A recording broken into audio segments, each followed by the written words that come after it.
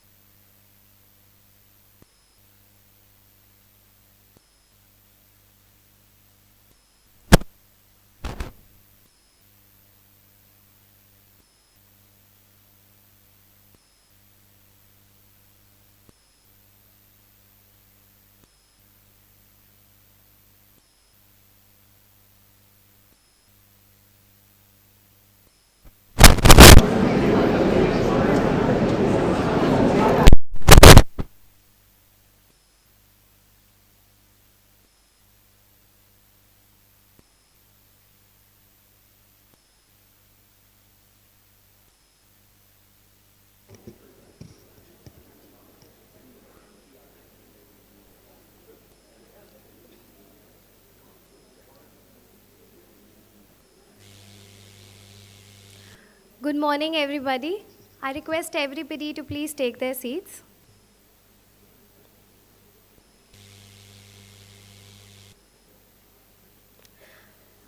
Good morning and welcome all the esteemed guests, distinguished speakers, and all the valued participants. I am Jigisha Jaiswal, and on behalf of Center for Water and Sanitation and Faculty of Planning, CEPT University, it is my absolute pleasure to welcome all of you to the second edition of the Global South Academic Conclave on WASH and Climate. Building on the successful conclave in 2024, which brought together over 1,000 participants in person, virtually, from over 30 countries, we look forward for an even more engaging and impactful dialogue this year. So till the time we have people joining us, we have some housekeeping announcements before we start the sessions.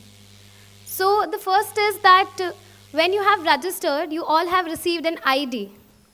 On the back of it, you can spot a QR code. So this QR code will be very helpful to you across the conclave days. This contains all the details, the agenda, the speaker details, the verbal presentation details. Even if you're lost in the campus, it also has a layout plan to help you navigate back to the place. So, I think we take pride in saying that this is an in-house developed app which one of our teammates have developed in here. The second thing is that it is ironic that it is a climate and WASH conclave, and we have received around 700 registrations from 30 countries, and people are flying in with so many carbon footprints. Though we have tried to offset them in whatever way possible. So the diaries which you have received in your registration kits, that have the first and the last page inside the diaries, both of them are plantable pages.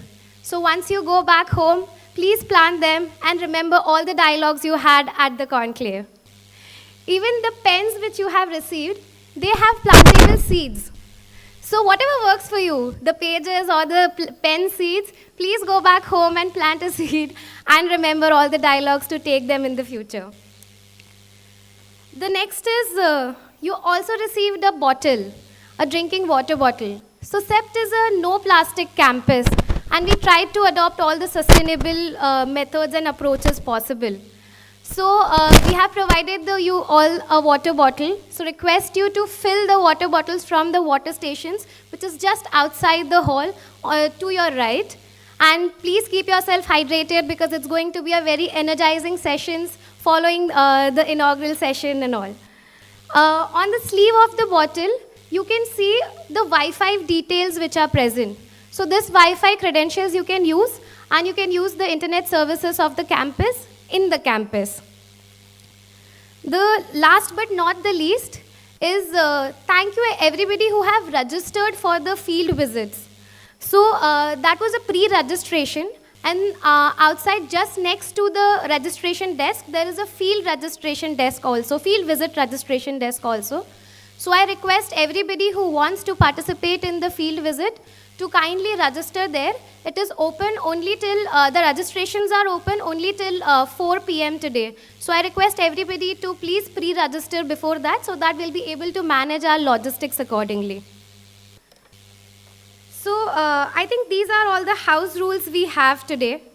And just wanted to tell everybody that this year we received a very overwhelming response of around 700 plus registrations from across 30 countries, and we received around 120 plus abstract submissions, from which now we have around 55 technical presentations, which you all will come across in the later sessions of the day and tomorrow as well, and many around 60 poster presentations.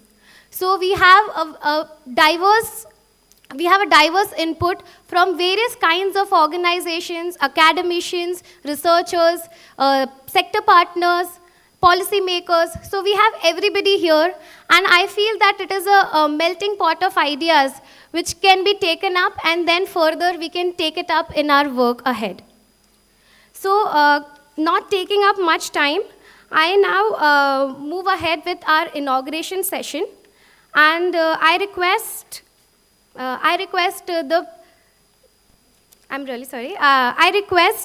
the leadership, the CEPT University leadership and CRDF leadership, CEPT President Mr. Barjor Mehta, CRDF Chairperson Mr. Suren Vakil, Faculty of Planning Dean Ms. Shalini Sinha, Wash India leads from Gates Foundation, Ms. Sakshi Gudwani.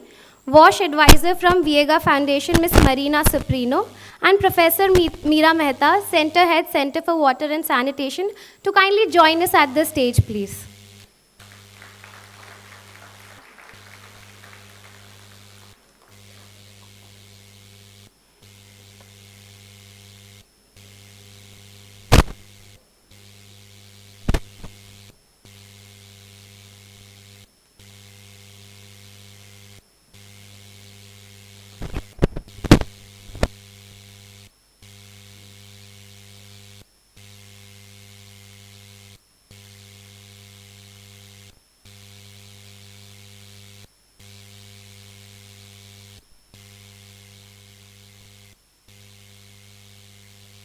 Please take the seat.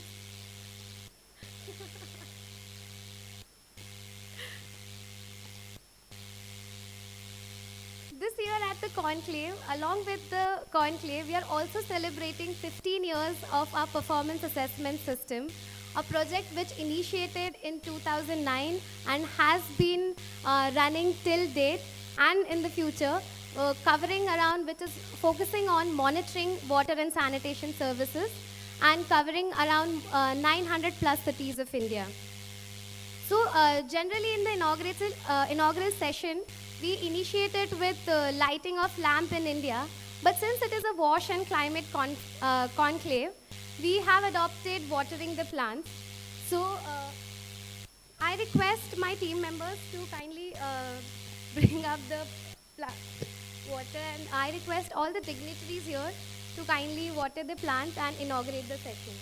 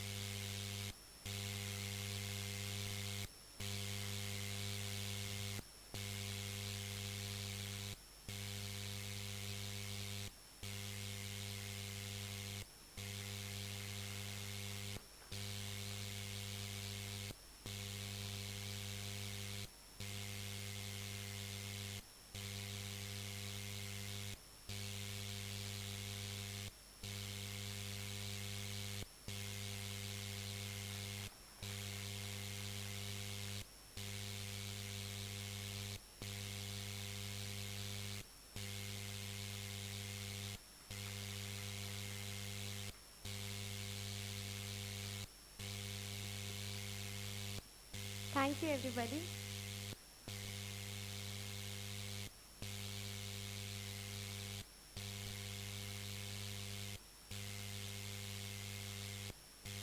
So the Global South Academic Conclave is in collaboration with is a collaboration between Center for Water and Sanitation at CRDF and the Faculty of Planning at CEPT University. I invite Professor Shalini Sinha to kindly come up. She's the Faculty of Planning Dean at CEPT University. I kindly invite Professor Shali Sinha to kindly come up and give address to the participants.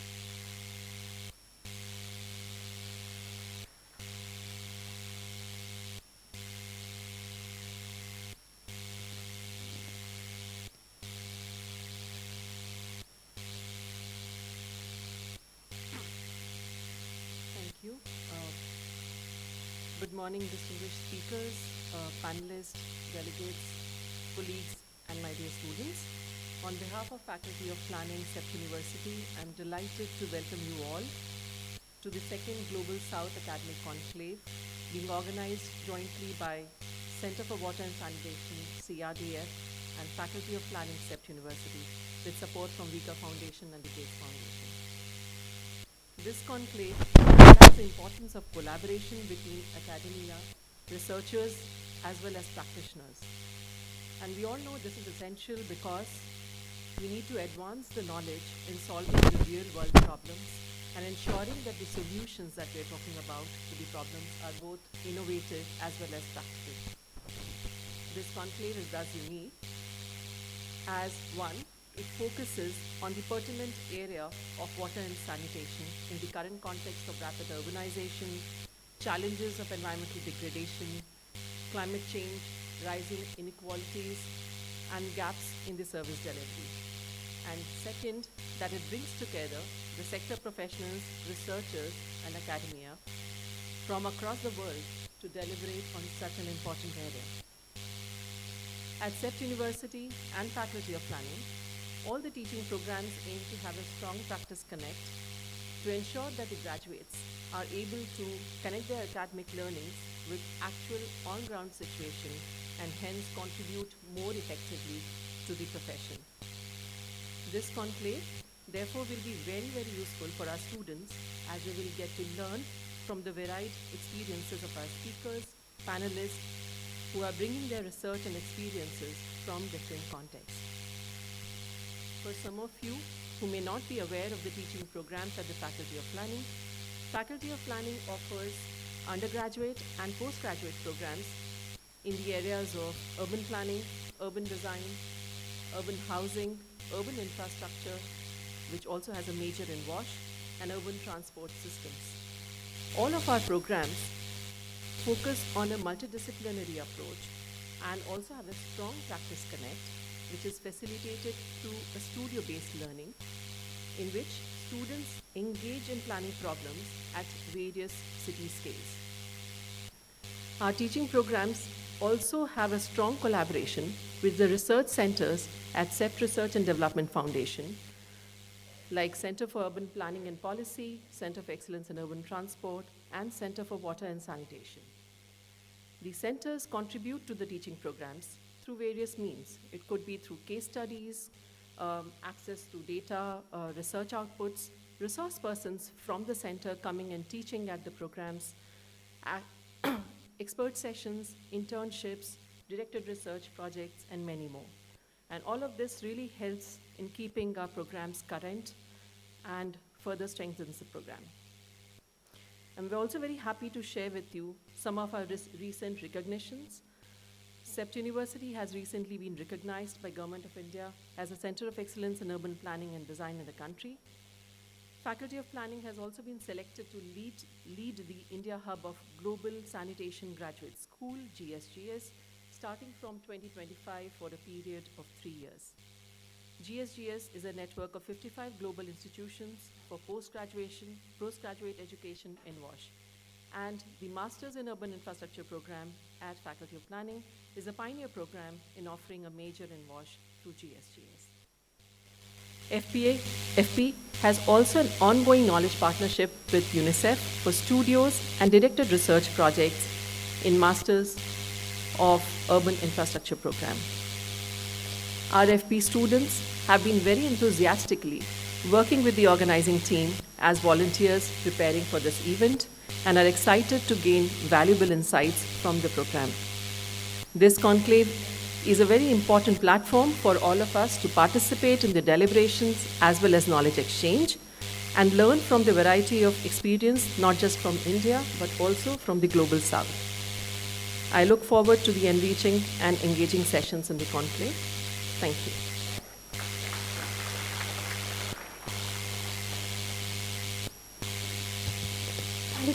Thank you, Shalini ma'am. Now I request Professor Meera Mehta, Center Head, Center for Water and Sanitation, to kindly address the audience.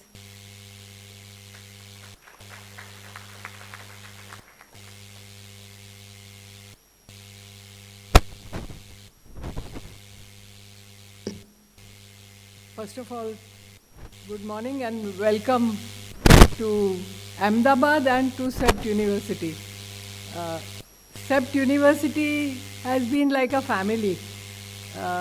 Many of us have studied here, taught here, and you will see large number of probably people in the audience who have actually had some association with CEPT University in the past. So really welcome to CEPT University and to the two other institutions that we are working with in this conclave. CEPT University has set up CEPT Research and Development Foundation, and Suren Bhai will talk more about that. And we have a Center for Water and Sanitation, which is actually taking lead in holding this conclave for the second time this year. So really welcome. We really look forward to having this interaction amongst researchers from all over the world, particularly from Global South, but also from other countries in the world. So that's something that we really are looking forward to. The program is really rich in terms of the kind of presentations that are envisaged here. So please enjoy, and also enjoy the city of Ahmedabad. City of Ahmedabad is a heritage city. It's a World Heritage City, and I hope our program will leave some time for you to actually go out and enjoy the city also. I think our team has also worked very hard to pack as much in the program as possible, but I'm sure you will find time to go out and enjoy the city also. So welcome again. Be a part of this CEPT University campus, a world-renowned campus that people really want to come and see generally. And we often get many requests for this. So do enjoy the conclave, but find in between time to go and enjoy the campus and the city also. So welcome again and do enjoy. Thank you.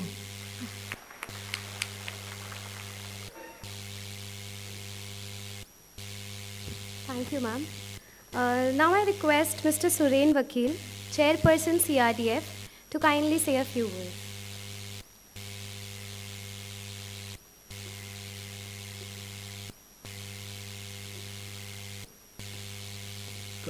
Good morning, everyone, and I'll start by talking a little bit about CWAS and CRDF. CWAS is Center for Water and Sanitation, and CEPT Research and Development Foundation. Now, CWAS is about action research, wherein interventions are made in the field and the observations are then fed back into the formulation of policy. The center was set up in 2009.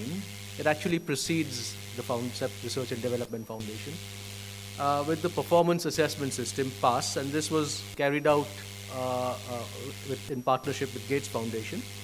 And PASS has now expanded to 1,000 cities and is still going after 15 years. So this is going to be the first item on the conference agenda after this, reflections on PASS, and so we'll be talking more about that today. But CWAS has also been working with various state governments, the Indian central government, to influence policy. And this has come back through the action research they do, and now they have a lot of experience in the field. So CWAS is regarded with a lot of respect within various government bodies in India, and their ideas and suggestions are taken on board in formulation of policy. Now, for example, they're currently working as knowledge partners to the government of Gujarat for the Swachh Bharat initiative, also with the government of Maharashtra. CWAS has a distinguished list of donors and clients, including the Indian central government, various state governments, city municipal bodies, major banks such as HSBC and HDFC, bilateral and multilateral aid organizations, private companies and private foundations. But in addition to CWAS, we also have 7 more centers at CRDF, and I can just give them a brief mention. They are the centers for urban transportation, urban planning, architecture and urbanism, heritage conservation, building science and energy, infrastructure and geomatics. Very wide-ranging, covering a lot of the domains that CEPT University is involved in.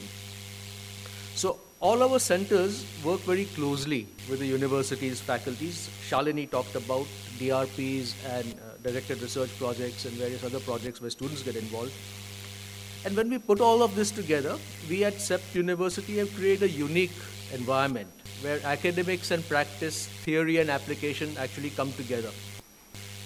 So we are among the very few private universities in India which have a real impact on policy and practice in this country. Brings me on to talk a little bit about the CWAS team. So last year I paid tribute to, at the first conference, I paid tribute to Dr. Dinesh and Dr. Meera Mehta. But this year I'd like to talk about the young CWAS team of some 45 professionals that have grown around them. So who are this team? And what does this team do? So CWAS is a mix of people, and they work at project sites around the country, and they also work at the CWAS-CRDF office in Ahmedabad. And some examples of what they are currently doing are, they work in an embedded manner with all three levels of government at local, state and national level. And they work with communities to enable them to improve delivery of services. So currently in the arid Kutch region, in the northern part of Gujarat, very close to the Pakistan border, they are implementing rainwater harvesting strategies. So some 3,000 students who so far did not have clean drinking water now have clean drinking water throughout the year. In another interesting current project, they have been working with self-help groups to set up rainwater harvesting and storage systems in villages, which provide them with year-round water supply security. So this includes educating and strengthening people in the villages, including some 400 women in Maharashtra, once again so that they have clean drinking water. They also build technical capabilities so that these women can operate water supply schemes. Now the success of such projects cannot be top-down, and you have to directly involve the stakeholders in such projects. And the CWAS team are particularly adept at bringing about this kind of stakeholder involvement and involvement with the beneficiaries. And the team are continuously learning, they're continuously improving. They're using artificial intelligence, machine learning techniques, systems for tracking wash systems and improvements currently. And it is this team that has organized this conference. So if they can please stand, CWAS team please stand. And if everybody can please give them a big hand. Thank you very much. Thank you very much for organizing this conference, and thank you for all the work that you're doing.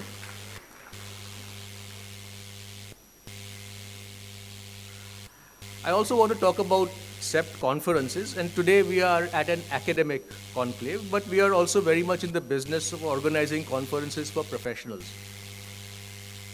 And this is because, as I said, CEPT University represents a confluence between the academic and the professional, and there is a need for professional conferences to be organized without the motive of making money, which a lot of professional conferences are arranged by organizations which are in the pure business of organizing conferences. That is not what we do. We have a different aim. And so we create platforms for academic students, professionals to interact freely on neutral ground. And we organized 4 such conferences in 2024 in urban design, urban planning, urban transportation, and civil engineering. So last year, the civil engineering conference was on geospatial technologies. The next one will be focused on large infrastructure projects. And we'll be repeating these conferences, as I said, in 2025. And we will also be organizing in other urban-related themes, organizing conferences in other urban-related themes. So I would invite you all, cordially invite you all to attend more conferences at the CEPT conference, at the CEPT campus rather. So thank you all for being here today, and for everybody who has traveled from other parts of the world, welcome to India and have a wonderful stay in Ahmedabad. I would suggest, as Shalini also, Dr. Meera also said about have a look around the campus. Some of the buildings in this campus have been designed by many of India's leading architects. So have a look around and enjoy your stay here. Thank you.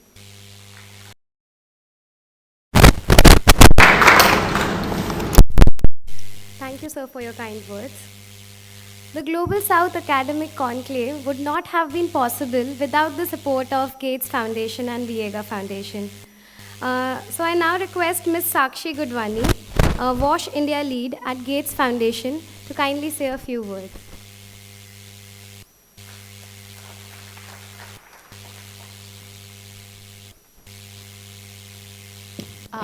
Good morning, and thank you for, I consider myself a part of the CEPT family. I hope that's okay. So thank you for having me here.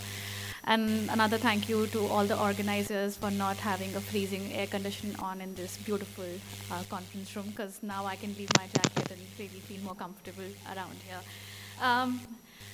This is the 25th year of the Gates Foundation, and one of our longest standing partners have been CEPT University, Center for Water and Sanitation, CWAS, and the CRDF Foundation. So I think over 15 years, if I'm not wrong. So those 15 years, I've been with the Gates Foundation for 11. I think feel I've grown with this center, seeing Dinesh and Meera's leadership and having a phenomenal CWAS team out here. So I do want to, Mr. Vakil, you took away my main talking point about how privileged I am and grateful for the team that Dinesh and Meera have built and the CEPT architecture has enabled. I do want to say that, this will not be news to any of you, but sanitation has a very key role in this climate conversation. The world that we're living in, you're in India, so you can breathe in the air quality here, and I come from Delhi. But there's an amount of environmental degradation that is happening both with air and water. There are more frequent climate events, disasters, and there's water stress, scarcity, and also insecurity. And that's really the context we're living in. And sanitation, in this room, we understand, is a core part of that entire puzzle. But in the global narrative, in the climate narrative, unfortunately, sanitation doesn't have that much of a salience. And which is why I feel this topic and this agenda that CWAS has taken up and this conclave is actually a big cornerstone of us coming together, trying to develop the research and evidence for this narrative to make sure that sanitation does not lose salience. There are multiple things happening in the world. I'm sure there are certain people who have come, I'm not sure actually if some people have come from the United States of America. What we are hearing from that part of the world, the mind space on sanitation is reducing a lot. And this is where this research and evidence coming from the global south is very, very important. The other challenge is also that we've been relying on solutions, and I'm going to sound a little bit on solutions from the global north.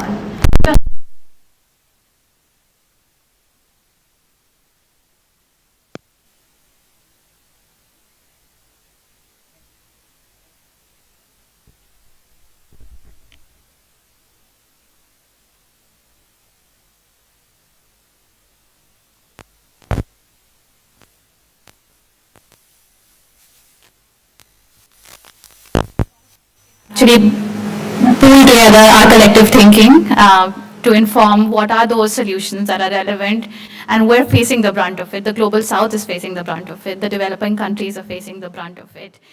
To me, the research and evidence that CWAS and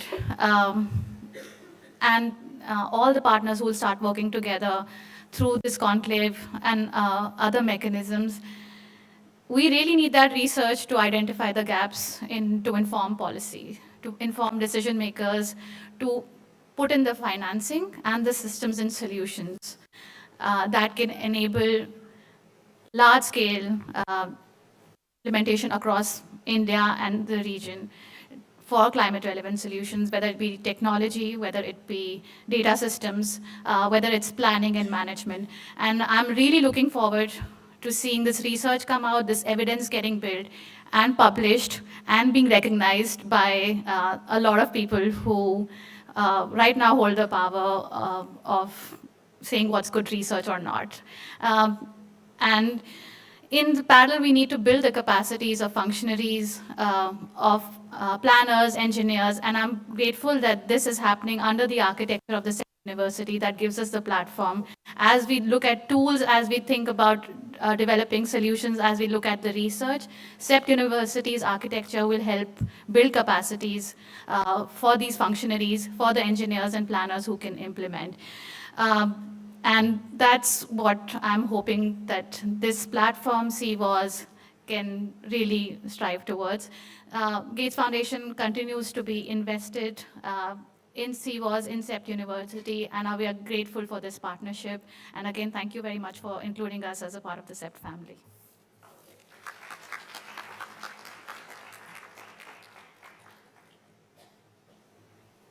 Thank you, Sakshi. I now invite Marina Cipriano, WASH Advisor at Viega Foundation, to kindly say a few words.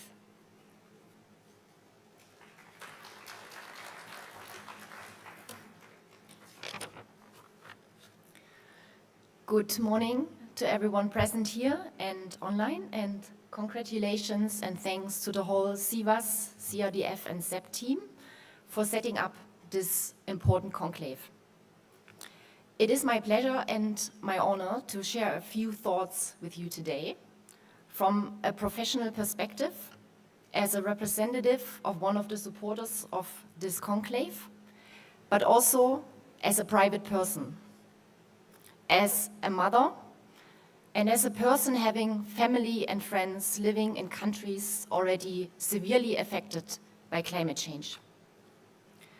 I guess you can relate, because when it comes to climate change, we are all somehow personally involved. When I think about climate change and WASH, I have very mixed feelings. My first feeling is frustration.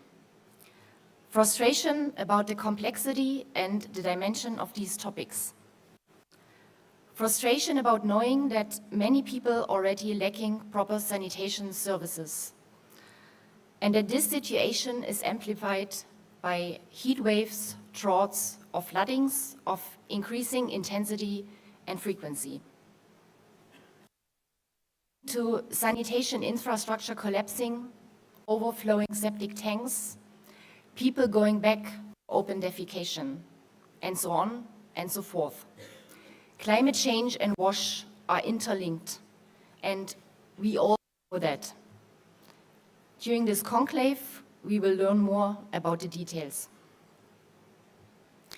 I also feel overwhelmed because there is no baseline. No generation before had to face WASH challenges and climate change at the same time.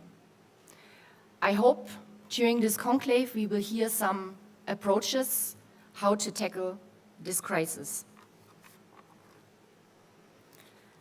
I also have positive feelings. It's a mixture of excitement, motivation, and hope, because I know many things are going on right now. There are many tools, frameworks, initiatives. Good examples have been demonstrated on the ground. Still, climate change and WASH are like a huge puzzle. There are some pieces there are missing. Collective action will help to bring these pieces together. This conclave is an important contribution to collective action. It will ignite learning, discourse, exchange, and collaboration. What is unique about this conclave is it is the only international conference on WASH and climate change with a particular focus on the Global South. Outcomes of these conclaves will be valuable for both, though, the Global South and the Global North. What is further special about this conclave is its atmosphere, and I can tell this because I joined the first edition last year. I experienced a warm, welcoming, open, and inclusive environment. An environment that challenges, but at the same time fosters inspiration and helps to stay positive about the heavy topics, climate change. Pika Foundation is happy and proud to partner with CWAS, CRDF, and CEPT and support this important conclave. And with this, I wish you all an inspiring time here. Thank you very much.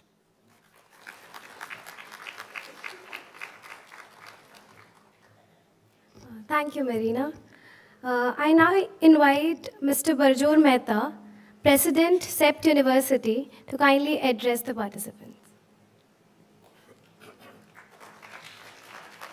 Good morning. Much that had to be said about CEPT has already been said, so I'm not so sure what else I can add to it. But I'd start by saying you're all absolutely welcome. We are a small campus. Sorry, let me correct that. We are a compact campus. We are just about 12 acres. That's about 6 hectares. But we have 2,000 students on this campus. And these students come from 38 different states and union territories of India. So we are a national campus. So we have people who speak all kinds of languages, who have all different kinds of beliefs, etc. And they are all welcome on our campus.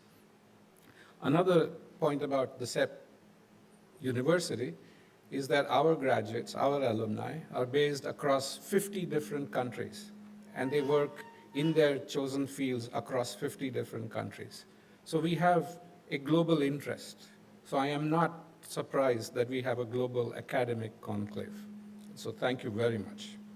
And the reason why an academic conclave on this subject, on WASH and climate change, is important to us, because about 5-6 years ago, we had gotten into this mode that we thought that there was a global consensus on climate change, or we were actually arriving towards some kind of a consensus.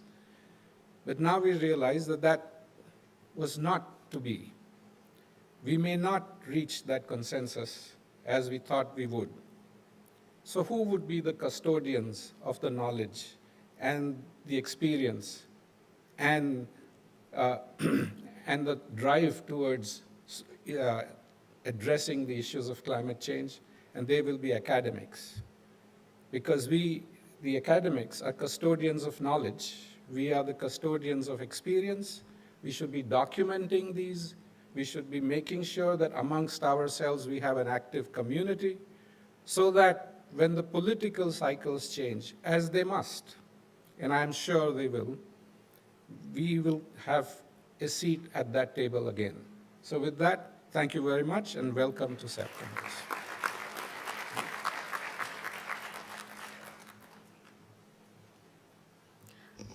Thank you very much, all the conclave partners, and for your kind words and encouragement to move towards climate resilient and sustainable cities and towns. We now plan to move towards the next session, and I request all the partners to kindly take their seats in the auditorium hall. Our next session is on reflections of 15 years of performance assessment system. I request Professor Dinesh Mehta to kindly initiate these discussions.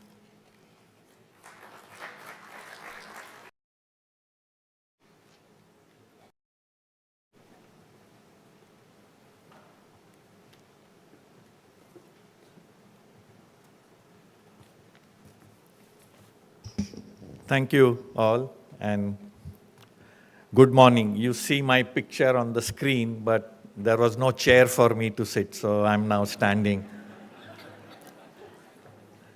But no, I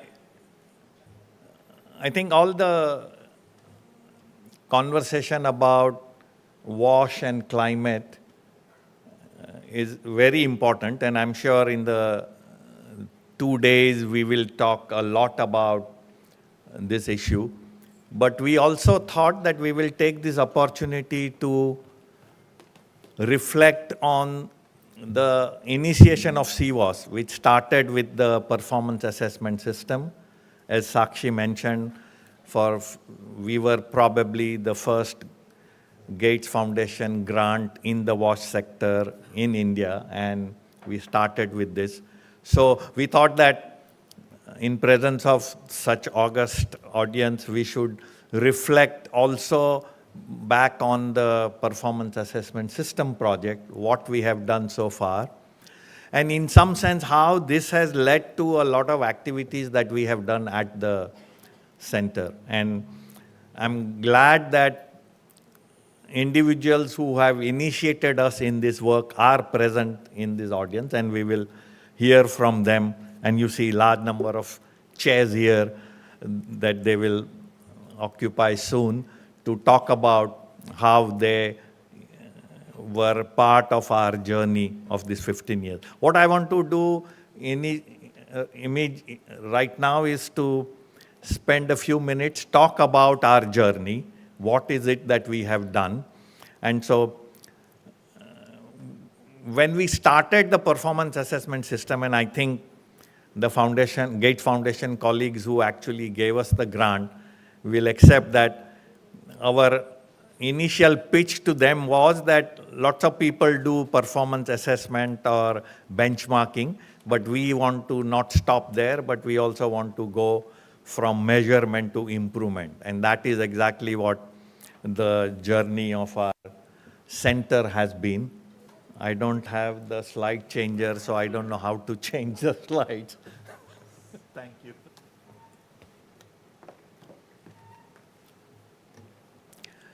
So 15 years ago, when we started, there was a lot of investment being made in the sector. There were all kinds of government programs. Meera and I came back from our respective jobs in the bank, World Bank she worked, and I worked in the UN. We came to India and we found that there was a lot of excitement about the urban sector being funded by various missions in those days. This is back in 2007-8. We just asked a simple question: what is the current level of water supply in this city? How much water does a person get at their home in Ahmedabad? And nobody knew that. And we said, what will this investment bring? But then we realized that the focus was all on the pipes, creating pipes, focusing on infrastructure, but very little focus on the service delivery. So we thought that that is exactly what we will do. As we went deeper into this assessment, we found there was a lot of information. But you can see that picture, and I think Manvita will remember our colleague who's sitting, staring at this pile of files in the government offices. So there is a lot of information, but this information is packed in all these boxes or files, and there was no way that it got out of it. So we realized that while people don't get water in their homes, there is a lot of information just lying there. So why not develop a digital system by which we can bring this information in a public domain? And I think that is what the PASS project was all about. When we started, we had this kind of a situation. We called it a vicious circle: poor information base leading to poor investment decisions and leading to poor services. And we said, how do we change this kind of a system? And so we said, we measure and monitor performance and then inform the investments in the sector properly, and that in turn would lead to better service delivery. And so this was the framework with which we began the activity. And we realized that there were a lot of efforts to monitor service delivery, and we started looking at what was called the key performance indicators. But then we also realized, so water supply, wastewater, we also included solid waste because we were looking at municipal service delivery, and added equity as a part because the slum dwellers typically are left out of all these exercises, so equity, etc. And then, so this was the kind of a framework. One thing we did right from the beginning was that we did not want to be in our ivory towers of academics and say we know the best and we will have our performance indicators. we aligned it with the Government of India indicators because they were also thinking about that. So we said we'll add those 32 indicators in the framework, but also add our own equity and other kind of local area, hundreds of indicators. So and we said we will keep it in open source. So it's available on the website. If you go to our project website, you will see all this information on water, on sanitation, on solid waste, in various themes on access, on financial services, on equity, and on efficiency. So these were the themes around which we collected this information. These are some of those parameters on which the information is available. And I think today it is one of the largest information base of water sanitation services in India. Probably globally, but we don't want to boast because there are some other claimants to this label who have been dormant for a while, but I'll not name them. The other interesting thing that happened was that as we were developing our framework, the Finance Commission, and for those who are not aware, in India, every 5 years there is a Finance Commission set up by the Constitution of India, which looks at the devolution of funds from the central government to the state governments. And so every 5 years. So the 13th Finance Commission, when they started, they included some of these service level benchmark, as they called it, or our performance indicators, as a performance grant to the local governments. And so that became an incentive for the cities. And we thought that was a nice hook to latch our program on. So we were advocating use of this with the 14th Finance Commission. We made presentations to them. We made presentations to the 15th Finance Commission. So this has been a part of the, I would say the incentive for the cities and for the state governments to be a part of the PASS system. So that actually helped us a lot. And that is one thing that has continued for all these 15 years. Because 15 years of a research project is a long time. I mean, any one of you who have worked on a research project realizes that they have a life of its own. I mean, no project lasts for 15 years and still going strong. We are still making a pitch to the 16th Finance Commission. Hopefully, they will also accept our plea to continue with the service level benchmarks, and hopefully, we will meet again for PASS at 20, maybe in 5 years more. And so as we said, we started with the state of Gujarat and Maharashtra, and I'm thankful for the officers who were in Gujarat government then to support us in that. Unfortunately, the officers from Maharashtra could not come, but we will hear them on the website. And so starting with the 2 states, 400 cities, with support of our partners of All India Institute in Maharashtra and the UMC, the Urban Management Center in Gujarat, we worked hard at institutionalizing the system in 400 cities in the 2 states, and then extended that to the other states in the country, Chhattisgarh, Jharkhand, Assam, and then the Smart Cities program in the Government of India. And so the journey from a paper-based system to a digital system that spans these 15 years. And over time, you can see lots of publications have come.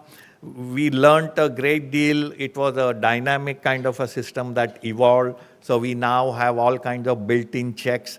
If somebody punches in wrong data, there are 300 points of data correction that are inbuilt. Thanks to TCS, and this is, Barjo just left, but we talked about the CEPT as a family. We met a student of ours on the airport once when we started the project, and we said, where are you working? TCS. And we said, oh, we are developing the system. Okay, we just had a MOU with IIM. Why can't we have an MOU with CEPT? And that's how the TCS and CEPT partnership started, and they did this at a very, very, I would say, low or almost negligible fee, unlike what they charge their private clients. And so this partnership with TCA has also continued for many years, and that has helped us to develop this system, and that is still surviving. So whatever they did must be so robust that despite all the technological advancement on the IT, our system is still working. And thanks to some of our team colleagues who develop these apps, I have also managed to customize it and use it to the best advantage. So I think it's very useful. We realized that coming from an academic world, capacity building of local government officials and the sector partners is very important. And we were just trying to put together the numbers, and we realized that we've trained something like 15,000 local government officers over the course of our 15 years of journey. We worked at many sector professionals, the community level organizations. You heard that we are now, from Suren Bhai, we are now working in villages where self-help group women workers are being trained. So range of technical, capacity building program, range of toolkits, materials, etc. have been developed over time. So when we started the work, and unfortunately Elena, who was working for IWA in their benchmarking work, I think her message to us was very clear, and you will hear from her a little bit, saying, do not start a process of benchmarking with perfection. You will never achieve perfection from the day one. It's an evolving process. It's a gradual process. And over time, we have said that we have attempted to improve the data quality. We saw all those data sitting in the file, but over time, there has been an improvement in the information that we receive from the cities. And you can see those are assessment quality, the amount of red that has shrunk over time. We still have some way to go. You can see that the data quality in some parameters is still needs improvement, and hope that over the years we can begin to improve. The information is out there in the public, it's out there, large number of stakeholders use that. You can even now go to the website, open up, and you will see information about cities and about the state as needed. There are these interactive dashboards that the state government officials can use or the city officials can use. And over the years, we can see from the information that situation has improved. These are aggregate numbers, but in various states that we have worked, in various cities that we have worked, the service levels have improved. I won't say it is all attributed to us and our performance assessment. The government programs, efforts of the local governments have all helped, but I think we have been able to track them and support them in this journey to improve service levels. And when Gates Foundation and the government of India started to talk about Swachh Bharat and sanitation, we said that we can use our information base to develop indicators. So we use what we call SAN benchmarks. So sanitation benchmarks were developed using our work. I guess in this new era of global geopolitics happening, I think people seem to have forgotten the SDGs, but we still monitor SDG 6, and we can still use our information to monitor using our performance data. And maybe Rick will talk something about how they monitor SDG. The reason why we are able to do so many things is that we look at integrated service systems. We are not looking at water in isolation or sanitation in isolation or solid waste. We are looking at water, sanitation, solid waste as an integrated service that a city government provides. And that, I think, is the advantage of a SPARC system, and that enables local governments and the state governments to get this system. Well, along the journey, we've got some recognitions. Our systems are used. We were lucky to get some award at the hands of the President of India and the ministers, etc. But I think the use of the information by the cities and the state was a greater award and greater recognition for us. Large number of applications of this information were used. And so we, as we said, it wasn't just the journey on measurement. We've been looking at the government missions of SBM and Amrut, and cities are using the past data to prepare action plans.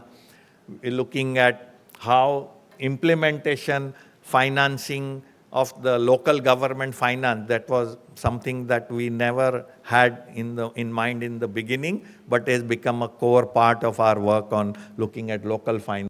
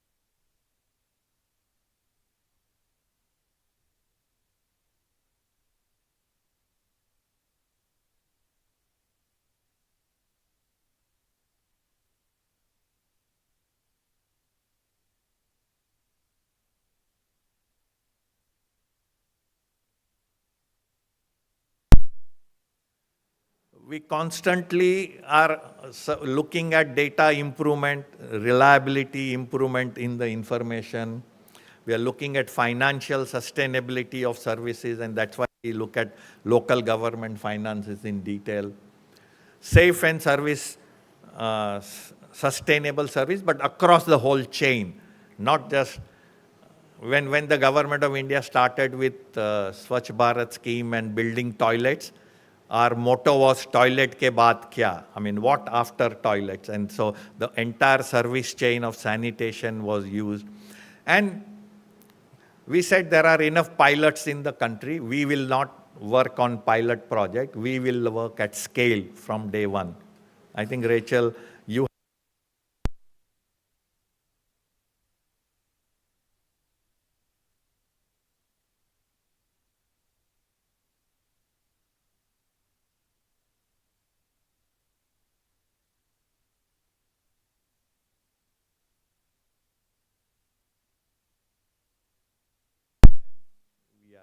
thankful to all these partners who have worked with us. Thank you very much.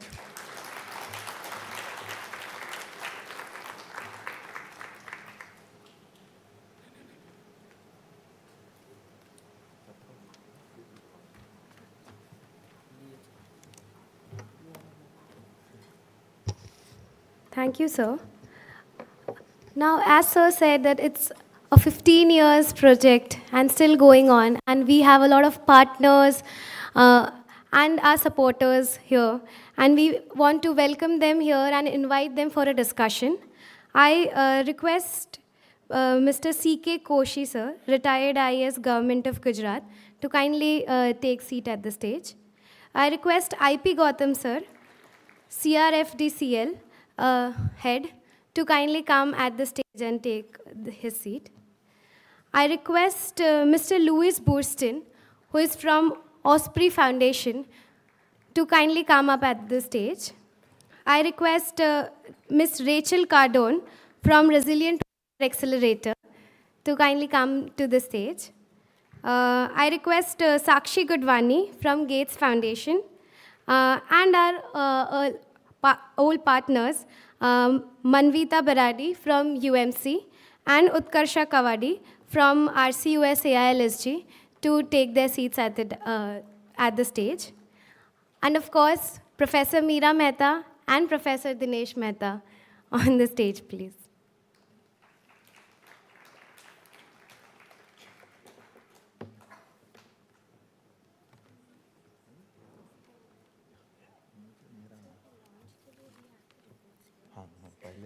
सबको एक एक पहले launch करते हैं.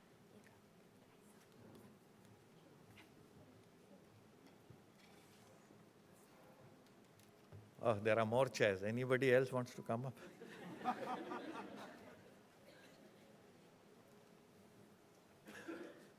No, thank you all. We would like to take opportunity of your presence here to launch the report, which is the 15 years of the performance assessment system.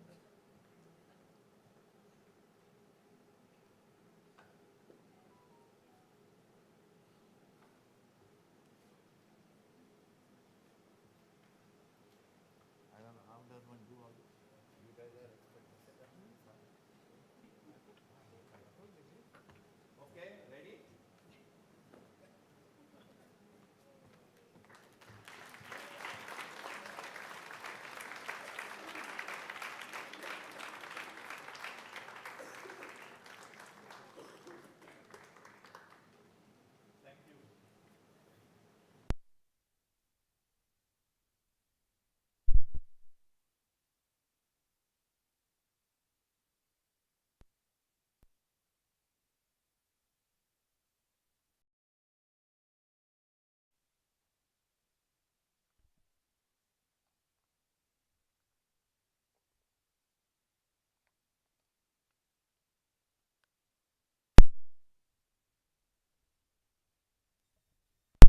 You can see the code, please scan that code, what Jigisha mentioned. Except we are very conscious of environment, so we haven't printed this. All this was just for the photo opportunity, so there are only this many copies available. Please download the report from the QR code that you see. The people who have supported, you see different groups of people here. We have partners from the Gate Foundation, and I'm grateful to Rachel and Louis, who were at the Gate Foundation 15 years ago and approved our performance assessment system.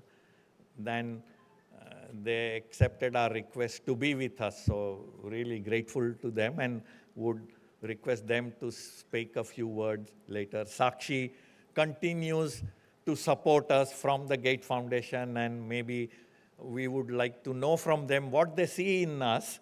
What did they see in us to support us in the beginning and to continue with this? So maybe some reflection. Mr. Koshi has been part of the advisory team that we set up when we started the project, right from the initiation of the project. And he continues to advise, mentor the CWAS team, so would like to hear from Mr. Koshi. Mr. Gautam was the commissioner of Ahmedabad, so he pushed us to the equity front.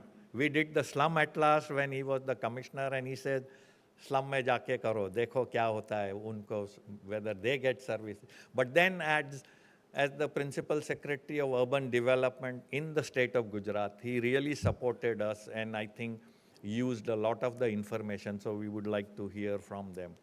And of course, Manvita and Utkarsha are two partners without whose support, because we did not have the field level experience nor the team to get into the field, but these two organizations did a lot of work at the field level.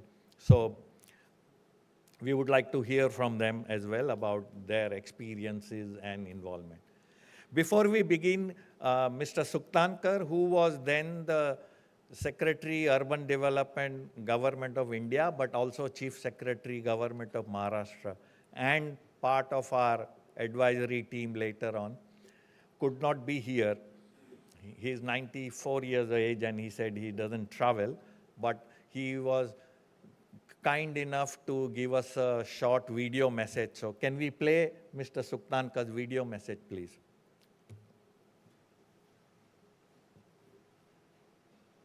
Who is this?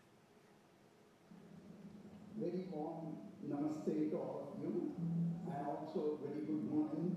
I congratulate the Center for Water and Sanitation at CEPT University for completing 15 years of the performance assessment system. which has been on for now 15 years in the urban and sanitation sector in India, PAS has been an integral part of this transformation. In the year 2009, Meera and Dinesh Mehta reached out to me, and by that time I had retired almost 10 years back, sharing the exciting news about a Gates Foundation grant to set up the benchmarking project on urban water and sanitation program for Gujarat and Maharashtra states. They had a vision to bring their international experience of the World Bank and the United Nations for water and sanitation in India. They asked me to chair the project advisory committee that was set up to guide the program.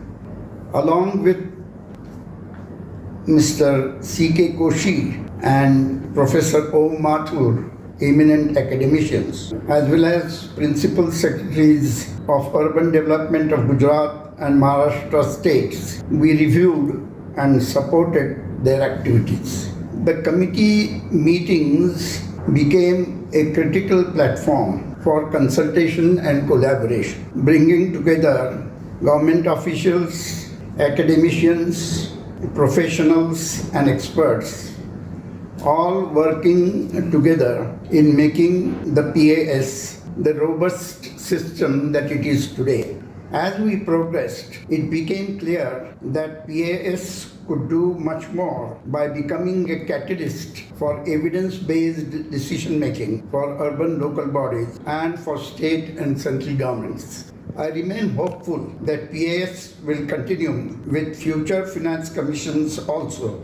As the PAS program completes 15 years, we need to recognize its noteworthy achievements in also exploring, assessing creditworthiness of cities, ESG assessments of cities, as well as looking at water security and sanitation related issues. The Center for Water and Sanitation has played a prominent and leading role in all these. I wish the center and its team every success in continuing this for many more years to come, and also a very successful deliberations at this conclave. Thank you very much.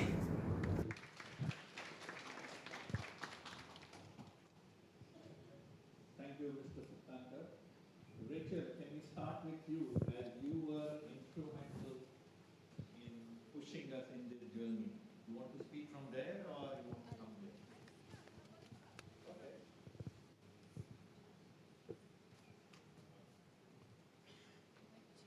बीच में रखा है.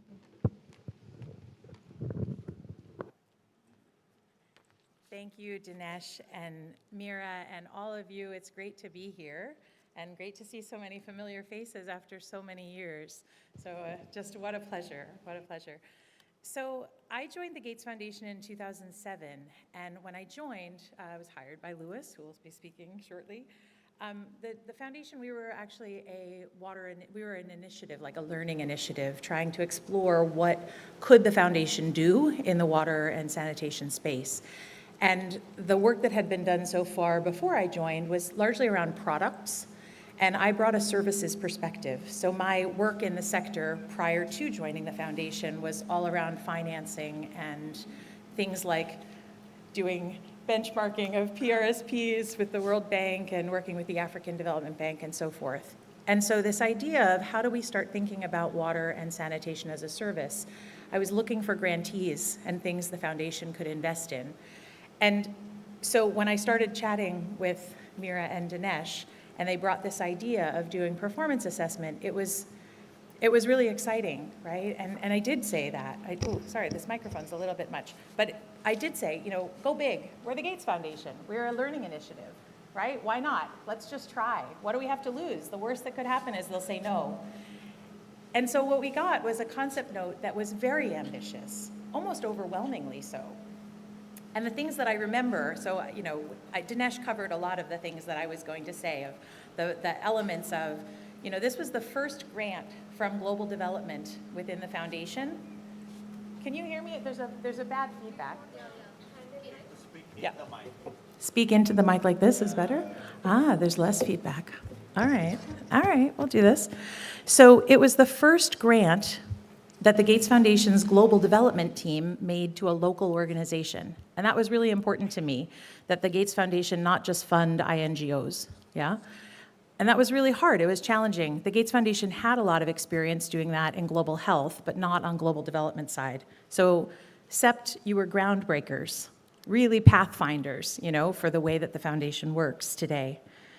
Also working at scale. I mean, this is tremendous, right? Can you imagine working across 400 ULBs and harmonizing performance indicators across tier 3 ULBs with tier 1 cities? And that's what they did. And they did it with such pluck. I remember coming and visiting here, and it was like, oh, it already got done. We've already done that. Every time I would check in with the CEP team, they'd be like, well, oh, yeah, we talked about business process mapping at one point, and then Mitri came back and said, oh, I've already done this, and look, we found all of these opportunities where decisions are made before the evidence comes in. So we've actually found some discrete areas where we can help improve decision-making. Like, just it was just such a delight to work with this team and with the team from CWAS as it grew, while I had the privilege of being at the Gates Foundation. I will use this platform, and then I will stop because I know it's a log channel. But if you are a funder, I think one of the things that we did that was also quite innovative, which may not seem very innovative, but I remember having conversations with you about how we needed to include solid waste, and solid waste was not part of our strategy, right? And so a lot of funders are very sort of narrow in terms of what they can do. And the business case that we made was, our point of entry is to improve the government. It's not to work to try and silo out water or sanitation. We're not working with a water utility here, we're working with a municipality. And so it won't make sense to just do performance benchmarking for one thing when we really want to change the data and decision-making at the municipal scale. And so I think knowing your point of entry and knowing what systems you want to change is really a really important way of thinking about data and how data gets used to link to financing and investment planning.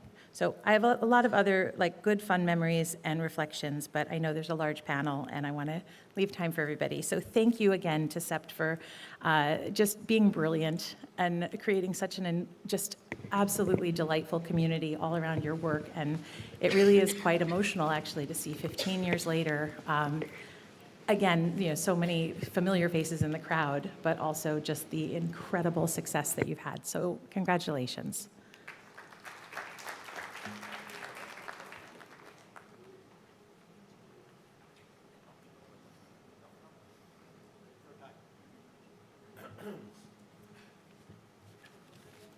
First, I would like to advertise the report. It's terrific, it's readable, it's practical. Read it, it's useful. You can, there's a QR code to get it, so I strongly recommend it. There's an old saying in the US that success has many parents and failure is an orphan. As you can see, this is a very successful program because there are a lot of parents and aunts and uncles sitting on the dais today, and many others who are involved with this. As Rachel said, I started and led the water sanitation hygiene program at the Gates Foundation. We started in 2005 as a learning initiative and eventually became a full program. So I'm going to offer relatively brief and high-level perspective on this. When we started the program, we identified 3 goals that the activities we would fund needed to meet. The first was impact. It had to make people's lives better in terms of health, economic prosperity, and dignity. The second was sustainability, because one of the things we learned was that so many things in the water and sanitation hygiene sector did not last. And third is it had to be scalable.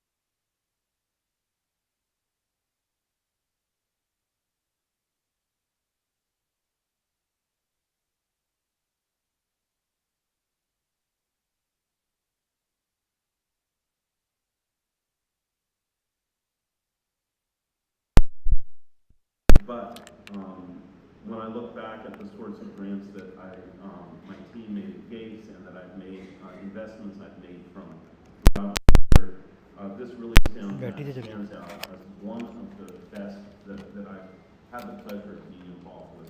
Because it's made real progress and it's improved the lives of many, many people. Thank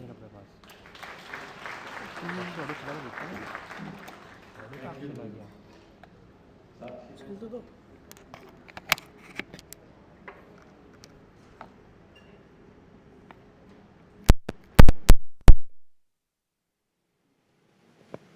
I'm going to start with thank you.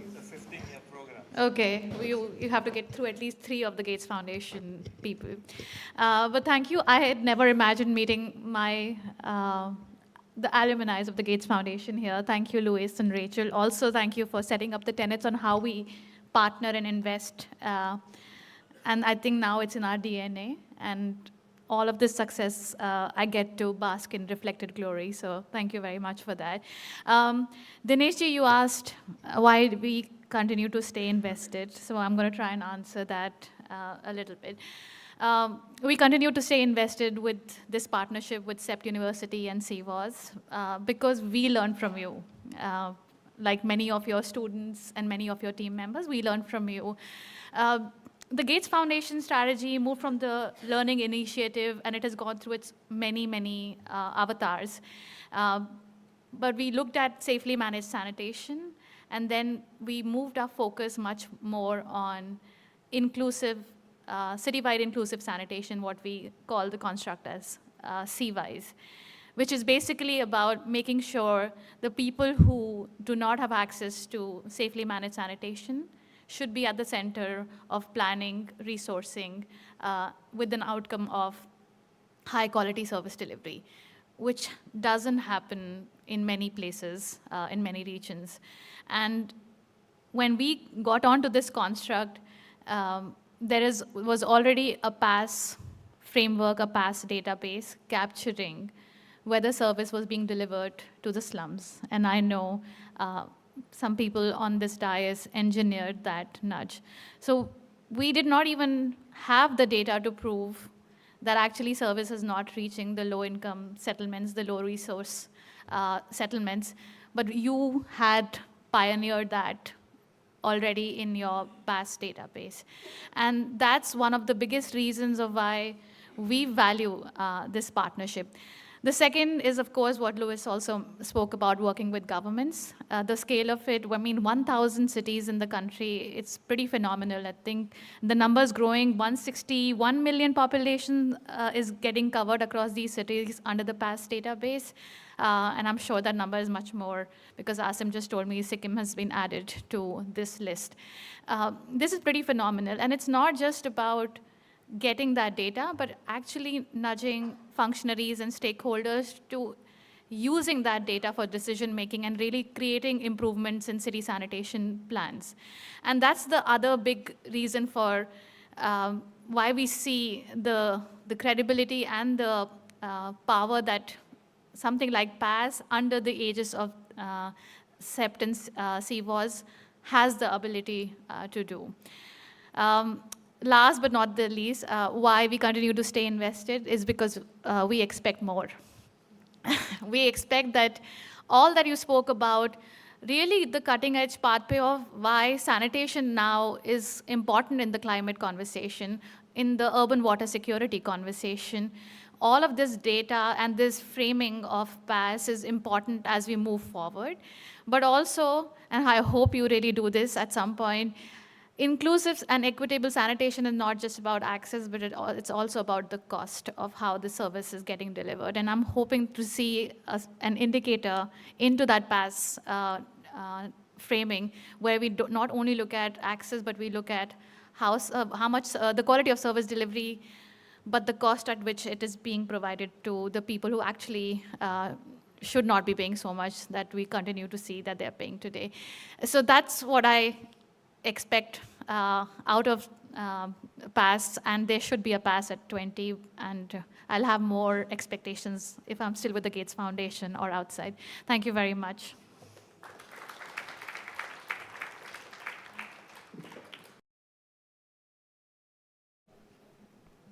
Joshi, may I now request you to say a few words?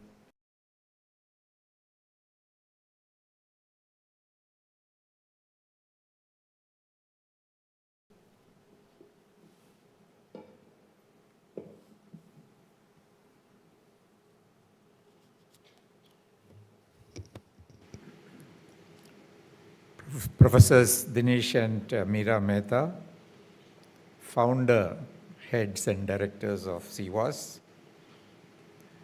my fellow panelists, delegates to the Global South Conclave. I am, of course, delighted to participate in the second international conclave organized by CWAS, and I'm indeed honored to be invited to say a few words on reflections on PAS at 15. I must confess that for me this is an occasion which is sentimental and tinged perhaps with a touch of nostalgia. I was privileged to have been part of the early beginnings of PAS and consider myself truly fortunate to have walked with Dinesh and Meera for a major part of this journey. Today, as we celebrate 15 years of PAS, the first thought that comes to my mind is how time flies and how could 15 years have gone past so fast.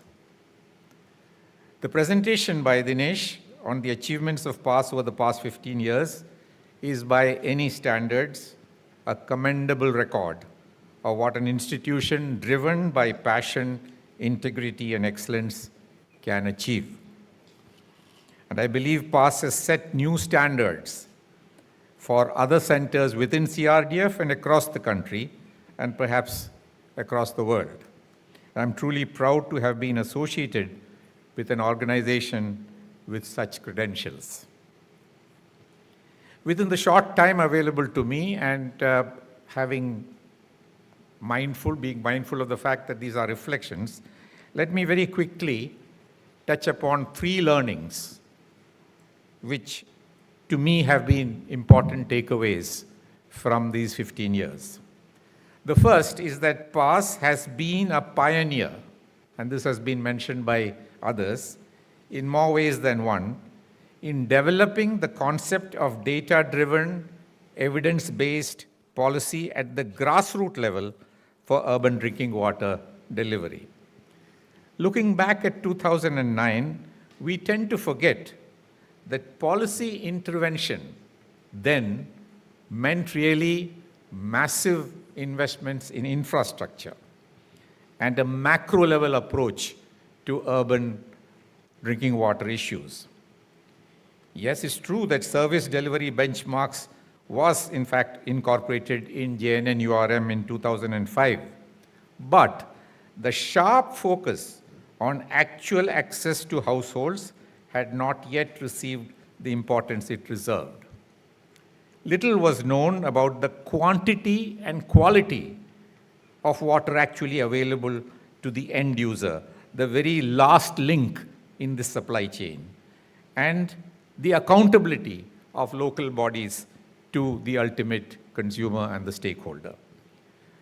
Looking back, I think it was very prescient of Dinesh and Meera to conceptualize PAS and, more importantly, position it so that the spotlight could be turned on to focus on the end user of drinking water.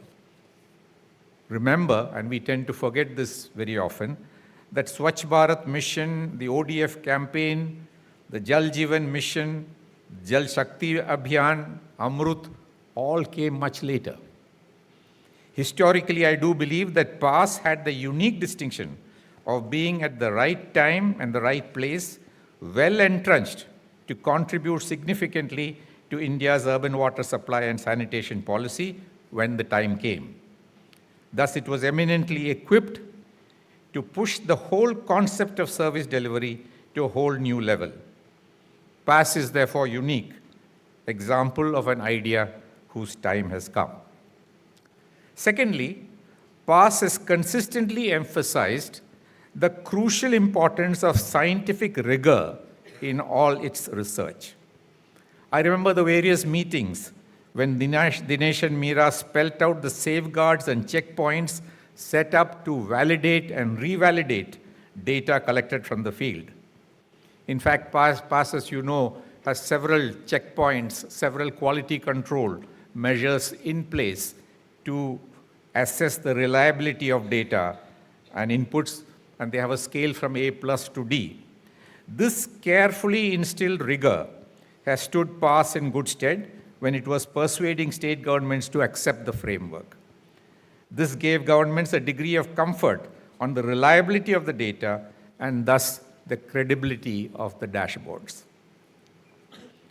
The third takeaway for me is that during these 15 years, PASS has provided an excellent platform for an entire generation of scholars, researchers, and academicians to learn, to hone their skills, and delve deep into the WASH sector. PASS also established an organic link with CEPT University, which benefited from the research and the wealth of data gathered by the field researchers. This, to my mind, is critical in ensuring that the rich legacy of PASS is not lost and will continue to enrich future generations. In conclusion, may I say that this, in fact, is the 15th birthday celebrations of PASS, a day on which well-wishers like me would like to extend our good wishes. And therefore, what can I say and what can I wish for PASS for the next 15, the next 50, the next 100 years?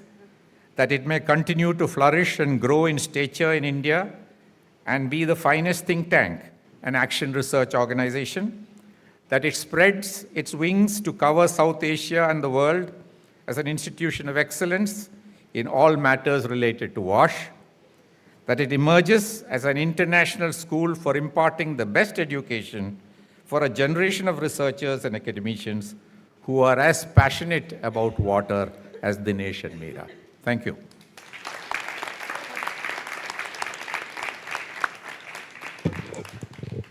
Thank you, Mr. Koshi, for those kind words. And may I now request Dr. Gautam to say a few remarks, because he, as I said, he has been involved with our projects in various capacities.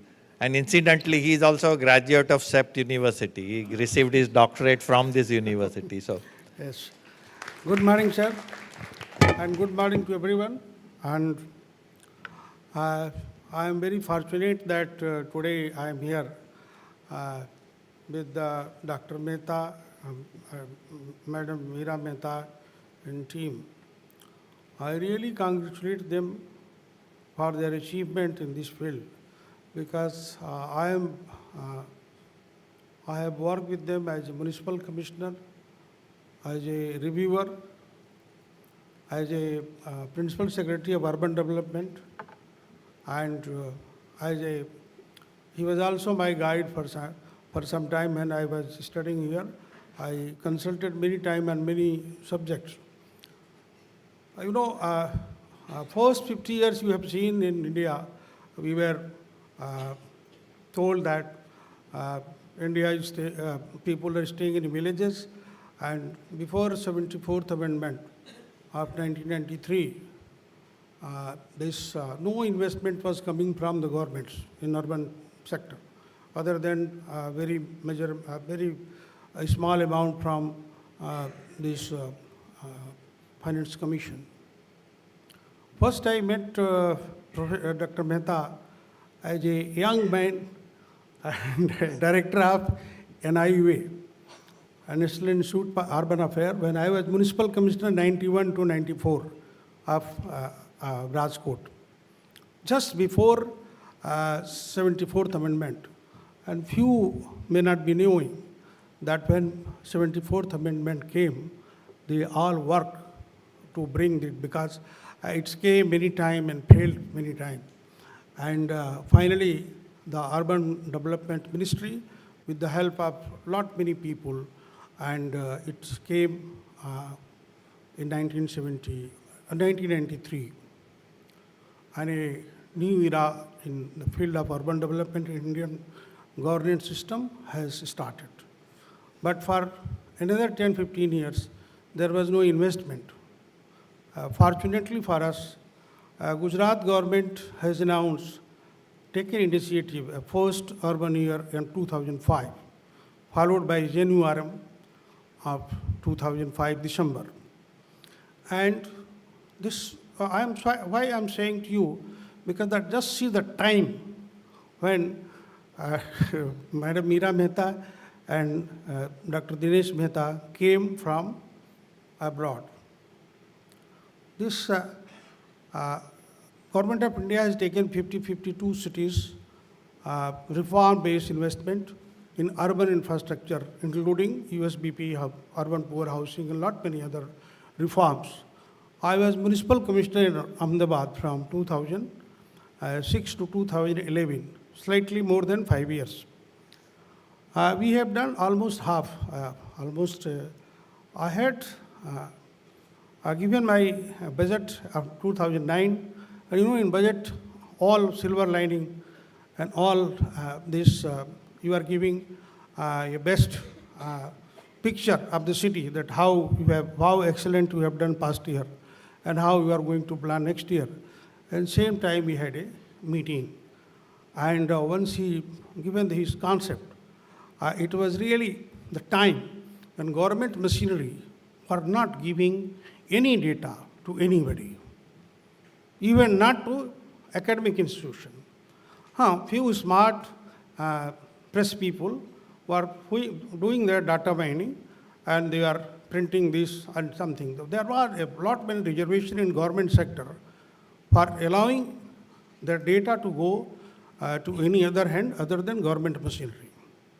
And at that point of time, it's only once, if he going to write this, something about his first 5 years journey, he can narrate that what kind of problem he faced in data collection and data validation. But it was very difficult task. And we have handed over to him one of the most important project, that was slum networking. We have collected many awards, but we realized that lot many gaps are there, and lot many scope is available to work and improve. And really he has suggested measures, and we took a lot many new initiative, improvement, and based on his recommendation. After a few years in 2011, when I become Principal Secretary Urban Development, we had expanded this experiment, and few more cities has got benefit out of this experiment and studies. And today, the whole benchmarking, service level benchmarking became a Government of India program. It was in all kinds of mission, in Amrit 1, Amrit 2, and everywhere. And now, every year, I think it's a yearly award on the basis of his this system of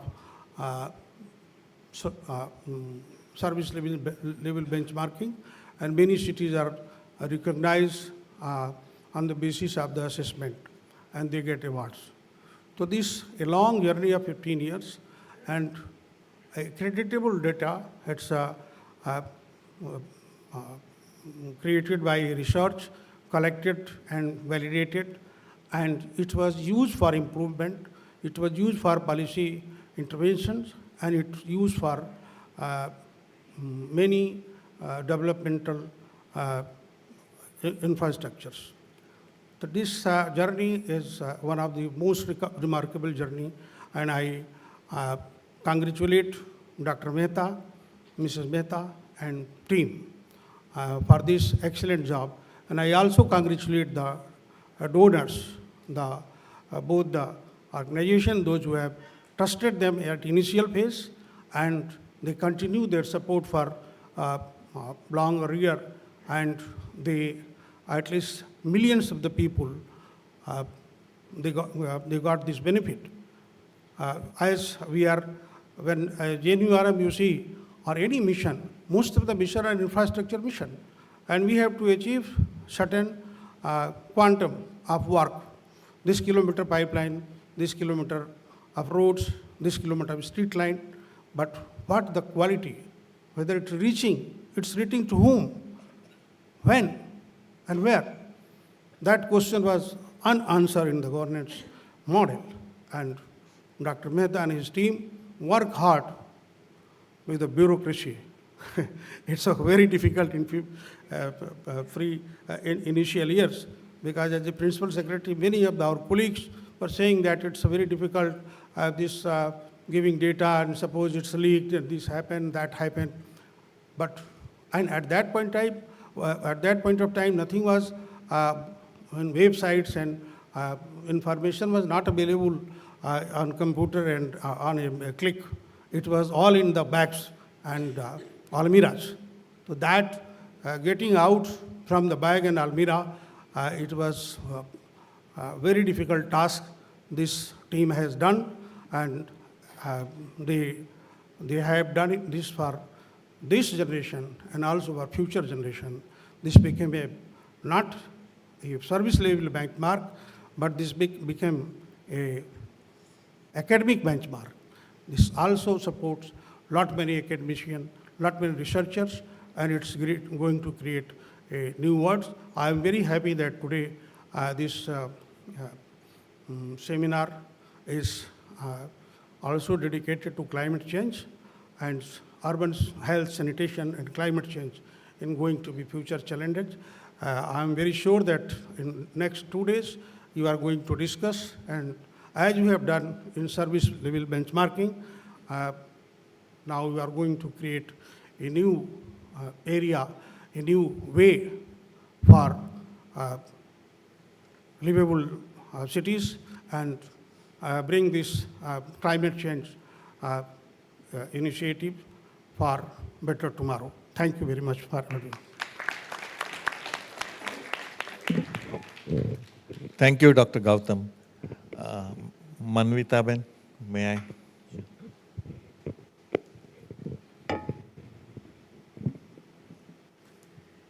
Thank you very much. Continuing the nostalgia and the talks all of the presenters have made. We started our journey with CEPT. Having been a student of CEPT University, grew up on the campus, I had an opportunity to go out and set up an organization called City Managers Association of Gujarat. This is way back in '97. And the first thing, being a student of Meera Ben and Dinesh Bhai, I was bothered about, obviously, the way our cities work or don't work.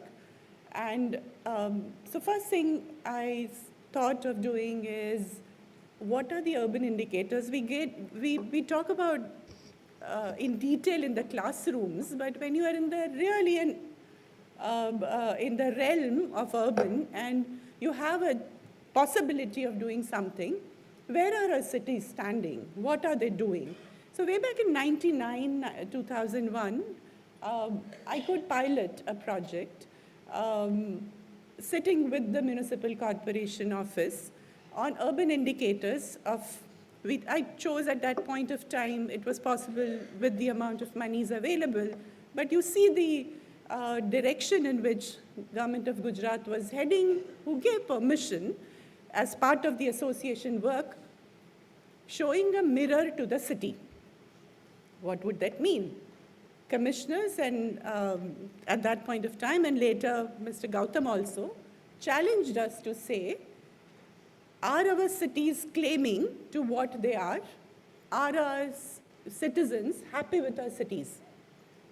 I could design a program that time, was called Urban Indicators and Performance Measurement Program in 10 cities of Gujarat. So we had some kind of evidence to show whether we are or we are not. There was some 5 services we had taken as service coverage, service benchmarks, were discussed as part of that. When we were making a presentation after collection of data and the whole lot of problems in collection of data, which maybe you can imagine, we were presenting that data to the city government. The principal secretary then, Madam Manjula Subramaniam, was in the meeting. This was way back in 2000. And Surat and other cities were also part of the audience, where we were saying, hey, look, coverage, yes, this much, but inequity is built into, we have this many areas, whatever, missing. One of the deputy commissioners got up and said, this data is wrong because we give services to all the citizens. Fortunately, and just being a very young planner, I was taken aback while making the presentation that, well, you have given us the data, we are presenting you the picture. Fortunately, Government of Gujarat and Madam was there, and she defended and said, setting up systems within the government and showing mirror is very important. Please take it as academics talk to you, as professionals talk to you, and please improve. That was the confidence we received then, and when Meera and Dinesh Bhai came back from their international assignments and were talking to Rachel, and I do remember the first few meetings when Meera and Rachel were there, and we said, well, we've experimented with performance measurement, it's very difficult, we won't be able to get data, etc., etc. They said, no, we will do now at scale.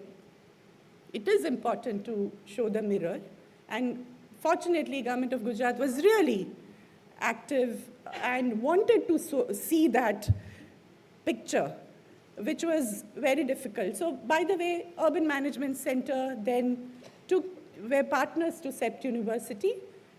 We had a team, and many of them are in the auditorium, went to 170 cities, collected information, created a framework with CEPT University and mentorship of Meera and Dinesh Bhai, how rigor the exercise can happen, can that be shown to the government in proper formats. I still remember first time, and our colleagues would remember, we took the printed map of a city, like a Google map in 2009 or 10, when we were traveling to one of the smaller towns, Kutiana, difficult small place in Saurashtra, and we took a map, and first time, unfortunately, the city staff were looking at the map and said, oh, where are we right now? So from that ULB, you can imagine the journey of not keeping records in a proper format. We've come a long way. Computerization has helped. But I would rather say that city governments and the staff were not very off of what kind of level of services they were giving. They had some kind of, guesstimates that maybe, these areas, these pockets are not doing well. But evidence, and sitting in an academic conclave, evidence-based decision-making is a major thing which PASS project and the program has been able to deliver. Along with that, I would like to mention that the way cities are structured, we have pockets of urban poor, slum and slum-like settlements. When a city government looks at holistic picture, it is on a map that urban poor settlement is just a block, just a brown patch. Having to look at that brown patch into as a granular fabric was what we did and started it at PASS. And I think Gautam sir was very instrumental when he said, show me where the real problem lies. Don't talk to me aggregate numbers. Give me granular numbers. And that pushed us to go to about 2,000 plus slums in the state. And kudos to our team who really helped gather the data, fit into the framework which CEPT University had prepared, and we could get indicators which are more granular with slum, non-slum settlement-wise, and see how our cities were or aren't equitable. That work and the foundation which we could do until 2016, we've been partners to the PASS program. The learning which happened in 170 cities of Gujarat has helped Urban Management Center to take the story forward. Granular understanding of city governments, we've been able to feed in to the policy making at the ministry. We have been able to work with state governments in, again, understanding coming from an urbanized state as Gujarat and talk about it pan-country. I think I'll end here. Thank you so much. Thank you, Manvita. Utkarsha. Utkarsha was part of the team with us and then heading the AILSG's RCUS, supporting us. So she has also probably 12 years journey of PASS. 15 years. 15 years, oh, sorry. So, yes. As rightly said by Dr. Dinesh, PASS for me is like coming back home. I started my career with PASS with Dr. Mehta's. That time it was PASS project under CEPT, and later it became Center for Water and Sanitation. And I actually wanted to stand up along with all the team members of CWAS, but I realized, oh, I'm now part of ALSG. But yes, so I come from Maharashtra, one of the most urbanized states in India, with more than 45% population residing in urban areas, 15% or like population of India residing in urban population residing in Maharashtra. And Maharashtra, another like important thing about Maharashtra is that service delivery in water and sanitation is completely decentralized and it's managed and led by the local bodies. And hence in this context, I think for the state, developing something like a mechanism for performance measurement, monitoring and improvement was very important, crucial. And PASS provided the solution. Very important thing was state valued it. And so in the year 2009, PASS was launched in Maharashtra in partnership with All India Institute of Local Self-Government. If I can say, a very strategic partnership. As ALSG, as the name suggests, we are the Institute for Local Governments. We work closely with the central state and the local governments. We are almost like 100 years old organization, working like having pan-India presence through more than 45 centers active across the states. But having its headquarters in Mumbai, we are sharing quite a strong bond with government of Maharashtra, and that helped, I think, us in institutionalizing this entire program in the state. In 2009, when it was launched in the form of a pilot for 20 identified cities, some 8 to 10% of the total number of urban local bodies at that time. But in the second year itself, this entire program was institutionalized, was scaled up across the state through a government resolution by Water Supply and Sanitation Department. This was essentially Maharashtra, if I can say, being a progressive state and was looking for such a solution that can complement their existing effort or the ongoing efforts for setting up systems for monitoring service delivery. And that is why the systematic approach was adopted. Initially, the workshops were hosted by the Directorate of Municipal Administration, very closely reviewed by the director himself, the then director, in their office. So that was kind of the ownership of the entire program from the second year itself. And this was even before the 13th Finance Commission mandated the local bodies to report their service level indicators.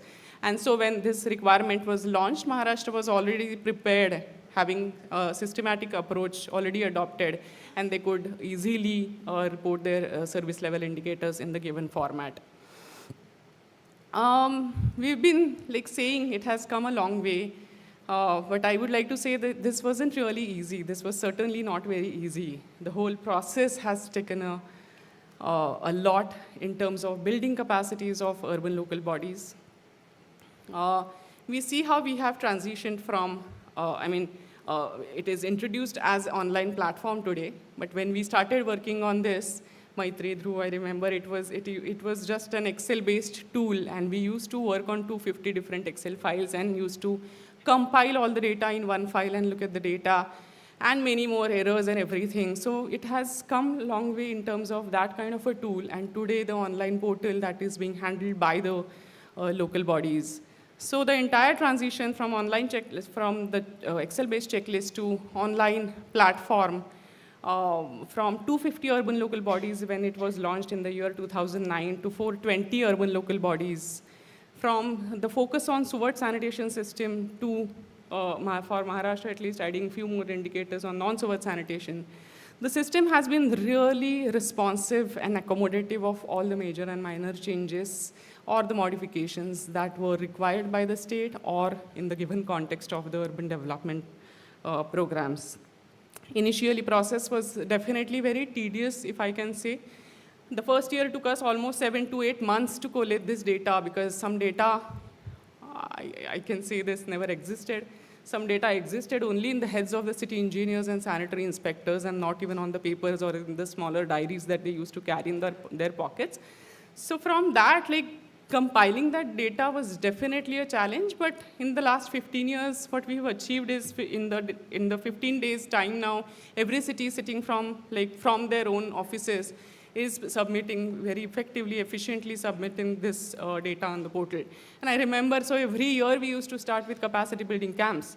And we thought, array, again capacity building, because either the trained staff was transferred, the new staff had joined, the cities, the urban local bodies were added, the indicators were added, there were new asks by the state government, and like I said, we said yes to everything. And we made this entire program very, very suitable to the states, and because we were also learning through the process, I agree with everyone, we were learning through the process, and we wanted to make it a complete solution when it comes to data-driven solutions for the states and the local bodies. The framework certainly has evolved like anything, I would say tremendously, seamlessly, and endlessly. Even today, we have been working to add or to modify things as per the state's need. I remember with change in administration, the focus shifted a bit. Sometimes the department asked us, can we add city finance related indicators? Can you go to the field and validate this data for some cities? Can we develop this tool for capturing ward level data? Because we realized for corporations, it was very difficult to get this data in one checklist. So for Mumbai, I remember Mumbai having one ward which is equivalent to any other corporation. So we did that effort also, like going down to the ward level and then developing mechanism for ward level things. And in the today's context, when the state is asking for data reliability, enhanced data reliability, and can we add evidence to this? So the focus was shifted as change in the administration or as per the changing context of the program, but what remained is the institutionalization or mainstreaming. In last 15 years, this has been part of the state's system, has been the part of 13, 14, 15 Finance Commission, and is owned and hosted by the Directorate of Municipal Administration. Very quickly, but those who do not know PASS framework very closely, probably when they look at PASS as a tool, it is looked at mainly as a performance measurement tool or a program. But it is much beyond that, and I would rather say more interesting part or journey is for moving towards performance improvement. And it started much early. So in the year 2011-12 itself, our Excel-based collated data had started speaking with us, and it gave us hints. We were curious to know when cities started reporting 100% coverage of toilets. And we actually went to the cities, explored cities, they were ODF, we learned from them, and we converted these learnings to making cities open defecation free, making like plans for cities to become open defecation free, and moving towards 24/7 water supply, the performance improvement plans. And this was much before the Swachh Bharat mission was launched in 2014. So once again, the state was ready with its approach for moving towards open defecation free cities. Like they were ready to kind of respond to the 13th Finance Commission. When the other states were still like kind of, some of the states were struggling to define ODF cities, Maharashtra had already announced its first set of 18 cities that were declared open defecation free in October 2015 itself. It was the first state to have developed ODF and ODF plus framework. And I'm not exaggerating because I have been part of this launch of SBM2 and SBM at the state and PASS2. But this entire SBM, the approach was built on the experiences from past, at least on the sanitation front. So that is something that I think that we have achieved in terms of influencing the policies, in terms of build capacities at the local level. And very quickly, so past has been always ahead of the curve, and we were already ready, and it made state or it helped state in becoming pioneering state on many fronts like ODF++. CAG also uses past data for conducting municipal audits in Maharashtra. Municipal monitoring mechanisms we recently studied, and we realized that PASS has been a part of this, and we have hit the mainstream part of it. E-governance modules that are implemented in PASS, and we checked overlap, and there is a potential that we can actually align a PASS with this. I think I will stop here by just saying that overall this has been a very, very satisfying, exciting journey for, I think, I'm sure, ULBs, but personally for me. If I am known by the urban local bodies in Maharashtra, the 100% credit goes to PASS. It gave us an opportunity to interact with every urban local body, to understand what the landscape is, and I think every project that we build today is something that is to do with what we understood from PASS. So I will always be grateful to Dr. Mehta's for making me part of this very, very exciting and meaningful and a beautiful journey. Thank you very much, and I'll stop here. Thanks a lot. Thank you, Utkarsha. And what she just said is very true. Even today, some of our team members, both from Ahmedabad team and Maharashtra team, they can just call up any city in the state and they know the people there, and they can get a lot of other activities done along with this information. So thank you all for being a part of our journey here. Meera, of course, the final words are with you.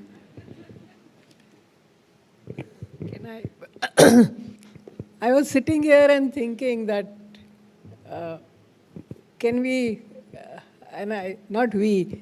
can our team have a PASS the next 15 years? So after 15 years, when I don't know what date it will be, but maybe Dinesh and I will have to speak like Mr. Suktankar did. But I think that would be the real success. So 15 years have gone by with their support and support from all the partners and our advisors. But how will you take this forward for the next 15 years? And they always blame me that I come up with too many ideas. But I think that is what we will need to think about as we move forward. So thank you everybody for joining us on the panel, for coming here to listen to our sort of thinking back on these aspects. But I really hope that next 15 years, there will be even more progress and more to share. Thank you. Thank you, panel. I think we can, is there an announcement? Oh, sorry. Dhruv, can you come and give the memento to the panelists, please? And maybe others, Asim bhai.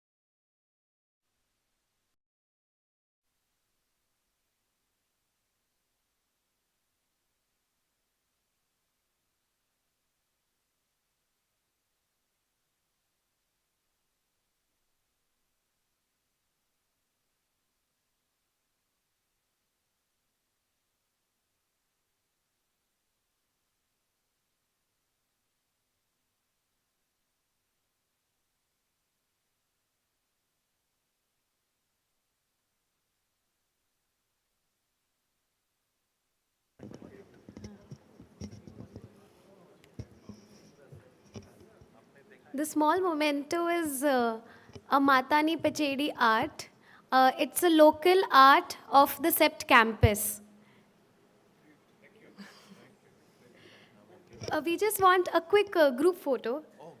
Please, it will take just a moment. Yes, can we all come closer?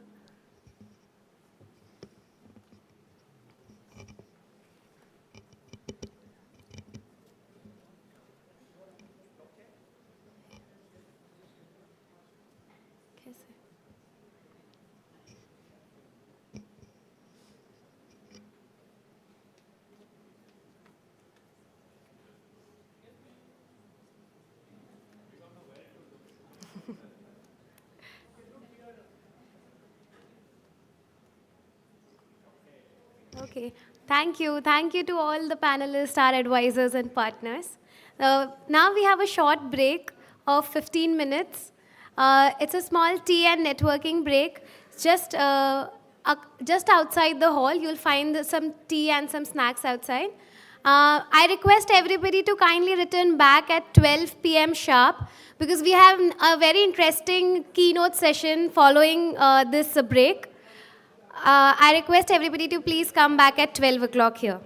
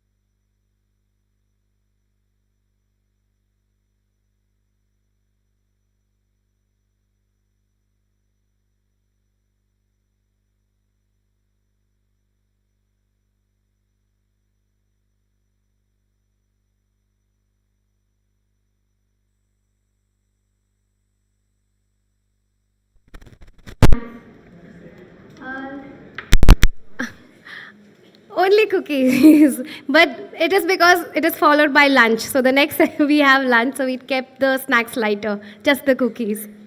Uh, Now, with this next session we have is our first keynote address by Mr. Rick Johnston.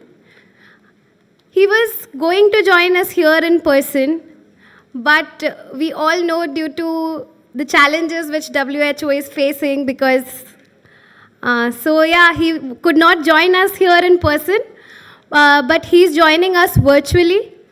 I would request Mr. Asim Mansoori, Senior Program Lead from CWAS, to introduce our keynote speaker.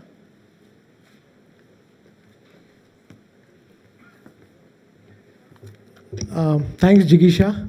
And hello, everyone. Welcome to the second edition of the Conclave. Is Rick online? Jay? Okay, he can hear us, right? Hi, Rick. Welcome to the Conclave. So just to introduce Rick Johnston, he's a technical officer at the unit of WASH at WHO, and he has been leading the JMP program of the WHO, which has the largest database on water and sanitation across the globe. He has also co-led many of the work around interlinkages of SDGs, around SDG 1, which is about no poverty to health and well-being, as well as for water and sanitation. As of now, he co-leads the work and we are part of that group as well, where he's been co-leading that how JMP monitoring can better address around gender inequalities, as well as develop indicators around the topic that we all have gathered, the climate resilience in WASH. So I welcome Rick to the platform, and hey, hi Rick. So now we see you. So over to you, Rick, and all the best. Hello everyone. Thank you for a very nice introduction. I hope you can hear me. And I'm sorry to be keeping you from lunch if I understood you just had some cookies. So as Asim mentioned, I really wanted to be with you in person in Ahmedabad for the Conclave on Wash and Climate. But WHO has put in place a travel ban due to the pulling of U.S. support last month, so I'm joining you from Geneva today. But I did roughly calculate that taking the airplane to Ahmedabad and back would have resulted in emitting about 1,000 kilograms of carbon dioxide. So maybe given the theme of the conference on wash and climate, it's appropriate that I join you virtually and save a ton of carbon. I am looking forward, though, to listening in to sessions over the next few days. And thanks, Asim, for noting the different work that I've been doing at WHO, especially on the Joint Monitoring Program. I would be remiss if I didn't also point out the links with SDG 3 on health, in addition to SDG 1 on poverty and 5 on gender. All right, well, let's get started then. Well, I work in Switzerland, and in Switzerland, they just hosted the World Economic Forum. And the World Economic Forum has put out their 2025 Global Risk Report, and it considers 6 major groups of challenges and a large number of specific risks that are linked with the different challenges. And you can see here that the majority of the risks identified have a significant link with water.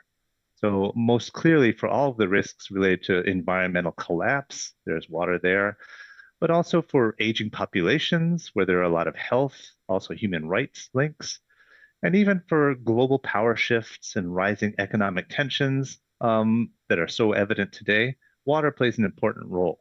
So you can see from these blue drops everywhere that WASH is really everywhere when we think about the global risks we're facing.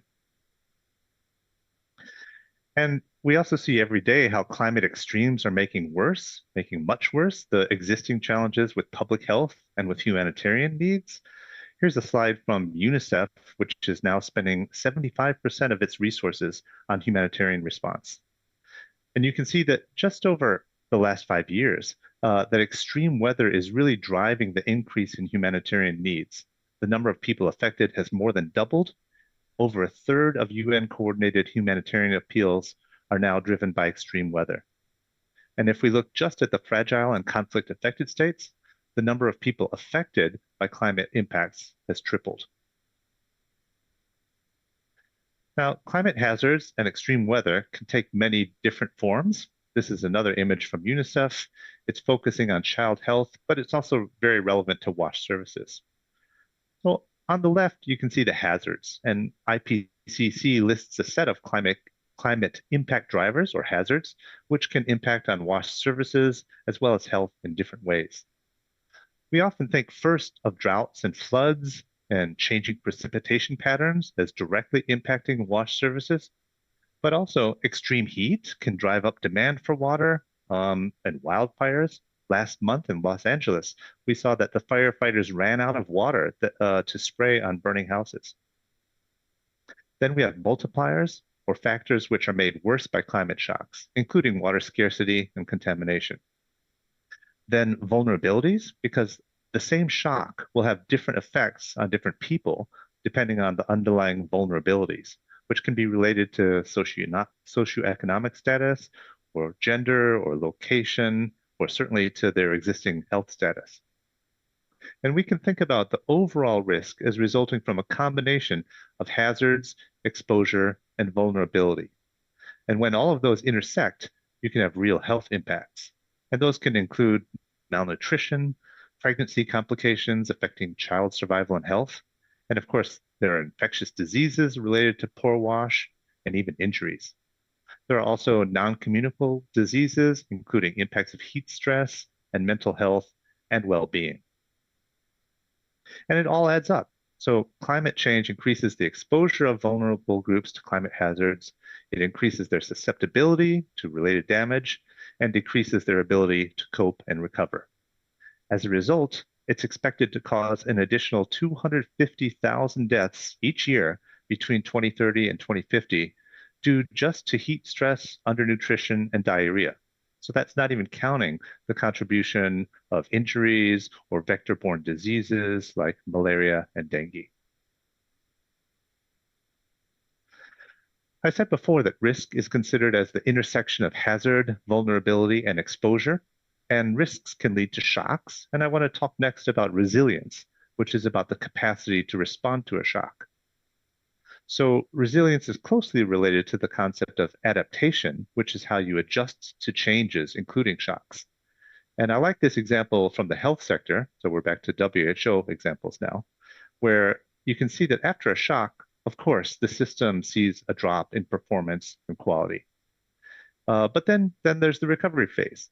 And in some cases, the system just can't recover and it collapses completely. So that's clearly not resilient. Maybe the system does recover, but not to the level before the shock. Or if the system is more resilient, it can recover back to the pre-event state, or maybe even to better than before. And at the top of the scale, you can see that it's possible to transform a system to make it fundamentally different and better than it was before the shock. And there's a lot of interest in this kind of transformative adaptation, or changing the fundamental attributes of a system so that before a shock occurs, the impacts of climate change can be anticipated and mitigated. So those are some concepts of risks and hazards and resilience. And we've all seen the impacts that climate has been having already. So how are countries responding to the climate crisis? Well, countries are setting out their national developed plans to adapt to the impacts of climate change. And this image here is taken from a Sanitation and Water for All presentation, which draws on a review made by the UN Economic Commission for Europe. And they've reviewed the national adaptation plans and also the nationally defined contributions that countries are putting forward in response to the climate crisis. Here, you can see that the water supply features prominently in these national adaptation plans, with 61% having a high priority. Sanitation and hygiene are given lower priorities, and only 13% of countries have given transboundary water management and cooperation high priority in their NAPs. The situation is a bit different if we look at the nationally determined contributions to reduce greenhouse gas emissions under the Paris Agreement, where we see WASH being much less prominent. Okay, this is mitigation rather than adaptation, But still, it's considered that water and sanitation services do make significant contributions to global greenhouse gas emissions. At least 5% of emissions are estimated to come from the water and sanitation sectors, with most of that happening in wastewater treatment. So you do see more consideration of sanitation, at least in these NDCs, but still only 16%. So I think that there is scope to increase this. I think that the greenhouse gas contributions from the water and sanitation sectors, and therefore the possibility of mitigation, are not widely recognized or certainly included in these NDCs. And if we turn to climate finance, I want to thank Professor Barbara Evans at Leeds University, who I think is well known to you all, for pointing me to this analysis made by the Climate Policy Initiative a few years ago. It shows that the bulk of climate financing, about 90% actually, is going to mitigation rather than to adaptation or dual benefits. And of course, mitigation is super important. But this also means that only about 4% of climate financing is going to the water and waste sectors, which include sanitation. And the great majority of that is coming through adaptation. Even though water is so central to the challenges that climate extremes are causing in terms of adaptation, but also recognizing the important contributions of water and especially sanitation to greenhouse gas emissions and therefore potentially to mitigation. So only 4%. We can do better than that. Well, we've been talking about climate and water and sanitation for years, maybe for decades, but things have really picked up in the last few years. And the landmark event was at the COP28 held in Dubai in late 2023. Now, the Paris Agreement set up a global goal on adaptation back in 2015, but it didn't have specific targets until COP28, when these 7 specific thematic targets that you see were set. And the first, number 1 of these targets is on water and sanitation. So this is potentially a game changer. And you can also find water and sanitation impacting on all of the other 6 thematic targets. But at COP28, they didn't set indicators to measure progress towards these targets. And from the text of the target, you can see that there's reference to climate-induced water scarcity, to water-related hazards, also to climate-resilient water and sanitation, but none of those are defined or measured. So at COP28, in parallel, they set up a 2-year work program called the UAE BELEM work program to come up with definitions and indicators that could be used to track progress. And that's moving ahead. They aim to produce a set of indicators by COP30, which is going to be held in Brazil, in Belém, later this year in December. The next year, just in December last year at COP29 in Azerbaijan, Sanitation and Water for All published a definition of climate resilient wash services. And this was the result of a long participatory dialogue, and it's an important step towards having a common understanding of what we're talking about. Now, at the heart of the definition, you see these 6 verbs in bold: anticipate, respond to, cope with, recover from, adapt to, or transform. And these are useful because they relate to different actions that can be taken or different attributes of systems that are related to resilience. Anticipation is about being prepared for climate hazards that might impact wash services. Responses, that's getting into the adaptation actions, which could be either anticipatory or reactive. Coping refers to short-term strategies focusing on survival and stability, like to respond to a shock that has overwhelmed wash services. Recovery, of course, is getting back to pre-shock states or maybe even building back better. And adapting to or transforming gets at those changes that could be made to the system so that it is better prepared for future shocks. So why is it important to have a common definition of climate resilient wash? And here I'm borrowing a slide from Juliet Willits at University of Technology, Sydney, on a Sanitation and Water for All webinar recently that shows just how this definition can strengthen wash climate action in different ways. First, it can support national policies to align wash planning with those NDCs and NAPs. Hopefully, it could unlock climate finance, coming back to the eligibility for Green Climate Fund or Adaptation Fund or other financing mechanisms. It could standardize monitoring. Certainly at the global level, we have the UNICEF WHO Joint Monitoring Program, but also the GLAS initiative and an upcoming global resilience monitoring framework. All of that will benefit from having common definitions. And then finally, it promotes global alignment in the context of the COP28 and the Global Goal on Adaptation, as well as other regional and global targets, so that when countries talk about the work that they're doing in climate resilience, it can mean the same thing. Another good thing that happened in Azerbaijan last year at the COP was that the Green Climate Fund published an annex on sanitation, which recognizes that sanitation systems have big potential for mitigation, for reducing greenhouse gas emissions, as well as for adaptation all along the sanitation service chain.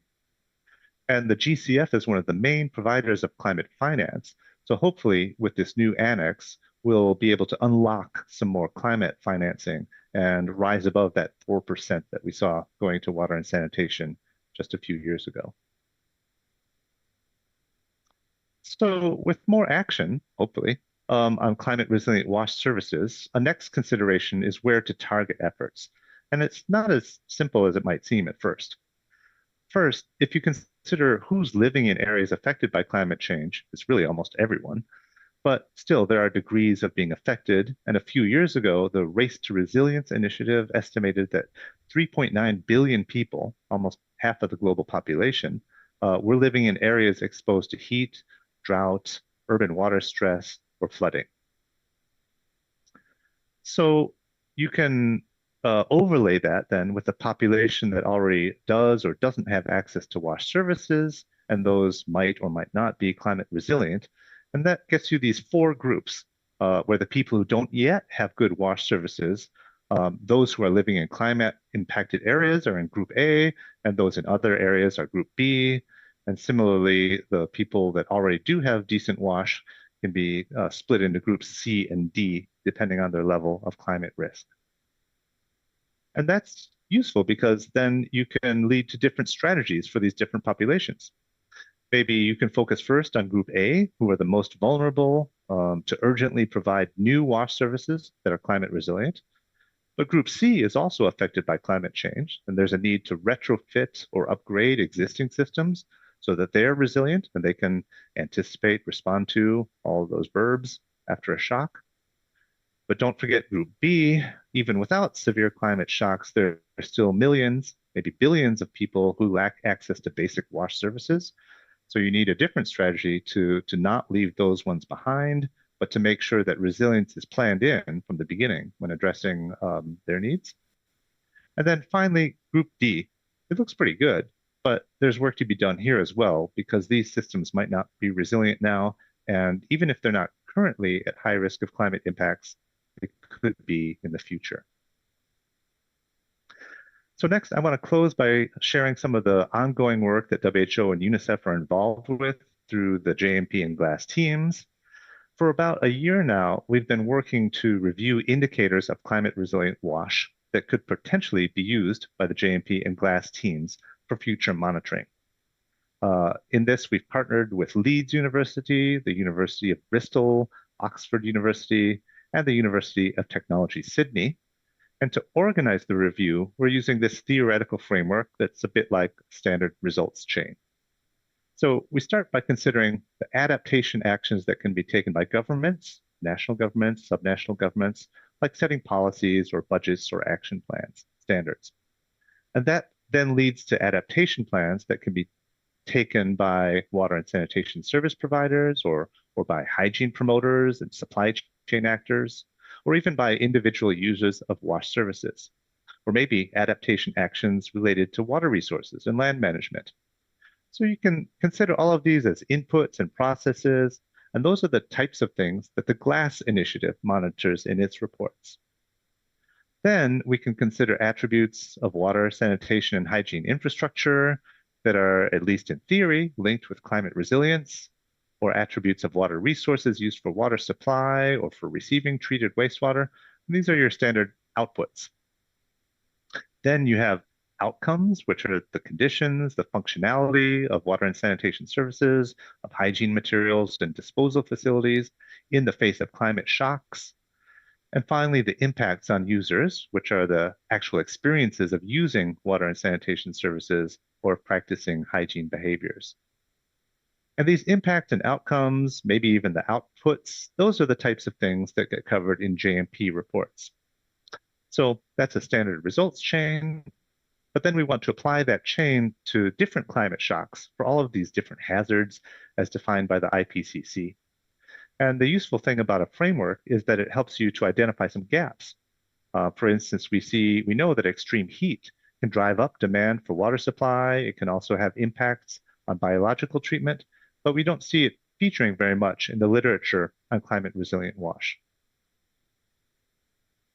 Now, with that framework, our academic partners have made a series of reviews of evidence, drawing on both the gray literature and peer-reviewed publications. WASH frameworks and resources, we've reviewed over 200 resources, and 15 of these were used for in-depth analysis, including the Climate Indicators Framework from the Performance Assessment System, PASS. A lot of these resources that we reviewed couldn't be used because they lacked practical monitoring of climate resilience or indicators within the document. And we found that resources monitoring climate resilience really varied in the definitions that they used of climate resilience, the scope, the scale, and the different considerations of climate events or trends. Besides the WASH frameworks, we looked at how other sectors are conceptualizing or managing climate resilience. So transportation, energy, telecommunications, waste management, health systems, or education. And here we found that these frameworks really vary in the types of aspects of resilience that they emphasize. Some really focus on climate resilience, others just consider climate as one of multiple stressors. And there were some really useful resources here from the health sector, a few from transportation and energy, but we were surprised that there weren't actually more useful resources specific to climate resilience. And often resources would address general resilience and not explicitly climate resilience. So in parallel to that mostly gray literature review, we did systematic and scoping reviews of the peer-reviewed literature. For sanitation and hygiene, we reviewed over 4,000 and 5,000 papers and found we could use 17 and 28, respectively. We had to exclude a lot of the studies because they didn't have climate-specific analysis or didn't include measures of outcomes or resilience or have details of the attributes or the adaptation actions in our framework. The water supply review was a bit different because there's already been a lot of work done on climate resilience and water supply. So here we made a review of reviews rather than a new primary review. We actually found over 300 reviews and ended up using 19 of those, which included references to 108 primary studies. So from all of those reviews, we've also extracted a long list of candidate indicators, over 1,000. Of course, some of those are very similar to each other, and most of them are coming from the gray literature, and many of those don't have much or any empirical support to show that they really do lead to or link with resilience, at least that we could find. We did find that there were a lot more indicators for water supply than for sanitation or hygiene, which makes sense given the maturity of the discourse around water and climate. And we found some interesting findings about the distribution of resources and indicators. So a lot of water supply evidence relates to droughts, reports of adaptation actions for drought management, especially less quantitative or more modeling-based evidence, looking at outcomes like continuity of water supply or the need for rationing or improving efficiency by reducing non-revenue water or consumer demand. In contrast, most of the sanitation evidence was related to rain and floods and focused more on coping mechanisms like building temporary latrines or adapting by moving latrines to higher ground. There were some on droughts, like switching to low or no flush alternatives in response to water scarcity. And for both water and sanitation, there were a number of studies on alternative treatment technologies that could better manage the changing water and wastewater characteristics or provide more effective treatment. For hygiene, there are a lot of resources that note the difficulty of hand washing in drought or in flood conditions, and also an increasing number of recent papers on menstrual health and climate links. So it's a huge work that the academic partners have done, and now we're in a consolidation stage of mapping all of these candidate indicators to that conceptual framework, to the list of identified hazards, to whether they're about water or sanitation or hygiene, and trying to present that all in a coherent way so that we can disseminate this and produce a long list for public review by about April or so. So we'll publish that. And at the same time, we'll start working on assessing these candidate indicators to see which are more relevant, which are practical to measure, which might be potentially used in the future by the JMP and GLASS teams. And for this assessment, we're supported by a technical working group, which includes diversity of regions.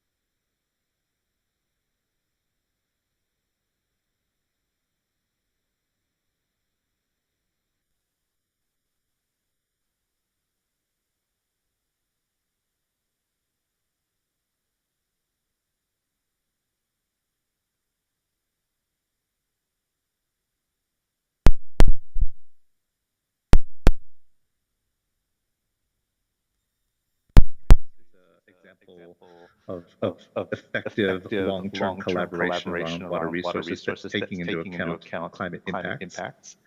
As far as the effect of the COPs, are they a lot of talk, or do they actually achieve things? It's a political process in the end, but I do think that setting out specific targets at the COP28 was a step forward, and if that is matched with specific indicators at this coming COP, then you start to get to a space where you're measuring things, and you can think about accountability and tracking progress, rather than just making statements about the importance of addressing climate. So I'm a little bit optimistic about more actionable targets and indicators coming out of the COP process. But in the end, it's political and highly sensitive. As far as the government of Nepal and the JMP and glass data and validation, we're in the midst of updating the global database for the JMP right now. Every 2 years we do this, and we always go through a period of country consultation and discussion with the countries. I think Nepal is a particularly interesting situation right now with the development of the new NWASH sector MIS, and seeing how we could draw on routine administrative data reporting, as well as data that might come from household surveys or population-based censuses, things like that. We see in high-income countries, most of the data that the JMP and GLAS use is coming from administrative resources. It comes from a ministry report or a statistic.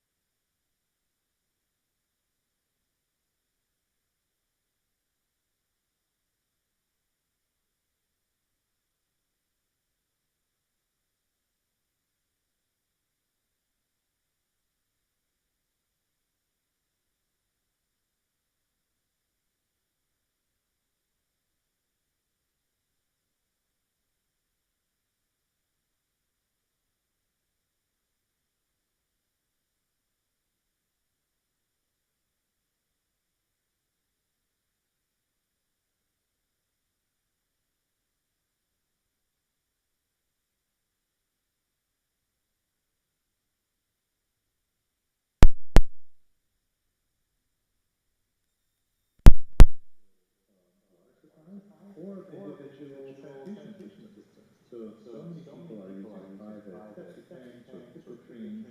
Septic tanks in particular can receive wastewater, can treat wastewater, but that tends to be completely absent from official reports about wastewater generation and treatment, just like boreholes are often absent from considerations of water supply. So I agree that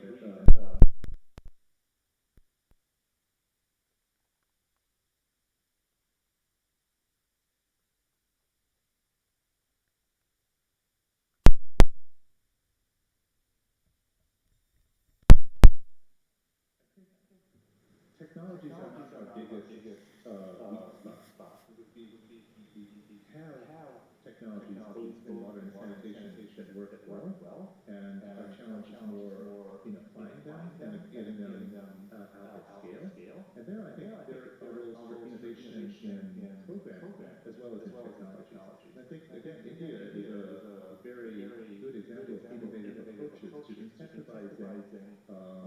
You could do, I guess in the context of climate change, there still are room for additional technological innovations to increase efficiency. I know that certainly network systems, sensors are showing a lot of promise to reduce losses in systems. So perhaps that kind of work. But in general, I think if those kind of private sector funds can complement some of the bigger funds, including climate funds that help respond to both adaptation as well as towards mitigation, all sources of funding are welcome. Great. Thanks, Rick. I think that was a great response to all the questions. You covered all of them. So excellent. There is one question here in the audience.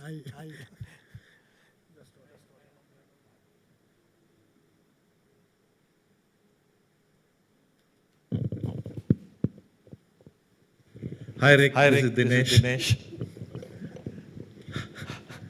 I just have a quick question. We know that you couldn't come here because of some US policies of which led to ban on your travel.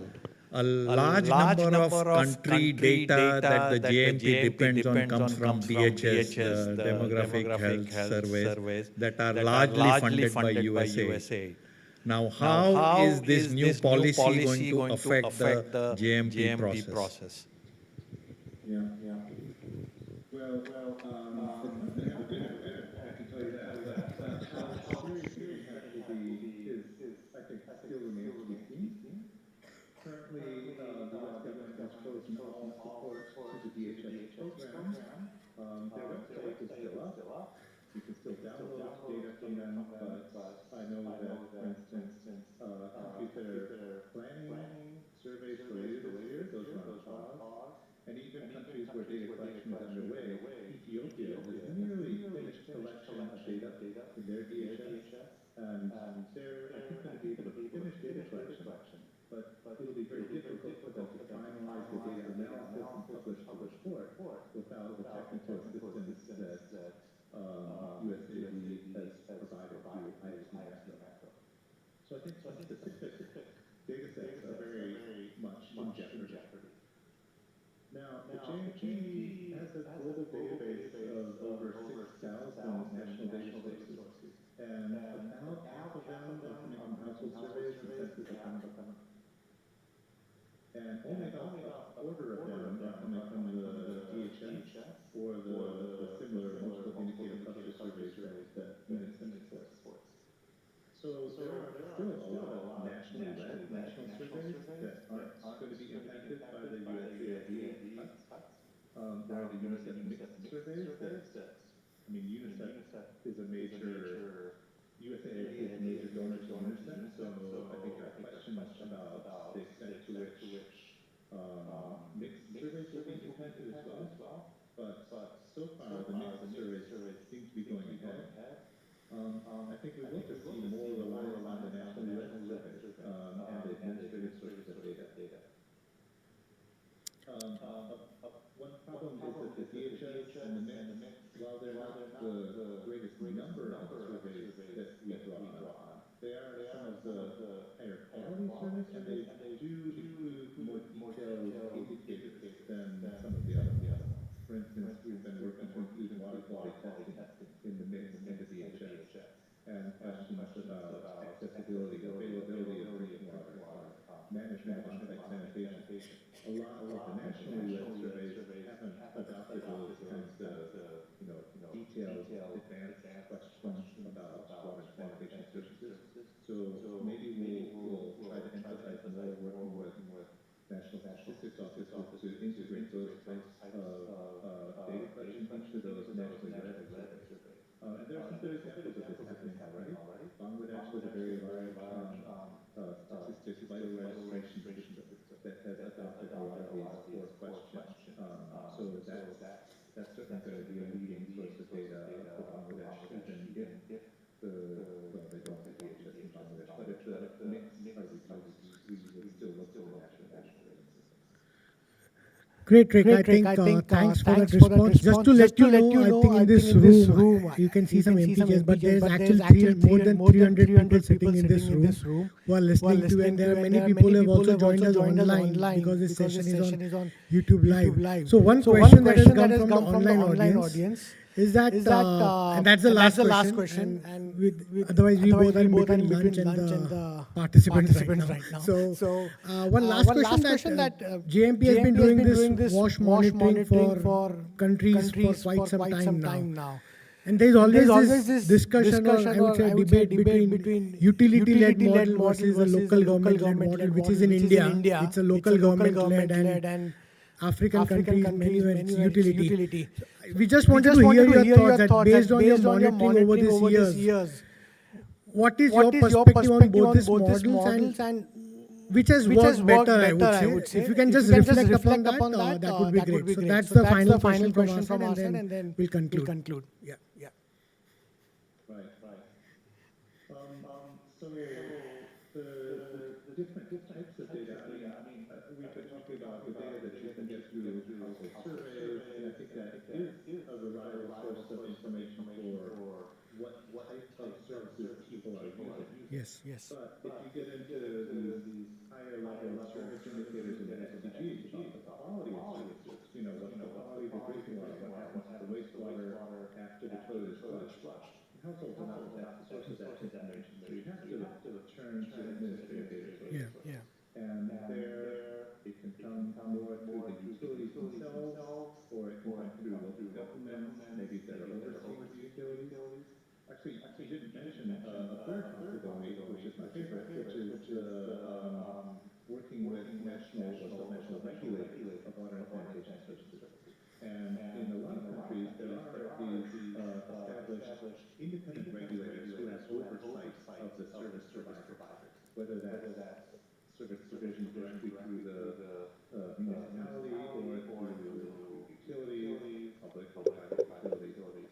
And I think that's a good model to follow because the mandate of these regulators is to oversee, but also to support these service providers. So it's a little bit, I mean, it's not just the police role, standing over you with a stick. It's more like a partner role, standing next to you with some support and saying, these are some best practices, these are how other utilities or your peers are managing it, either in that country or other countries.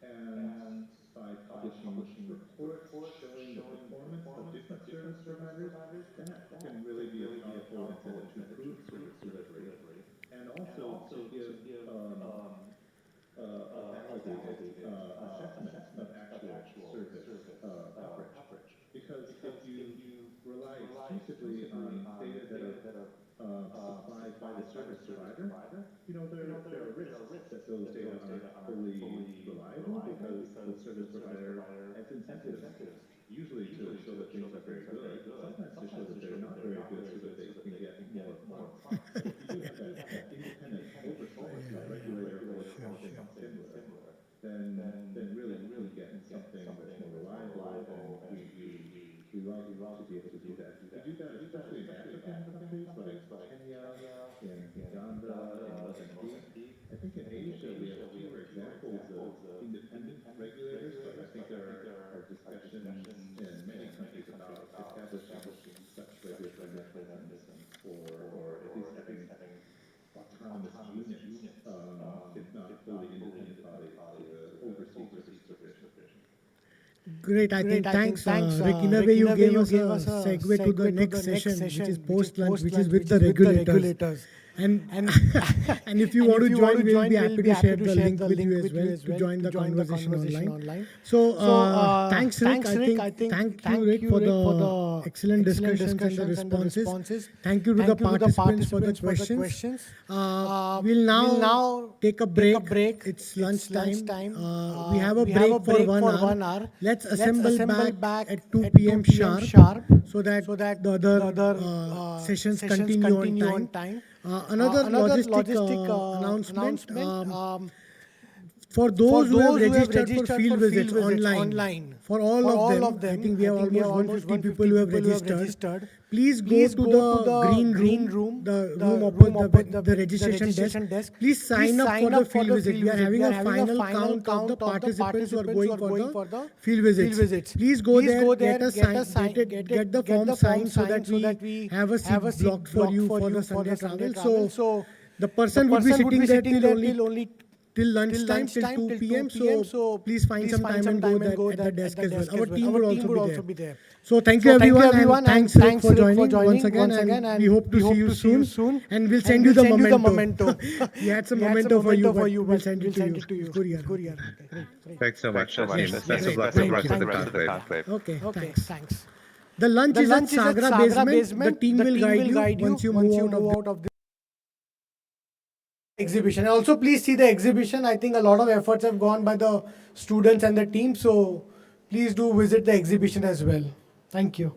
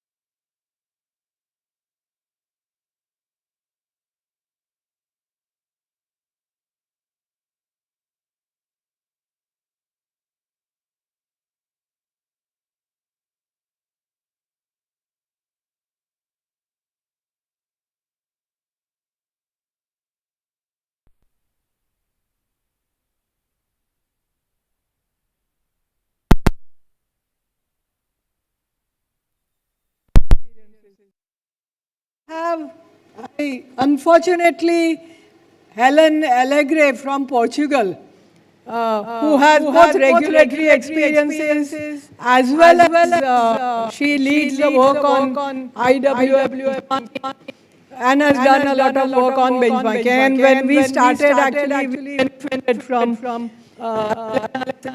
to a great. Unfortunately, the Indian visa system didn't deliver, despite both by us and by her. So Elena was not able to join us, but I'm glad that she's able to join at least virtually. To balance this from outside, we also have very different experiences from India. So we have Meghna Malhotra from Urban Management Center. Meghna, of course, was part of the past team. But we've asked her to speak much more about the work that they have done with working with women and women SHGs and the monitoring systems linked to women-linked programs, both for Government of India as well as, I believe, in State of Odisha. Pratima Joshi from Shelter Associates, who's done tremendous work. And if you talk about working with women, SHGs and women, and the mapping of areas in slum settlements in Maharashtra, it is Pratima who leads the work.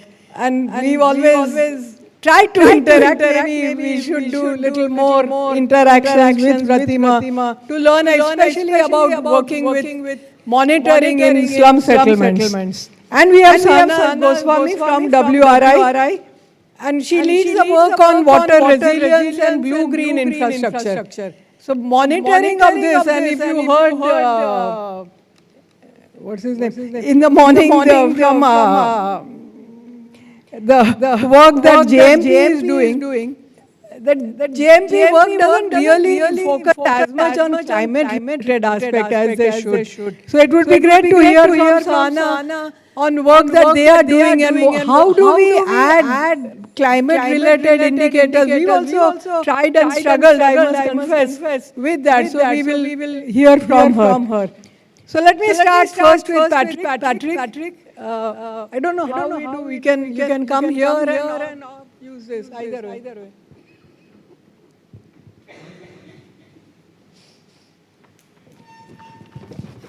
Okay, thank you. Good afternoon to everyone. I hope everyone had a good lunch. Okay, I'm honored to be the only thorn among the roses here. All right.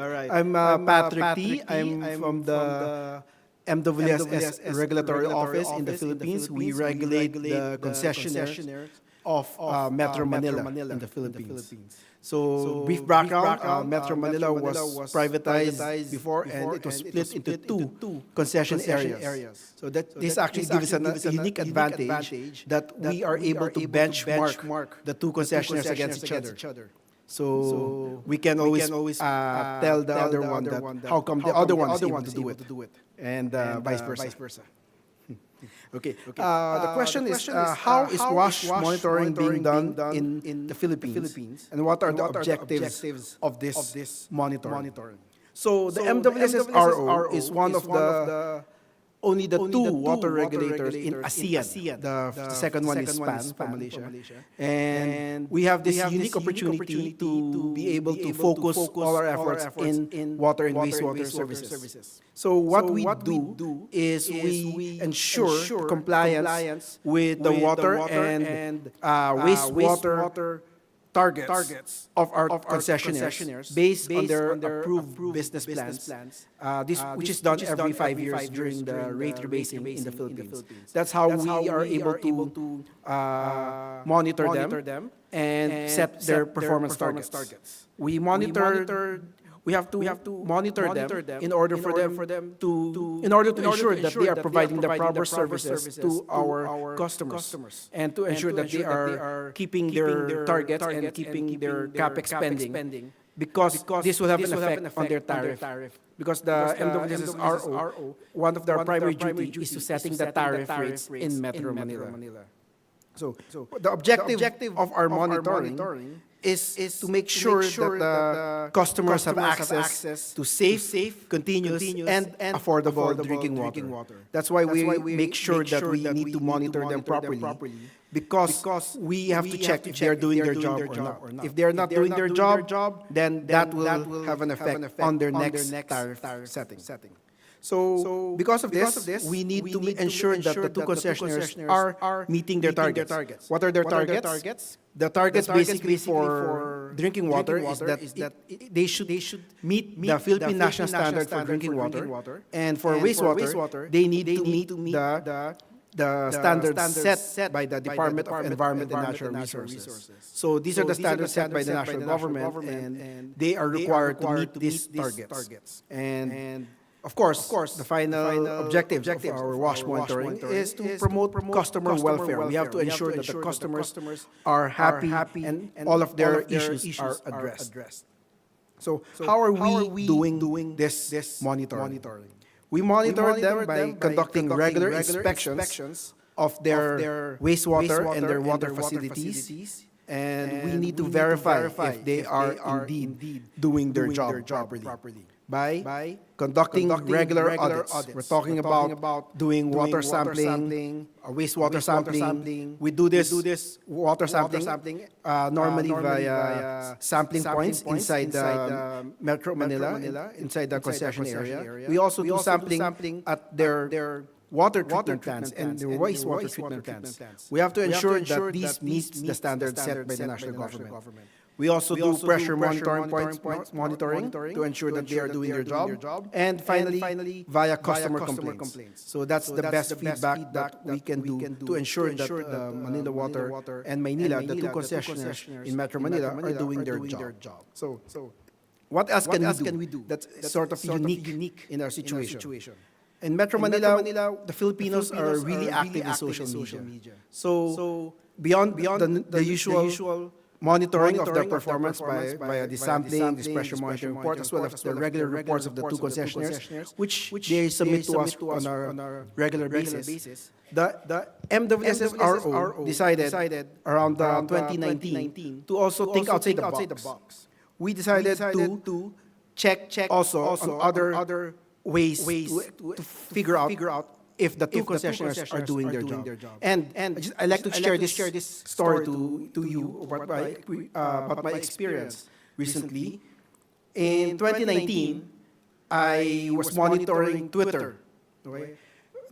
I was monitoring Twitter, and there were a lot of complaints by customers about an area in Metro Manila that has no water for 2 weeks. We're not talking about water service interruptions. We're talking here of no water at all. So I immediately asked my staff to conduct an investigation if this is true or not. So they did an investigation. They went to that area and found out that yes, that is true, that there is an area in Metro Manila that has no water at all for 14 straight days. So I summoned one of the concessionaires, the concessionaire in charge of that area, and I asked them what's happening.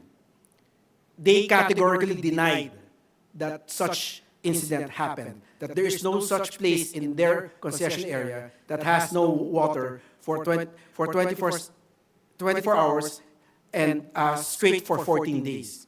They told me categorically, penalize them if that's not true. If they have an area in their concession area that has no water for more than 2 weeks straight.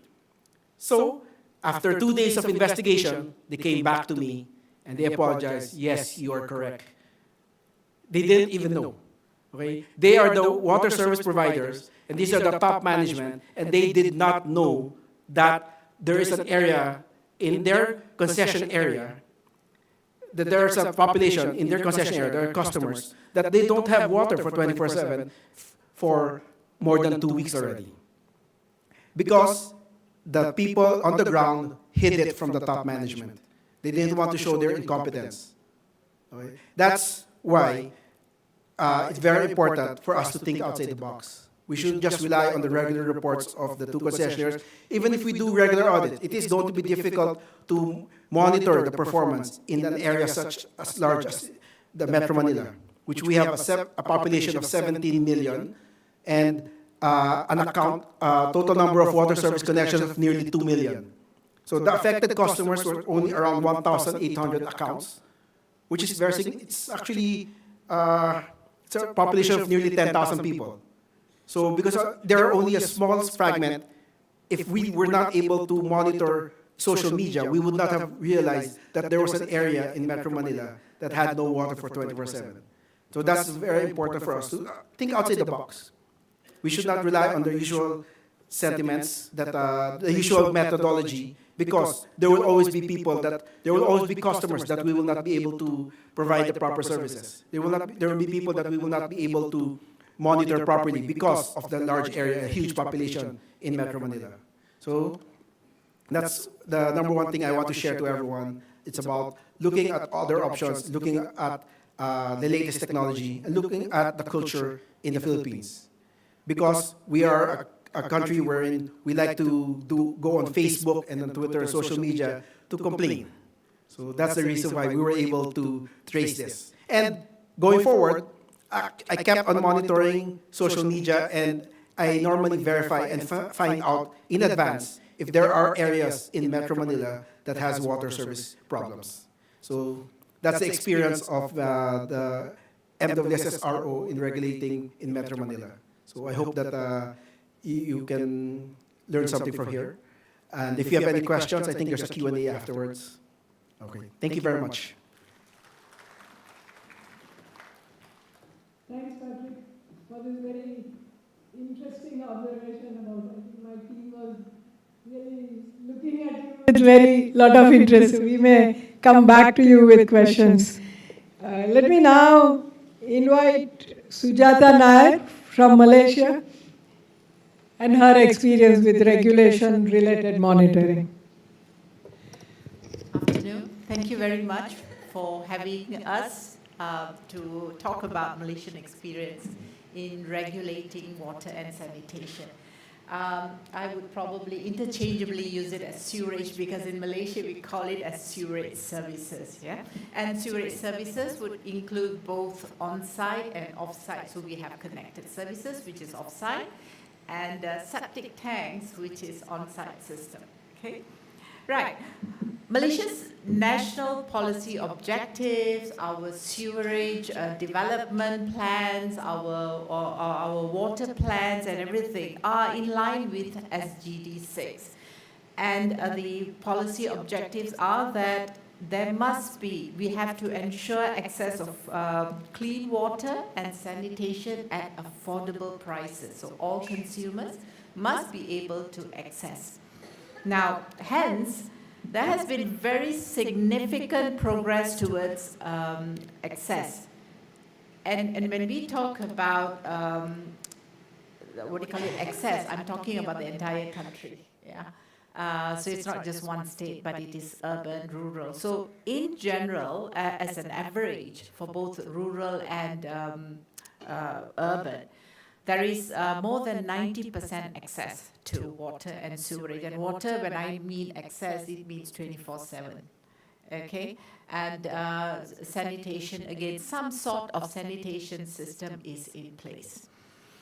Now, however, I said 90%, so challenges still remain. We have got the indigenous communities, the very rural, which is totally not reachable. We've also got quite a number of illegal settlements. These are, we've got illegal immigrants, settlements, and so forth. However, these challenges are also being taken care of by the local authorities, the Rural Development Ministry, Ministry of Health, and of course, the regulator. And I'll come to that later to explain how we do it as well as a regulator. Okay.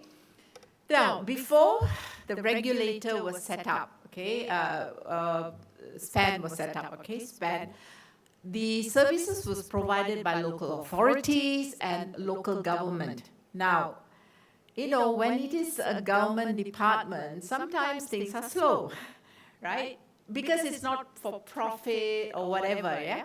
So we found that services in urban areas, services in certain states are better off than other states. And we felt that it's not right. There should be uniformity. Services, good services, should be provided to everyone because that is a human rights thing that everyone needs to have. Yeah? So because of that, the federal government then decided to set up a regulator who is independent. We are funded by ourselves, yeah, so we don't depend on the government for funding. Now, in 2007, SPAN was set up to the Water Services Commission that regulates the structure, i.e. the system, water and sewerage services, and also service providers. Now, as I said, our policy, our vision, mission is in line with our national policy objective, i.e. that there must be access to sewerage and water, and at the same time, consumers' interests must be protected. And we are also now encouraging investors, so you need water that is consistent. Okay, right. Now, how do we regulate water, water and sewerage services? And I must say this, that now with the climate issues, challenges as well, okay, all this has been considered on how we do the regulation and the monitoring. Now, first, we monitor and we regulate the systems. For example, new systems, yeah, whether it is a septic tank, whether it's a sewerage system or water supply system, all plans and specifications must be approved by the Commission. So you cannot just go around building things, yeah?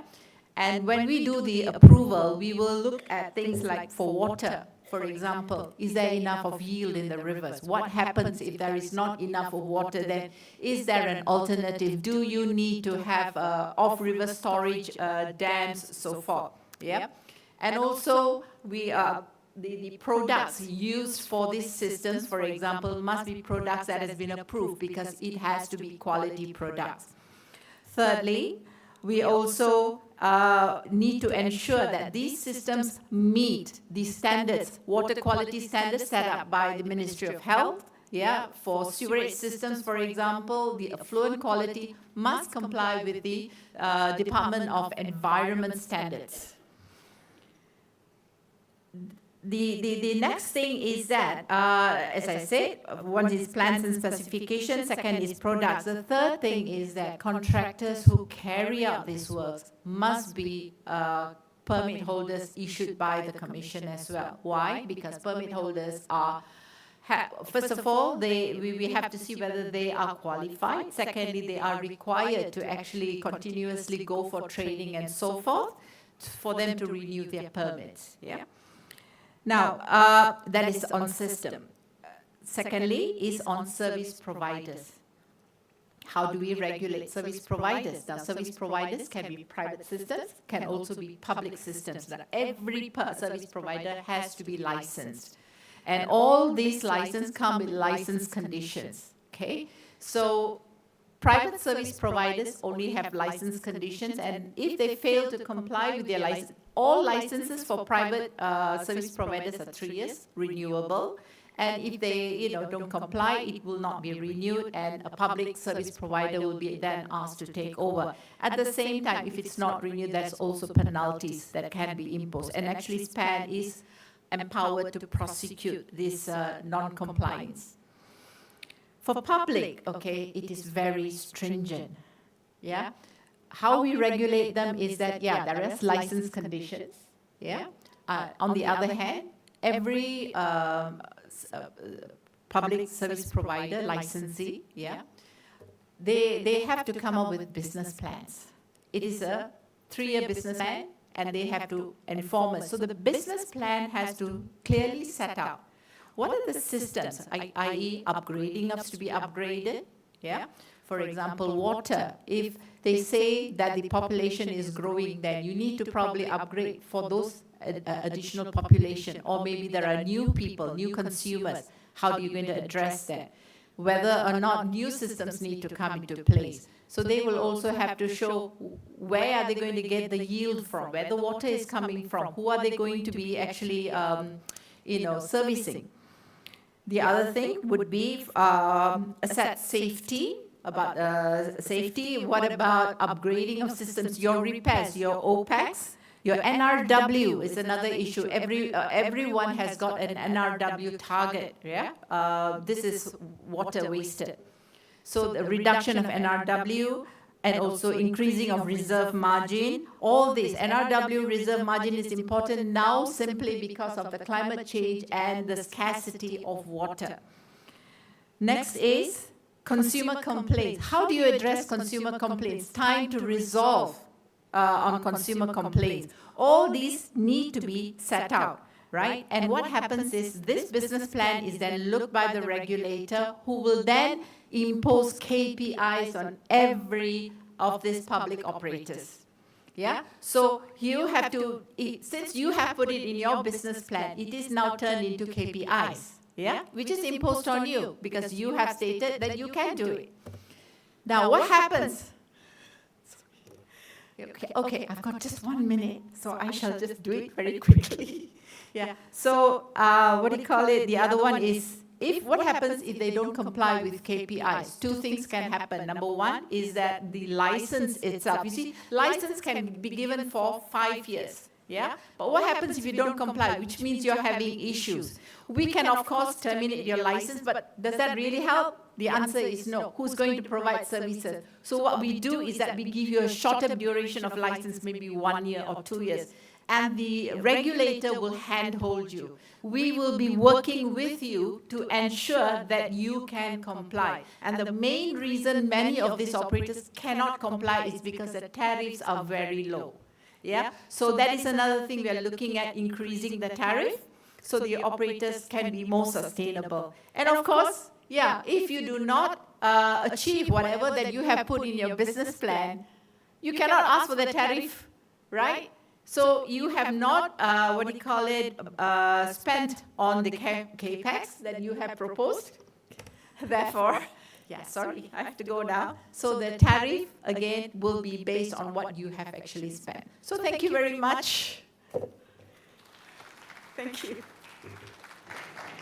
Thanks, Sujata. Sorry for asking you to sum up.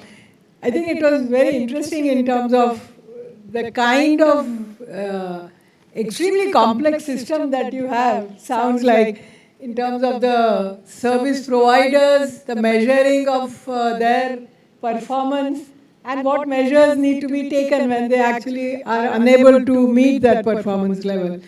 So we'll have hopefully more discussion later on that. Let me right now invite Helen Alegre from Portugal. Unfortunately, as I said, Helen was not able to get a visa and therefore she is joining us virtually. Helen, you would like to... Elena, sorry. Go ahead. So shall I talk directly or are you going to show the video I had, the present? Whatever do you prefer? Yeah, you please go ahead. No, I think there is... But, so I speak or no? Yes, now you can go ahead. If there is a problem, we have a video of a recording. Can we just play that to start with? As you prefer. Maybe it's safer for the transmission of the sound, but I can speak as well, as you prefer.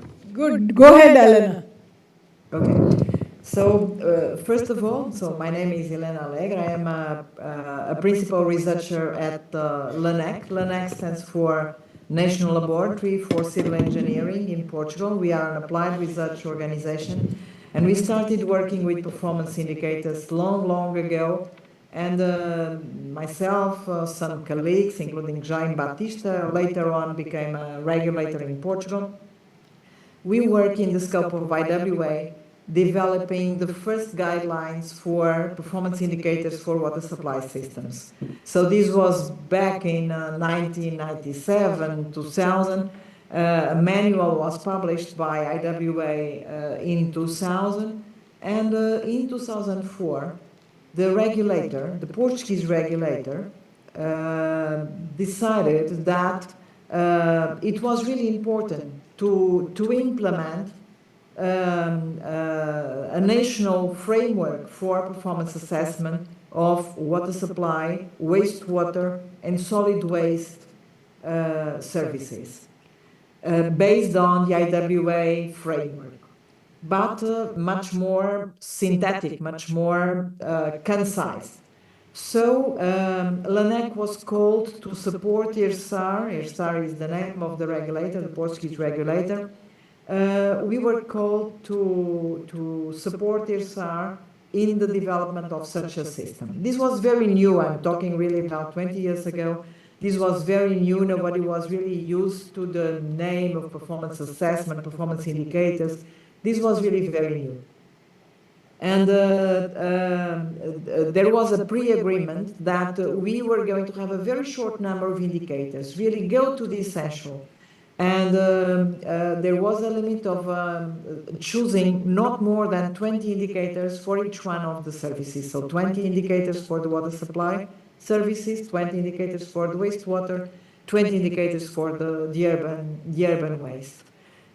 We did that. And it started in force to the whole country, to all the utilities of the country in 2004.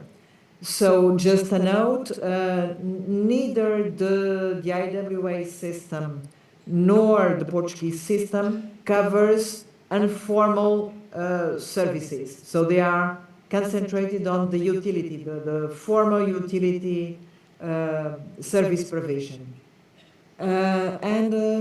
So every 4 to 5 years there is a revision of this system in order to allow, on the one hand, learning with the lessons, learning with the experience and even the national and the international experience, but also at the same time allow for new legislation that may come, new challenges, for instance, currently circular economy, resilience that are green infrastructures. So some aspects that are now much more important than they were 20 years ago. So we need to learn from, to take this evolution into context, but at the same time, not to lose the continuity, the history of the record. So we have to have a balance between continuity and evolution.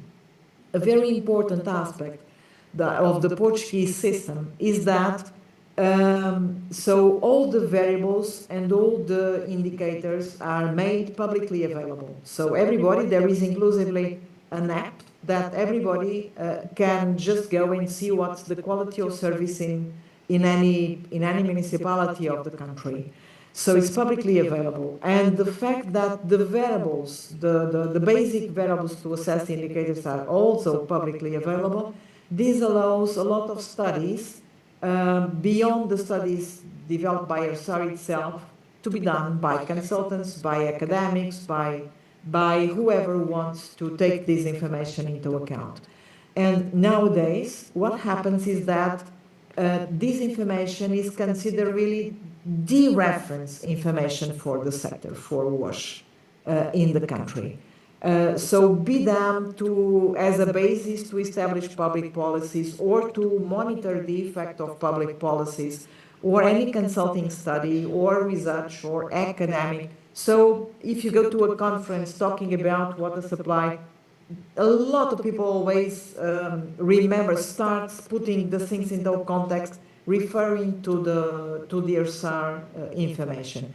So it's really a very core information for the country, made a huge difference in the way things are dealt with, and nowadays it's completely routine and it's completely normal that the utilities use performance indicators, this style of performance indicators, many times their own performance indicators, not the same, but developing the same rational, objective-oriented and the same rational of development as part of their management processes to support, for instance, water losses management, energy management, strategic asset management.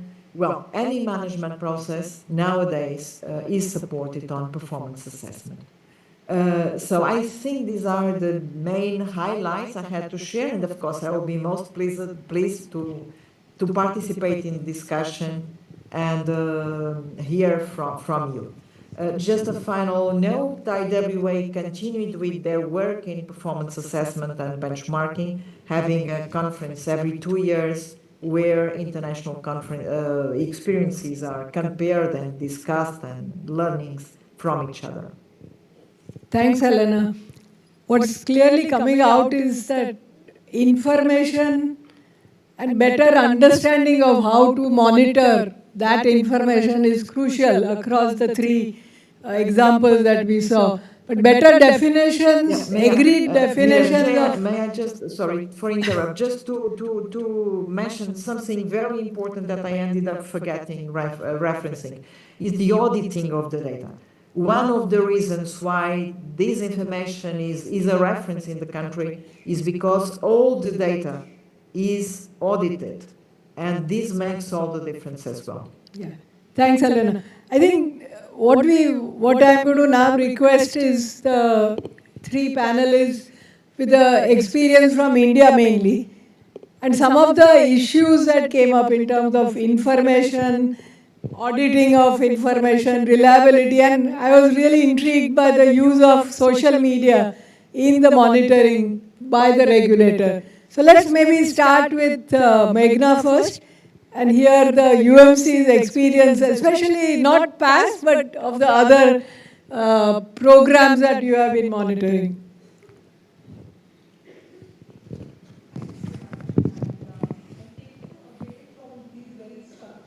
Regulatory frameworks that we've been hearing to how in India specifically, how community organizations and how community level institutions can be empowered, can be capacitated, they can have their own platforms to kind of to work towards building this data.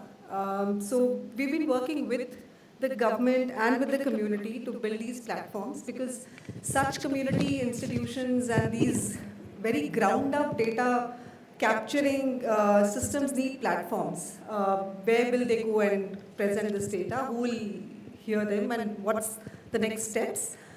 We need tools, both digital, paper-based tools. So we've built these tools with the government, with the community. And of course, you have to build a lot of capacities of both the government also, because those sensitivities of going and working with the community is there, but maybe there's some hesitation, a lot of hesitation to go and work with the community. And of course, a lot of capacities and a lot of work with the communities themselves. So when we've seen that when communities really get involved directly in gathering of this very granular data, and mostly, and I'm going to talk from our experience of work with slums and slum-like communities, but a lot of these communities have now also been engaged in monitoring water supply for even pan-city kind of things, and I'll talk about that in a bit with the Odisha work that we've done. But when we see that communities, once they get directly involved, once they are empowered to do all of this work, we've seen that, there are 4 key things that have really come out of this work. One is that we start getting a lot of local, granular information and data. Since the morning, we have heard that even slums at a city level, so there's no, we don't have a very concrete, very reliable information of how many slums, or even if you have information on slums, we may not have information on slum-like communities. But even within these slums and slum-like communities, it's not one grain. Many a times, services are available only till the most outermost row of houses, and as you go deeper inside the slum, the kind of services vary. So you start getting a lot of local insights into what's happening in the community. There's a lot of accountability also that is built up, because when you have these ground level information coming in, this transparent data that's coming in from the community, there's a lot of accountability, there's a lot of increased community ownership of the infrastructure that's being laid in. When we work with the government, there's a lot of also concern with the Swachh Bharat mission, with the Amrut, that we're laying a lot of infrastructure. There's a lot of public toilets, community toilets, there is this Jal Jeevan mission, but what's going to happen? Is it going to sustain? Are people going to pay taxes, user charges? How is it going to happen? But increasingly, when you use community as part of this whole data building and as that whole ownership and accountability also goes up, and of course, the sustainability goes up. I'll talk a little bit about the work that we're doing with NULM, the National Urban Livelihoods Mission, and just to put some numbers, so this is a mission of the Ministry of Housing and Urban Affairs, and so which has a platform of close to 1 million self-help groups of urban poor women. And when I'm saying 1 million such groups, that means typically we are able to reach out to about 10 million such urban poor women, and that means 10 million families. All of these women mostly come from informal such slums and slum-like communities. So, and these SHGs then get federated into an area-level federation. Typically, NULM had these subcommittees at an ALF level, which were like this education subcommittee or this loan subcommittee. What we started working with them is on formation of sanitation and water subcommittees. That can these ALFs, which typically represent a group of about 20 to 25 SHGs, that means maybe a slum or 2-3 slums will have one ALF. Can we start collating information about what problems, what challenges do we have for wash services, access, or if there are community toilets, whether they're functional, not functional. And those kind of issues is what the ALF subcommittee would start collecting and then taking it to the concerned ward officer. And this really worked very well. Initially, I remember when we used to go to the officers and they would say, can we have the ALFs come to our offices? Because they were very hesitant to go to the community because they were worried of what will happen. But once they started seeing that there was actually data coming in, that there's actually granular data, is Basti mein, this particular lane has this lack, or many communities also, because there was a lot of access of individual toilets that started increasing. Communities started saying, we don't want a community toilet now, because that's becoming a nuisance spot. Can you please remove that? So those kind of things really started coming in. This work also helped us to push the government to relook at a lot of contracts. For example, in solid waste management, a lot of work around the last mile coverage was not happening. So ULBs were then able to go back, look at their contracts, work on them, and this all led to a settlement improvement plan. Last, I'll just talk about the work that we've done with Jal Sathis in Odisha. So this was a model that was again promoted by the government of Odisha, the Housing and Urban Development Department. They said, let's have SHG women partner with us to become the bridge between the utility and the community and the citizens. And so Jal Sathis, essentially there are about 800 Jal Sathis all across the state. They are regularly going and collecting, they're going and treating water for water quality. They're going and checking whether there are any illegal connections. They're looking at water supply issues, quality, quantity issues, and they're also going and collecting user charges. And all of this has meant that the overall service delivery has gone up. The user charge collection of the government has gone up. And also the citizens are much more happier with all of this. There's this bridge that now there is there. So happy to, I think, take more questions as we move on. But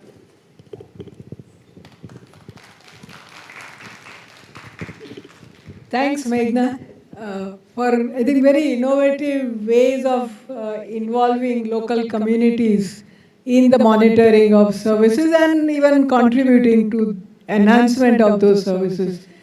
Let me request Pratima to discuss her work, also working with the poor in Maharashtra.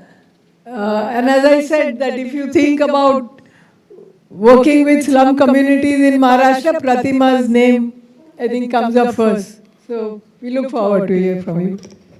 Thank you so much, Meera and Dinesh, for this wonderful opportunity. I truly appreciate it. I'm so glad Meghna has already spoken about the kind of intensive involvement that they've had in slum communities, getting people together, and what an impact it makes thereafter on the community's well-being. So today I'm really going to be focusing more on data from a bird's eye perspective, because I'm really very glad that even the morning session really spoke about a data-driven approach. And there's more and more conversation happening around data. But when we talk about, planning and monitoring urban sanitation, there are three main things that come to my mind. The first is that cities must start investing now in granular spatial data at household, slum, and cities level if they have to plan, manage urban sanitation. There can be no shortcuts to it. I mean, NGOs cannot keep holding this data endlessly. Now cities really, really must start holding data because globally cities are now using GIS, platforms and digital twin technologies.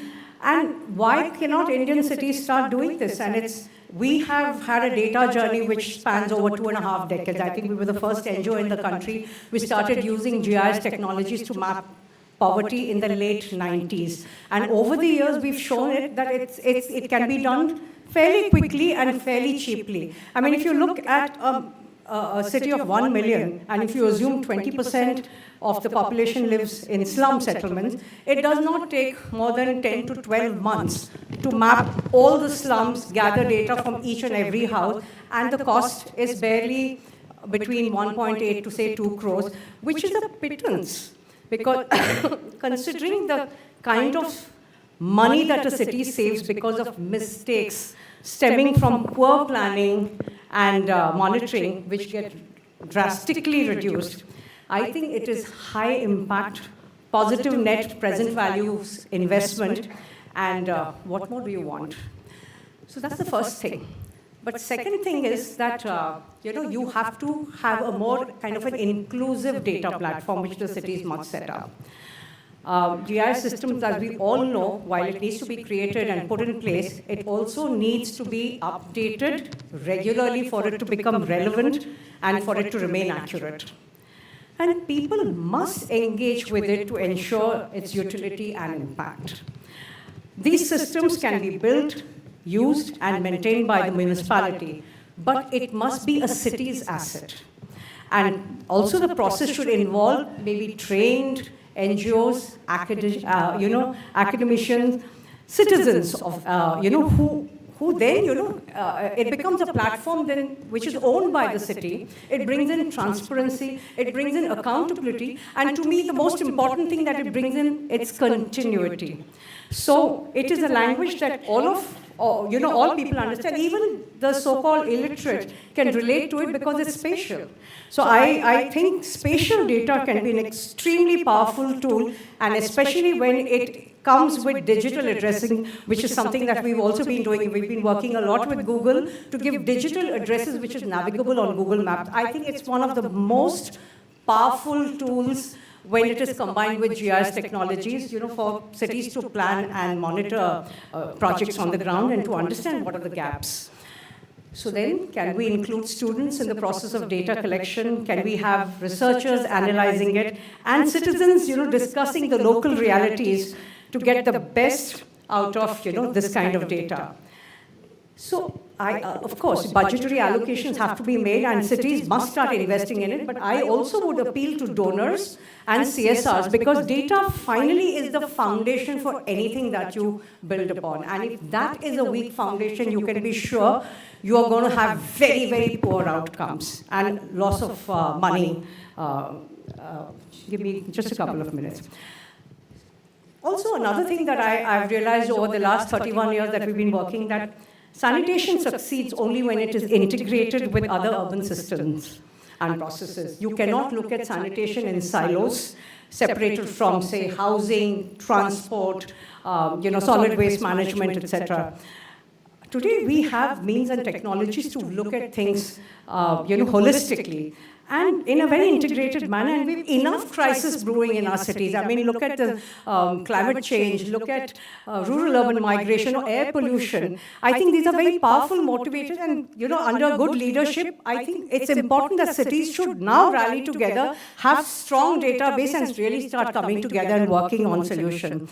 So in the 31 years journey that we've been through, we've invested over 50 to 60% of our time in creating data and running a data-driven, sanitation effort.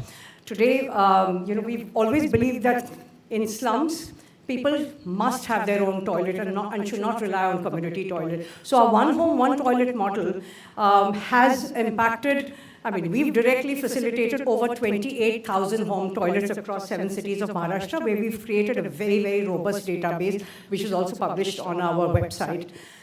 But what has been wonderful about it is that cities have actually scaled it up. So Pune and Pimpri-Chinchwad Mahapalika, they ran with that model, and the impact has been at scale. So Pimpri-Chinchwad, which is one of the richest municipal corporations, not just in the state of Maharashtra, but across India, had barely 9% of its poor having access to a home toilet. Today, this is over 55%, and mind you, it's in the last 10 years that this has happened. It's the same story with Pune Municipal Corporation. And what was wonderful was every city leveraged our spatial data and actually invested in putting a lot of infrastructure in terms of sewerage networks in slums, which allowed people to take a home toilet. And so I'm sure I've run out of time. So I would just like to say that urban sanitation will succeed now if NGOs and planners start looking at it more holistically and go beyond just the wash boundaries. Thank you very much. Thanks, Pratima. And I really feel bad to cut all of you on time, but I guess my hands are tied by the organizers. It's great to hear the sort of value and strength of digital systems, and I think that's something that we, and all of them, all spoken, and I'm sure Sahana will too, talk about the importance of digital systems in monitoring systems, in empowering the poor, in empowering the cities and empowering the regulators. So I think that's something that we really need to keep in mind. I invite Sahana to share her perspective, especially from the climate angle, which we have so far missed. Thank you to the organizers and to Dr. Meera Mehta for this opportunity. Speaking at the end is really good because there's so much rich context. I want to respond to those instead of giving my talk, but we shall have the discussion hopefully offline as well. So as Dr. Mehta asked, I'd speak a little bit on the climate experience that WRI India has had working with different cities. And to start off, I want to talk about an assessment framework that really underpins a lot of the work that we have been developing. This is a report called the Climate Resilient Cities, in which we explored a climate hazards and vulnerability assessment framework. And what this does is offers a method for city planning agencies, local leaders, and communities to really work together to integrate various disparate data sets, particularly around climate risks and social vulnerabilities, and look at it on a common platform. And I think this really harks to what Pratima was talking about, that to be able to spatialize these aspects gives us much more insight instead of just knowing of this information as numbers. So for example, we use this method in supporting a lot of cities that we are working with, Mumbai and Bangalore being the largest cities, but then multiple cities in Maharashtra as well, in developing climate action plans. And this is a bit away from just the wash sector. This is an overall climate action plan which looks at vulnerability and risks and also looks at GHG emission profiles. But the sort of insight it gives us is something like this. So for example, in Nashik, when we look at flood impacts, a big sort of climate risk, what we see is that 23% of the city's population, that's a quarter of the population, mind you, is within 100 meters of flood hotspot in the buffer zone. And you may say that, sure, that's just a quarter of the population, so what? And this is the difference between knowing a number and knowing it spatially. What it also helps us drill down to is identify that of the city's 172 identified informal settlements, 73 of the settlements are within these sort of flood hotspot zones. So that's the sort of nuance we are able to arrive at if we start building in these climate risk layers on a spatial platform. And one might assume that, wash sector, flood might be the biggest risk, so water access and so on, but it goes beyond that. Imagine if you overlay this sort of information with where jobs are, where healthcare is, where education is. And that's sort of the interlinkages and the extrapolations we can arrive at, which is really what a city needs, right? It isn't just about providing the service, but about seeing the bigger picture of all the sort of overflow effects that might happen because the wash sector is not climate resilient or adapting to that. So this is just from a data perspective. Imagine another scenario, say for example in Solapur, where we similarly supported in the development of the camp, we looked at heat. So one may assume that, oh, heat maybe not that directly related to the wash systems, but then imagine that the insights we start gaining from this climate assessment is that the city is facing about 8.5 hours of extreme heat every day. This is the sort of insight over the past few decades if you look at historic temperature data, which is above 40 degrees Celsius of heat over 8 hours in a day, which is humongous, right? And this is happening over 50 days in the year and often over consecutive days. So we know people who work in sort of heat stress understand that that's really difficult to manage, especially for people who may not have access to cooling. But this is where one would assume that having this information with wash sector actors would be so much more useful, because we know that this is the time when water services have to be really available. And that's what we have to start planning for. When we talk of embedding climate into our understanding of wash systems, this is the sort of insight and action that we have to move towards. It's not just about planning and meeting the deficits in wash, which is truly there, which I think all of us as wash sector practitioners know. We haven't met that deficit itself.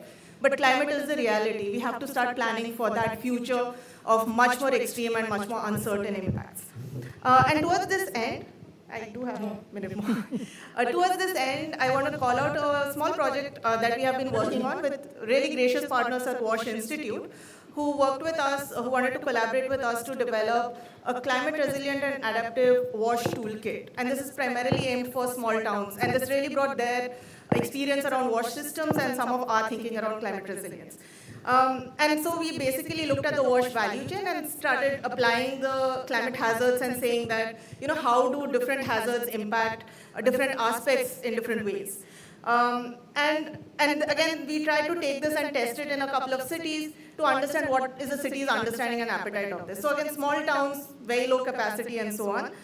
So for example, in Chunar, what we come up with is, again, we went with these really great visualizations. I think all of us are good at that, the maps.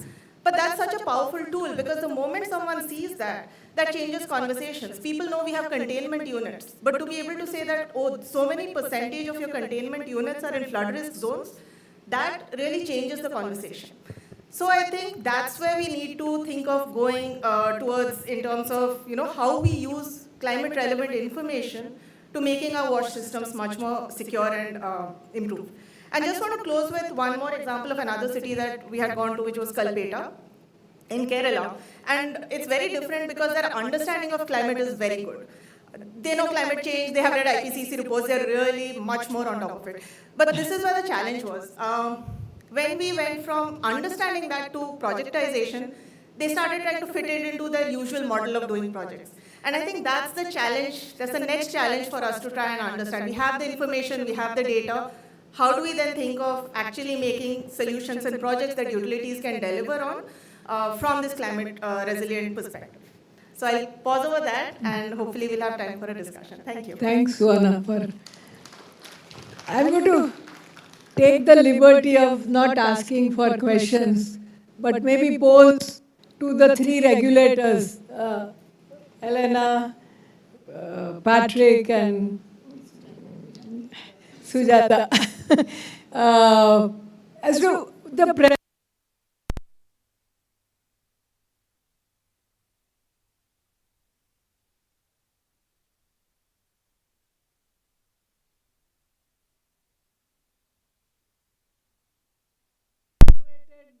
in your work as regulators, and what value will it add in doing this? Yeah, does it go? Good, yeah. Since I'm on the other hand. Okay, these are all very important, especially with regard to the slum areas, the discussion about the slum areas, because there's a lot of slum areas also in Manila, and we are actually having problems with that area. And actually, the experience here is very rich and enlightening for us that we also want to do the same. There are a lot of NGOs that are doing some work also in Metro Manila with regard to the slum, but I think we actually need to do more. And I'm happy that to listen to whatever you shared. Thank you. I'm sure Pratima will gladly provide you with the ideas based on the work that she has done. Okay, I think in Malaysia, yeah, one is of course, like I said, the indigenous tribes, but we have got a lot of the illegal settlements, illegal immigrants and so forth. Yeah, regardless of whatever it is, yeah, they still need access to water, sanitation, and for us sanitation is very important simply because we want to reduce pollution. So this mapping would be very helpful for us because they are in hiding a lot of times. Yeah, so this kind of mapping and whatever will be actually very helpful for us to ensure where to concentrate on as well. Thank you.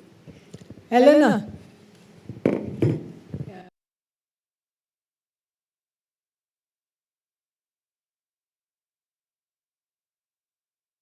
That the examples that came from India, from our friends in India, working with the slum communities on climate and the other things. Do you think it would be helpful and is it relevant in Portugal case and in the IWS benchmarking work also? Yeah. Yes, yes. Clearly, the issue of climate change is very important, and the example of India is very important. And we are, for instance, in the fourth cycle, the fourth revision of the IRSAR framework for assessment, we took into account new aspects that clearly are related to climate change. For instance, the use of water reuse. Water reuse, and we mapped the country, although we are a very small country compared to India, it's very variable. So there are water stressed areas and areas that are not stressed at all. So we mapped the country, and in terms of the areas that are more affected by climate change, so we are trying to encourage more water reuse, for instance. So this was new in the revision of this last framework. This is just an example. Another example that I might bring, perhaps, is a currently finished European project, Be Water Smart. So if you Google Be/Water Smart, it has to do with the smarter use of water in coastal cities and beyond.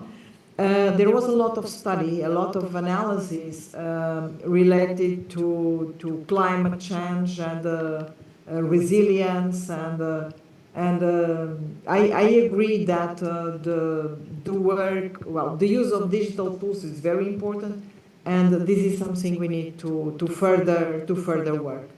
There was the development in this Be Water Smart project. There was a work that was very successful.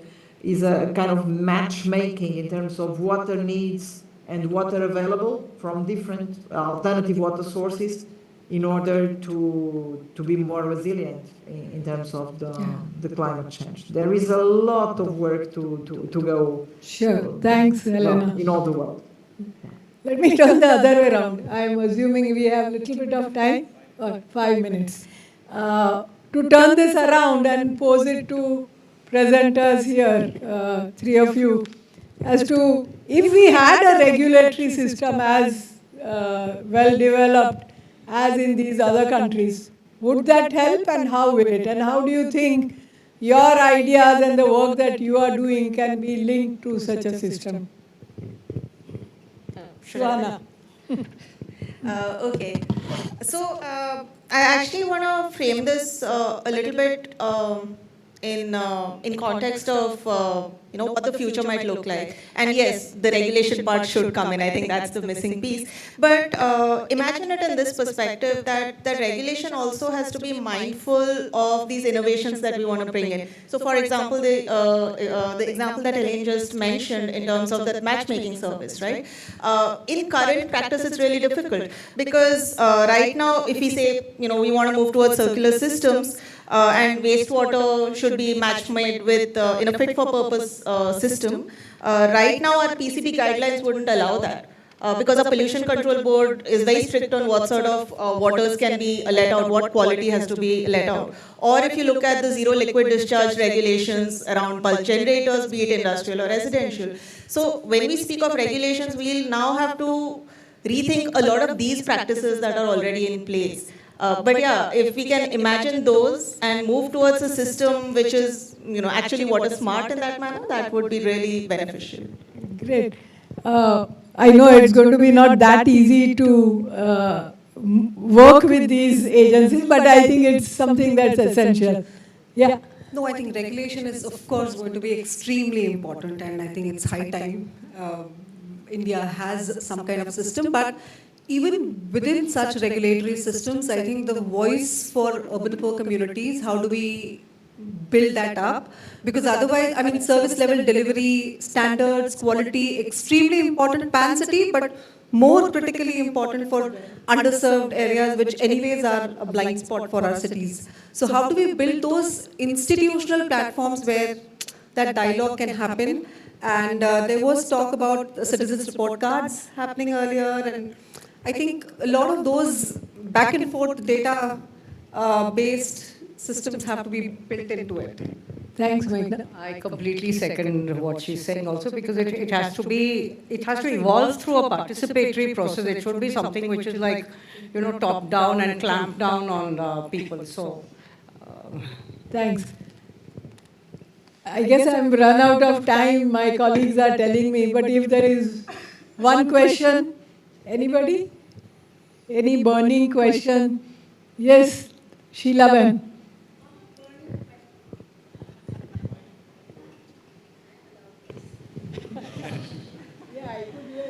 I just want to take the issue of regulators. In India, after a very long time, we have electricity regulators and we have people who have regulators for construction. And wherever those systems have worked, it is when, like he said, there is arbitration. Because like what all of you have said, there are a lot of changes that are needed. They have to be arbitrated with reality, resources, and situations. But to have the regulator play those roles is more critical than just having a regulator. If the regulator is going to take a chadi and just take 18th century stuff and bash everybody with it, it's better not to have one and go crazy. But I think it's very important that you produce regulators as arbitration, as all of you have said, that you balance the different situations, and the future is going to be very difficult and different. As you all say, it's water scarcity worldwide, so how are you going to deal with all? Thanks, Sheela. Anybody wants to have a last word? Or we close? Yes, please. Again, just reflecting on what everyone said, I think one of the key things, and thank you to CEPT for organizing this, is the collaboration that's needed. All of this information that we have, if we have ways of collaborating and on platforms such as this, I think that's one of the key things that is going to help us towards this future. Thank you very much.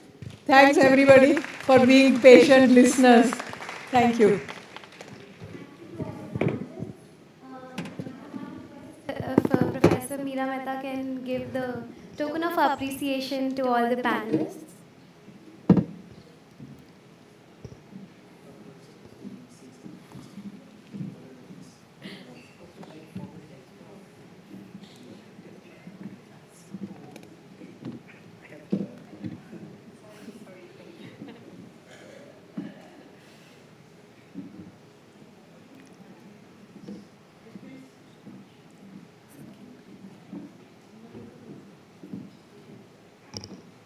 One group photo.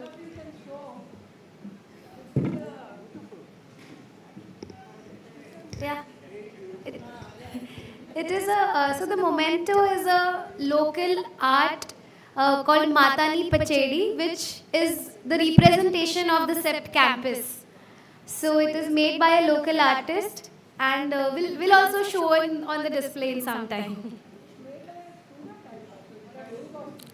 It's made by a group of students.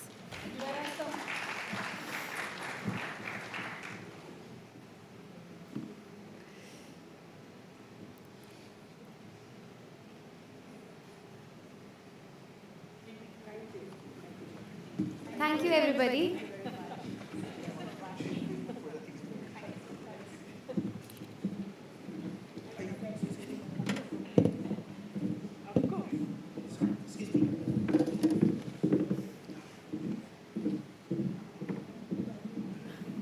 After this interesting panel discussion, now we move on to our next keynote address.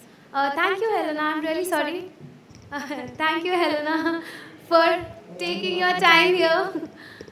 And we missed you. And I miss you too. It was a very pity, but other opportunities will come.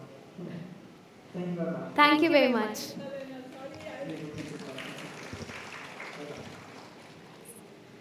Okay, thank you. So now after this interesting panel discussion, we move on to our next keynote address by Ms. Sheela Patel from SPARC. I request Mr. Dhruv Bhavsar, Senior Program Lead from CWAS, to introduce the keynote speaker.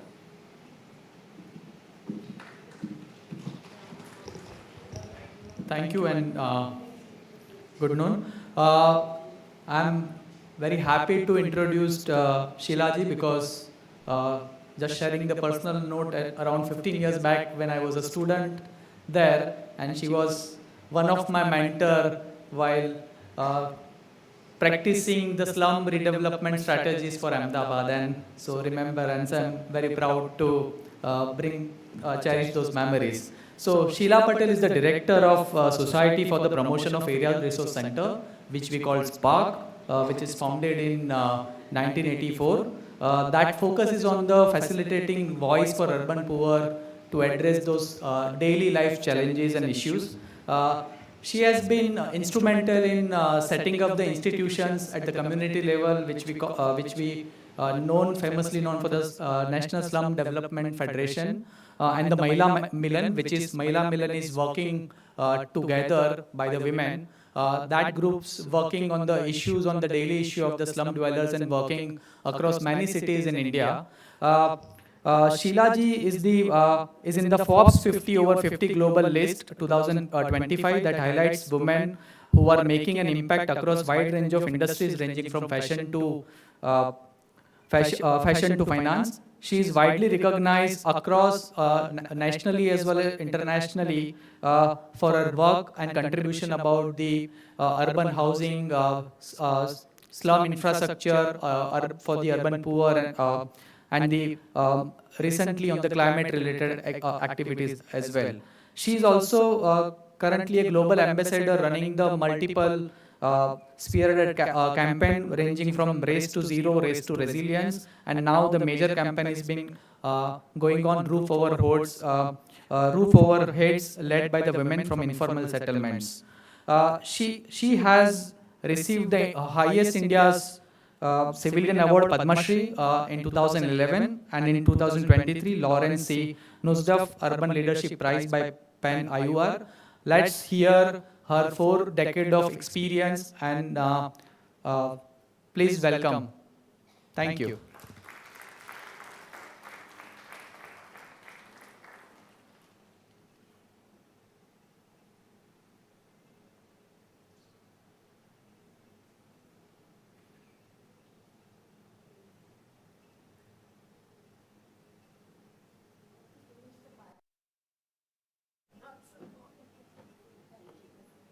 For 4 decades of experience, 3 minutes is okay. It's perfectly fine.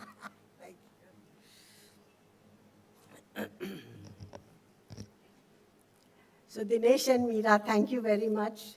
Coming here is meeting lots of old friends, refreshing many new relationships, and feeling comfortable that our community is growing. It's not growing fast enough, but it's growing. A lot of the morning session and this afternoon session makes me want to focus the work that I'm doing around the challenge of informality and climate change. And the reason I'm saying this is that all of us, including our education, is trapped in 18th century colonial planning instruments, norms and standards, and regulatory frameworks. And most of our educational institutions are either fearful to change it or are doing it too slowly, as a result of which, in this decade, when we have to make a very serious transition away from just focusing on development to saving the planet and ourselves in addressing the challenge of climate change.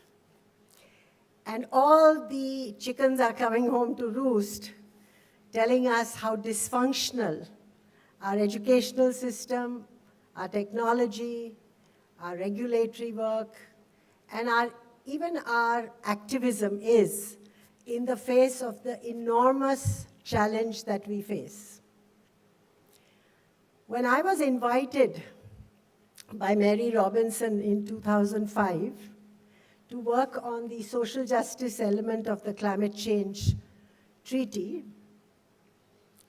I was in the midst of all these stalwarts who had worked on climate for a very long time, and I wondered what my role was. And my role was to remind everybody sitting there, all these really smart scientists and other people, that the largest volume of people who are going to face the crisis of climate change are going to be people who are in transitions, mainly in their own countries, but also across the region. So migration of households, neighborhoods, and communities moving from rural areas to urban areas, or where the city eats up those rural areas to form metropolitan regions, are going to be illegal, informal, and invisible in the present legal frameworks, and are going to be treated as not being there while we make pompous plans on how the elite will survive. And we are all trapped in that imagination. Nothing is more visible in this than the ongoing battle for basic amenities. Basic housing is somehow being produced by households. Yesterday was Social Justice Day. I attended in bits 15 Zoom thingies. And they were so pompous about social justice, forgetting for whom these things were done, not bothering whether they had voices that needed to be present and equal and demanding, and deeply worried about USAID and this morning discussion about what this aid that's not going to come do. Well, interesting statistics. In Asia, over 90% people build their own homes, find their own jobs, survive, and do something or the other about water and sanitation. They steal it, they shit all over the place, but that's our problem, not theirs.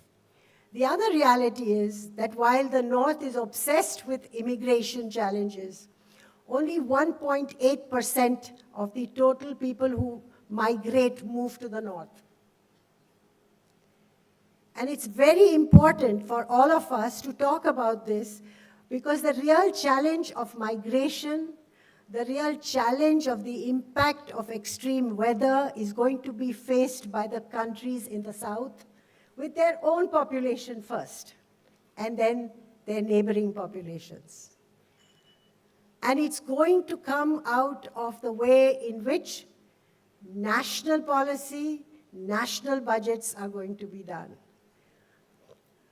I have been to almost 7 COPs. They are cop-outs. And they are cop-outs because everybody, when you went to Baku, they said it's the finance cop.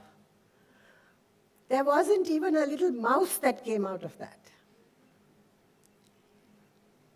The reality is that it took people like me and other people in the champions team, 4 COPs, to get the race to resilience and the race to zero, to acknowledge that informality and addressing the challenge of informality is a very crucial embedded part of working on climate change. And we talk about, we talk about SDGs, we talk about climate change, as if they are 2 silos, and the UN has made them 2. SDG is done by somebody, UNFCCC runs the climate thing.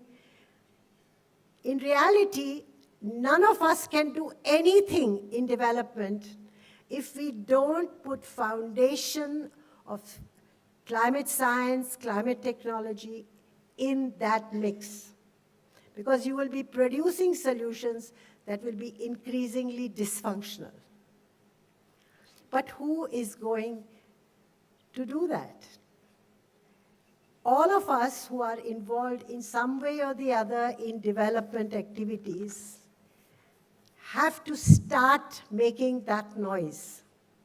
We have to work to not only democratize this space, and I'll tell you what I mean by democratize this space, but we also have to transform the way in which academia, financial services, private sector and government work together. Because there is no other way to address the holistic nature of the change that we need to do. When I talk about democratization, I have found that whether you are an educational institution, a research institution, government, sometimes regulators, everybody sits on the heads of poor people. If I was a little rude, I'd say more rude things, but I won't say that now. But the fact is that we do not acknowledge the amazing survival and resilient qualities that the poor bring to their day-to-day lives. We do not, we celebrate jugaad. When I go to New York and say, oh, that Indian word jugaad. We celebrate that, but we do not see the amazing logic behind the choices that people make to produce that jugaad. We do not look at what can we tweak over there to make it work. And I think, Pratima, next time you talk, you have to talk about how you do that, because you do that. And so do many of you, but you don't consciously talk about that. So those of us who work directly with informal communities and work with women, we have to democratize the production, the use, and the assessment of the knowledge that we produce. Very often, we are almost, what is the word? We're in so much in admiration of theories of development that come from the North. And we get further excited about it because sometimes it comes with money. Sometimes it comes with management strategies. All of you know the famous log frame that we all had to do if you got some serious amount of money. If you look at the amount of outputs that have come out of development assistance, they are not commensurate with the money that has gone in. And that is because we have not allowed a judicious mixture of knowledge, insights, and strategies that come from below and that come from above. And I think all of you sitting here should explore that transition.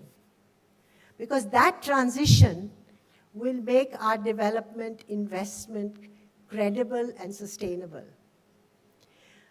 I was so excited when somebody told Pratima that what you do should go to Philippines, should go here, should go there. I truly believe that while local solutions are critical, many localities can produce a new global knowledge. It can be tweaked, it can be twisted, it can be transformed, but it gives both the provider and the producer of unique solutions an opportunity to share that knowledge directly with a whole new bunch of people so that they can take whatever they want, play with it, test it out, do whatever, but they are not foolishly asked to produce a cookie-cutter approach, which is what we are doing now. Our governments are doing that with procurement policies and with regulations. We are doing this ourselves without thinking because we have grown up in that educational framework. So to break out of that is very important, and it's nowhere more important than in this sector, which is life and death for all the people, especially those who live informally. Because producing water in a water-scarce planet is not going to be possible. We have to nurture what we have. A lot of water bodies are dysfunctional because they are full of people's defecation. We don't have enough R&D that makes different forms of cleaning that water easy, economical, and accessible. So there's a lot of potential for people to innovate, to experiment, to try new things out, and to constantly share this. And that's why what you do is very important, because you bring people who have never met each other together. We jostle for tea and coffee and introduce ourselves to each other, and that's very important. But I feel that we need to go further down the road to make new innovations, new methodologies, new systems of change available and accessible. And now with the amazing AI technology, everything can be translated. You don't need to find some human being who speaks some language. Your AI can do that for you. But I think it's important. And I have begun to do that in the campaign that I run for the Champions team called the Roof Over Our Heads. All of you at CEPT will be very proud to know my entire team is from CEPT. I have appropriated them. But what we are doing is we are looking at what the poorest neighborhoods in cities are doing about their homes. How do we use the knowledge that comes from universities and from the women to make an assessment of the materials that they use for their homes and to create a kind of a assessment index about that home's ability to be resilient against wind, water, and heat. And look at what are the local realities that provide the local choices, and how can we expand that within what they can afford. And they can, and they do spend.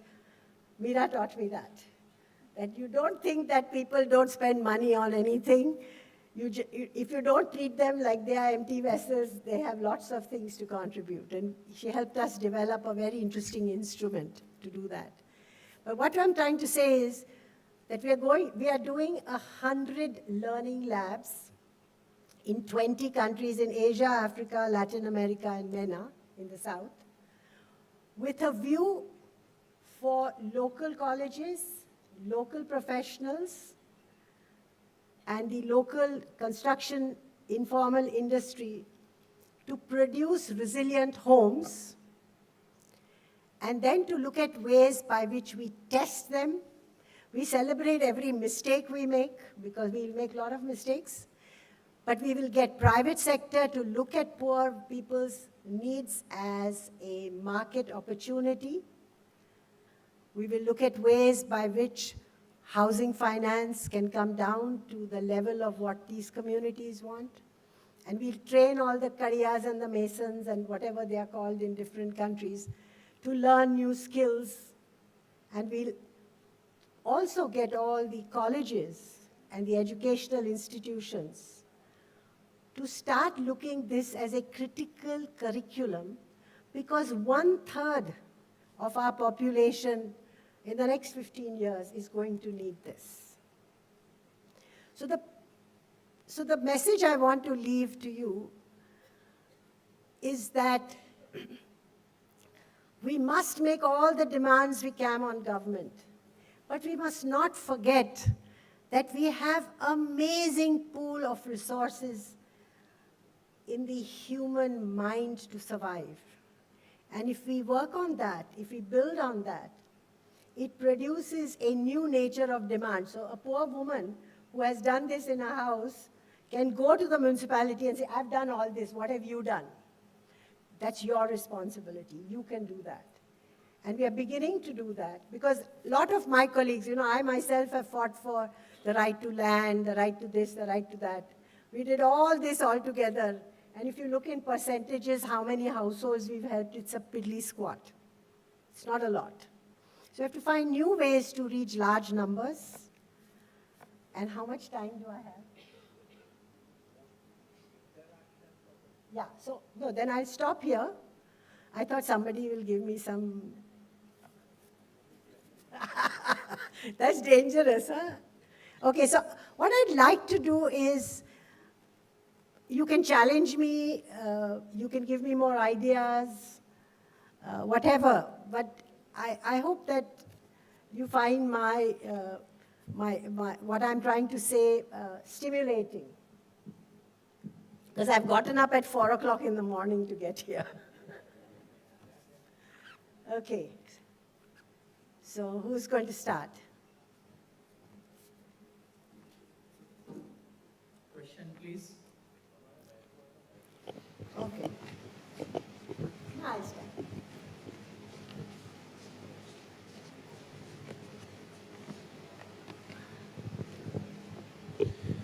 Hello, my name is Nana Kobia. I come from Ghana. Which city? Tamale, up north. Yes. I'm from the University for Development Studies. I see you talk about housing, slum dwellings, and all that, what you've been advocating for in India and some parts of the world. I wanted to find out, an earlier speaker mentioned that it's important that we don't look at WASH and climate alone, but we integrate it with other things. So as I hear you talk about other fields, I'm excited. So I'm finding out in India, what is the situation like when it comes to housing policies and laws and regulations? Because, for example, in my home country, if you build a house, it's law, it's mandatory that you have to have a toilet inside. So as we are talking about WASH, looking at how WASH progresses, what is the situation like in India and in the slum areas and all that? So first of all, we were both colonized by the same country, so many of the laws are the same. See, this is the new thing I learned. And I just want to tell you that I have colleagues in Accra who work in two of your largest informal settlements that have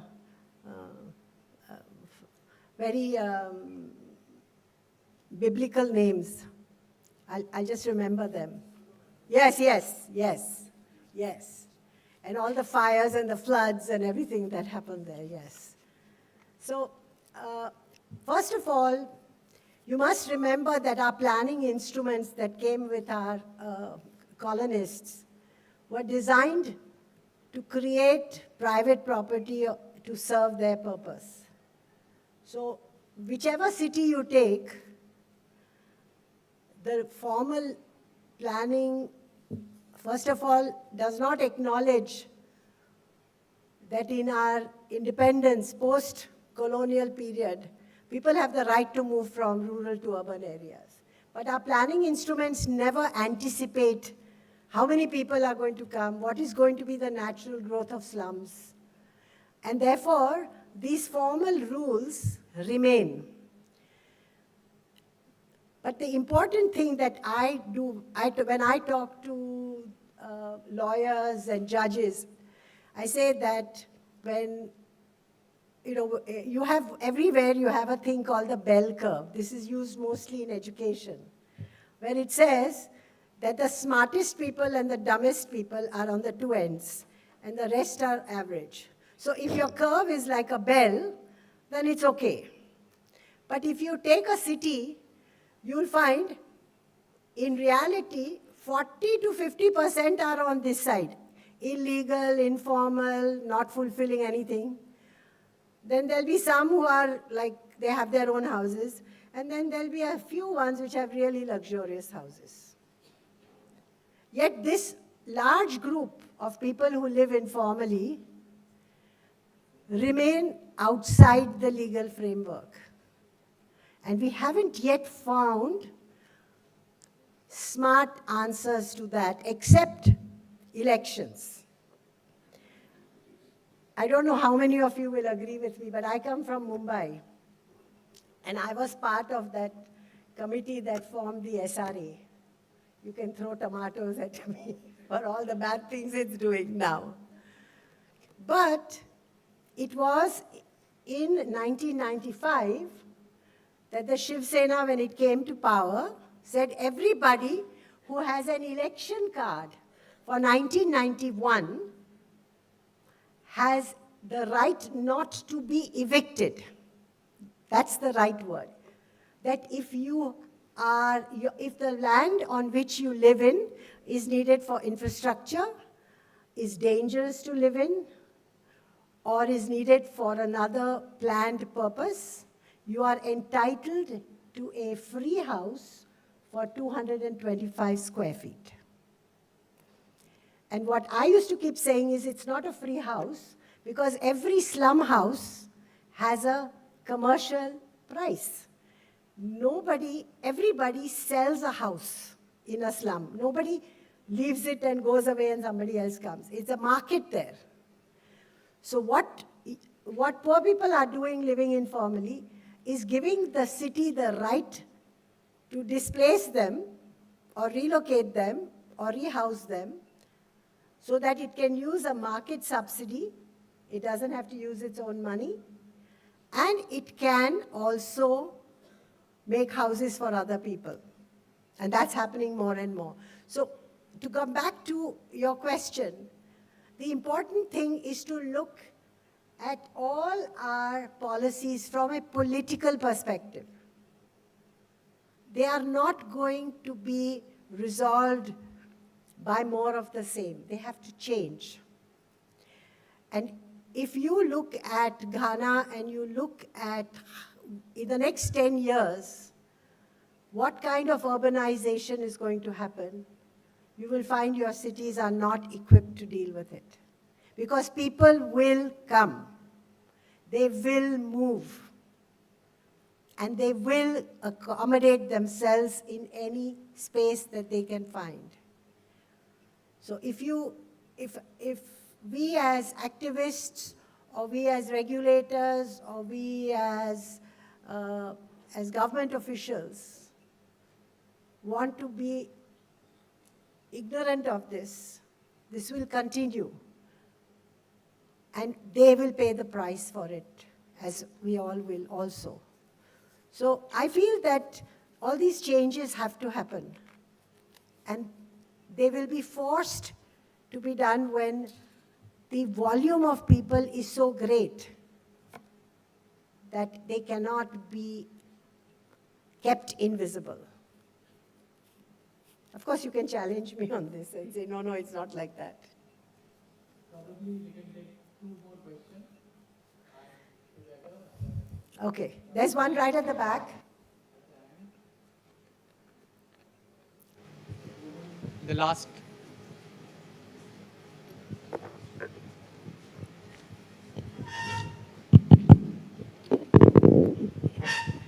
Hello, ma'am. Thank you so much for the presentation, the lecture talk. It was very insightful. I'm a student, so my question might sound very basic, but I thought this was a good platform to ask you. We have been talking, you have talked about integrating WASH and climate change aspect into together. And I understand that climate change, what effect would it have on water sector because of the resources, and it would have high demand for water. But can you talk about a little bit what aspects of climate change can affect the sanitation sector, and how and what aspects should be included while planning for our citywide sanitation plans or things like that? Any other question? Yeah, Rachel. Thank you. So I have more of a musing, I'm not sure, you said challenge you, and this is more of an observation where I really would welcome your thoughts. I really appreciated what you were saying, and I was trying to square it in my mind with the massive wealth inequality that is happening globally, and just this giant sucking sound of private equity, and and also the rise of authoritarianism. And so if the solution, because is political, and yet those channels are being squeezed, and also the access to capital is also being squeezed as the rich are getting richer, right? How do you think about that? And I'm really curious for just some observations on that. Thank you. I just answered that and then yours. For me, though, these yearly Oxfam reports that say that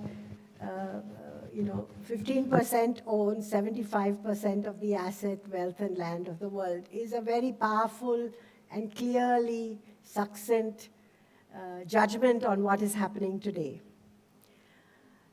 It is producing strange kinds of philanthropies. It is producing very interesting leadership that comes from private sector. I track a lot of philanthropies, and a very large percentage of them are themselves from corporate sector, with a very strong imagery of how they think change should happen. So it's making people who want, so people like me will always find that we are at odds with them, because we want to produce democratized solutions from the ground. We don't want to have cute, sparkling stories of success. So in many ways, there are lots of contradictions which are happening at all levels. So everybody's talking about climate change, yet nobody's doing anything. Mitigation has almost 89% of all investments going in mitigation. Not even 2% comes on adaptation. Of the 2% that comes on adaptation, I don't know any informal sector where any money is coming. So the reality is that people have to fend for themselves, survive some way or the other. And we have to create a coalition of those who have the ability, the resources, and the capacities to fight at different levels, to work together. So, for instance, everybody I know is worried about not only USAID, but I know a lot of other countries that are quietly cutting aid. I know lots of philanthropies that are nicely juggling between what they want to do, because that's not fashionable, that's not good. We don't like urban poor. Urban poor are the worst off. In most people, I don't see much money coming there. So if we are only going to be doing things if we get money from elsewhere all the time in large amounts, we can't change anything. So we have to start with what people can do, what can we support them, what is possible locally to survive first. And then to look at, and even today, I don't think that the trend which is going on will continue without dissent. I don't know how the dissent will come. My brain is not so smart on that side. But dissent will come in large amounts. And everybody who has studied migration will know that the North cannot do without Southern migrants. I will challenge anybody who says no to that. When I go to Europe and I say that what you're going to see is a browning of Europe, people are ready to throw shoes at me.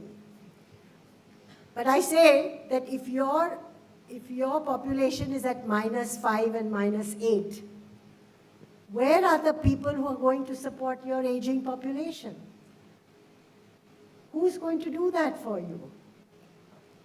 So it's like water. You can't stop a water from flowing where it needs to flow. And so, of course, it's going to be illegal initially, but it's quietly. Already in many cities, I have spoken to the local migrants who are illegal. I have spoken to restaurant owners who hire these people, and there's a very oiled system of how this operates. So there is an interesting form of dissent that's going on. We don't know how it functions. But I believe that these sort of extreme situations also push you to think differently. And we need to think differently. I don't know where it will go, but I don't feel hopeless. Sanitation. Well, whether we like it or not, we are all going to produce a lot of fecal matter. That fecal matter has to be processed in a way that it doesn't impact our health. Simple. Okay? The old-fashioned way was that you had all those, what are those called? The municipality had all those tanks and they did all those things. But that's not going to work because not even 50% of the people shit into toilets that take the shit there. So what are you going to do? So you need science, you need technology, you need new mechanisms to process that. In tomorrow's world, we need everything that comes out, whether it's plastic or it's your fecal matter, has to be processed and become useful to the planet. How is it going to be done? You need science and technology to think about that. You need investment to do that. And little things are coming out, but they're also facing lots of traditional angst about it. So I think that the important thing is to believe that there can be solutions if you identify what the problem is. But if you just put your hands up and say, this is a problem, I don't know what to do, then we are in trouble. Okay. Thank you very much. Thank you, Sheela-ji. There is one more question from Upasna, but I would request Upasna to give the token of memento and have a question in person. Yeah. Please. Yeah. Ma'am, please come. This is a very nice bottle. No. For.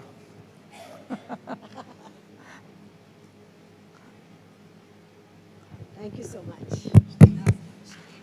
Yeah.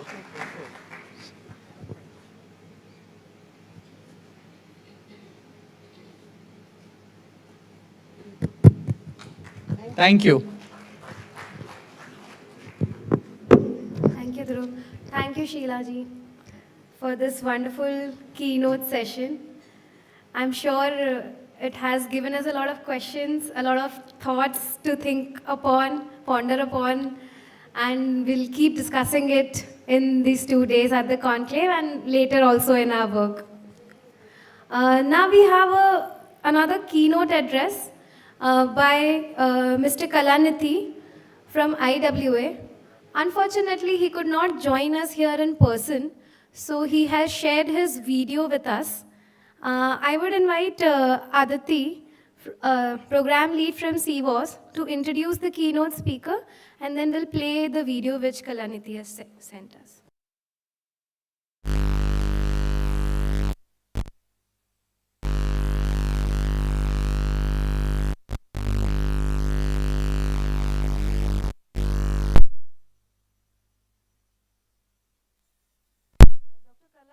water resource management expert with a strong international profile of working closely with institutions like the World Bank, UN Habitat, UNESCO, GWP, CV, the EU, AFDB, ADB, and DFID. He also comes with a long academic background as a professor at many illustrious institutions.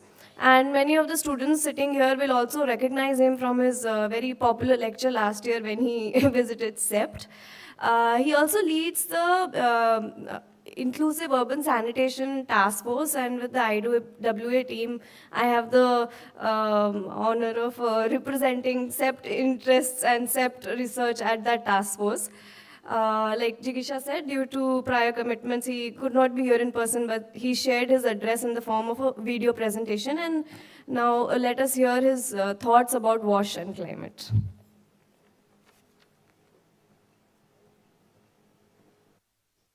Good morning, everyone. I'm Kalanithy Vairavamoorthy, and I'm the Executive Director of the International Water Association. It's a real honor to be able to provide this keynote presentation for the Global South Academic Conclave on WASH and Climate that has been organized by the Center for Water and Sanitation at CEPT University. I'm sorry that I'm not able to join you in person, but I truly appreciate the opportunity to address you today.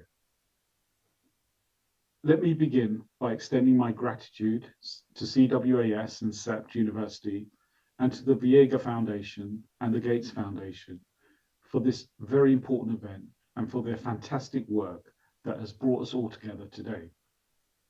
And I would like to personally extend my warm thanks to Professor Dinesh Mehta and Professor Meera Mehta for inviting me to represent the International Water Association at this event. With this in mind, I'd like to share with you some thoughts on WASH and climate and on the opportunities before us to rethink the way we deliver sanitation. Now, the UN has long been working to mobilize international efforts around water and sanitation. And in March 2023, we had this big UN water conference in New York. And the idea was to review progress on the SDGs and to see how we might accelerate our actions. Now, this was the first opportunity in almost a generation to bring together the global water community. And it was really an important event. And the outcome of this event was what we're calling the Water Action Agenda. Now, one of the strong features of the Water Action Agenda is its recognition that we need game-changing ideas and innovation if we are to respond effectively to the global change pressures we're facing, in particular climate change. And me personally, I truly believe that that's the case. We desperately need new ideas if we're going to respond to some of these change pressures. So we need new game-changing ideas and innovation. And I think where we need this the most is in wastewater and sanitation.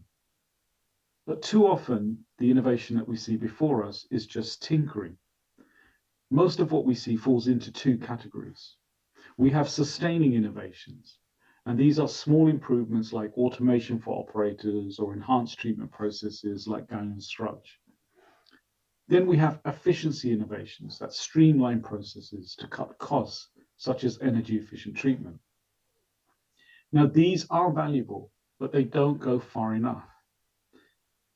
We need bold, disruptive innovation that challenges the status quo. And the most exciting innovations for me are what we call market-creating innovations, a concept championed by the late Clayton Christensen. These types of innovations don't just improve services. Rather, they open up new markets by reaching communities that have been left behind. And this is where our sector is failing. Too many poor communities still lack access to clean water and sanitation. And the big utilities are often reluctant to extend their services to these communities because it's expensive to do so, and these communities can be easily ignored without consequence, as they tend to be voiceless. But that's not good enough or acceptable. True innovation isn't just about doing better, it's about serving those who have been ignored. And that is the challenge before us. I believe that in providing access to the poor, we can learn a lot from other sectors, particularly the energy and the communication sector. You know, for me, I'm always astonished that in most vulnerable low-income communities, where people are still shitting in the open, not only do these people own a cell phone, but they also have a way to charge it. And that's the incredible thing. It's not that they have the mobile phone, but it's that they have the infrastructure in place to charge it. Our sector needs to learn from this. We have to ask ourselves, how did these sectors manage to do this? How was it possible? And we have to be honest and reflect on how our own progress looks when compared with, for example, the telecoms and energy sector, who have clearly progressed further and faster than us. Now, first of all, these sectors have proved themselves to be agile and able to work off the grid by adopting decentralized and distributed solutions. Secondly, these sectors, the energy and the communication sectors, were once, like water, seen as natural monopolies. But that's not the case anymore. Today, thousands of solar panel companies exist, providing different tailored solutions for different types of communities. So in effect, they're technologically agnostic. Our sector, the water sector, also needs to be technologically agnostic. Systems suited to informal settlements may have to be different from those for, say, middle-income or high-income households. But the outcome will always be the same: safe, sustainable sanitation for all. So now let's look at decentralization or distributed systems as a tactical opportunity, an ability to be nimble, frugal, and speedy. In this respect, there's a lot of very interesting and imaginative work going on into these systems. You see, when you try to serve the unserved, traditional centralized systems are heavy. They require a lot of effort to get them moving. There's a lot of planning, a lot of land approvals, a lot of money, a lot of time to implement. And all this leads to long-term procrastination. Now, I travel a lot and I've seen this procrastination. I'll hear a decision maker saying, in 10 years' time, I'm going to build a centralized sewer network and a wastewater treatment plant. I go 10 years later, they say the same thing. I go another 10 years later, they say the same thing. Decentralization avoids many of these problems, particularly this procrastination. Now, in most urbanizing areas, particularly those that were built by the colonists, you'll see a centralized core serving very few. Now, outside this core, you have many who are unserved. And when attempts have been made to extend the centralized core to these people, it often leads to chaotic and spaghetti-type outcomes, where the service levels are poor or non-existent, even though the physical infrastructure might be in place. On the other hand, distributed systems have a degree of agility and can be implemented in stages and at speed. If we imagine that we ring-fence the centralized core and think about building a hybrid system or distributed models around that centralized core, then we can incrementally grow these decentralized units in stages where people benefit immediately along the way. They can better map urban growth rather than trying to predict or anticipate it. They also allow us to stage our investments intelligently. And importantly, they give you the freedom to be technologically agnostic, where you can deliver different types of tailored solutions for different modules. And you can learn as you install these different modules, where you can course correct and change the solutions that you adopt as you grow the system. These systems also better support the circular economy objectives Resources are generated close to where they are needed and where they can be used. You see, water is very heavy. And with centralized systems, we treat the water, we move it long distances into a city. Once the people have used it, we move it long distance away to treat it. And then we want to bring it back for them to reuse it. And because it's heavy, that means it's very energy intensive.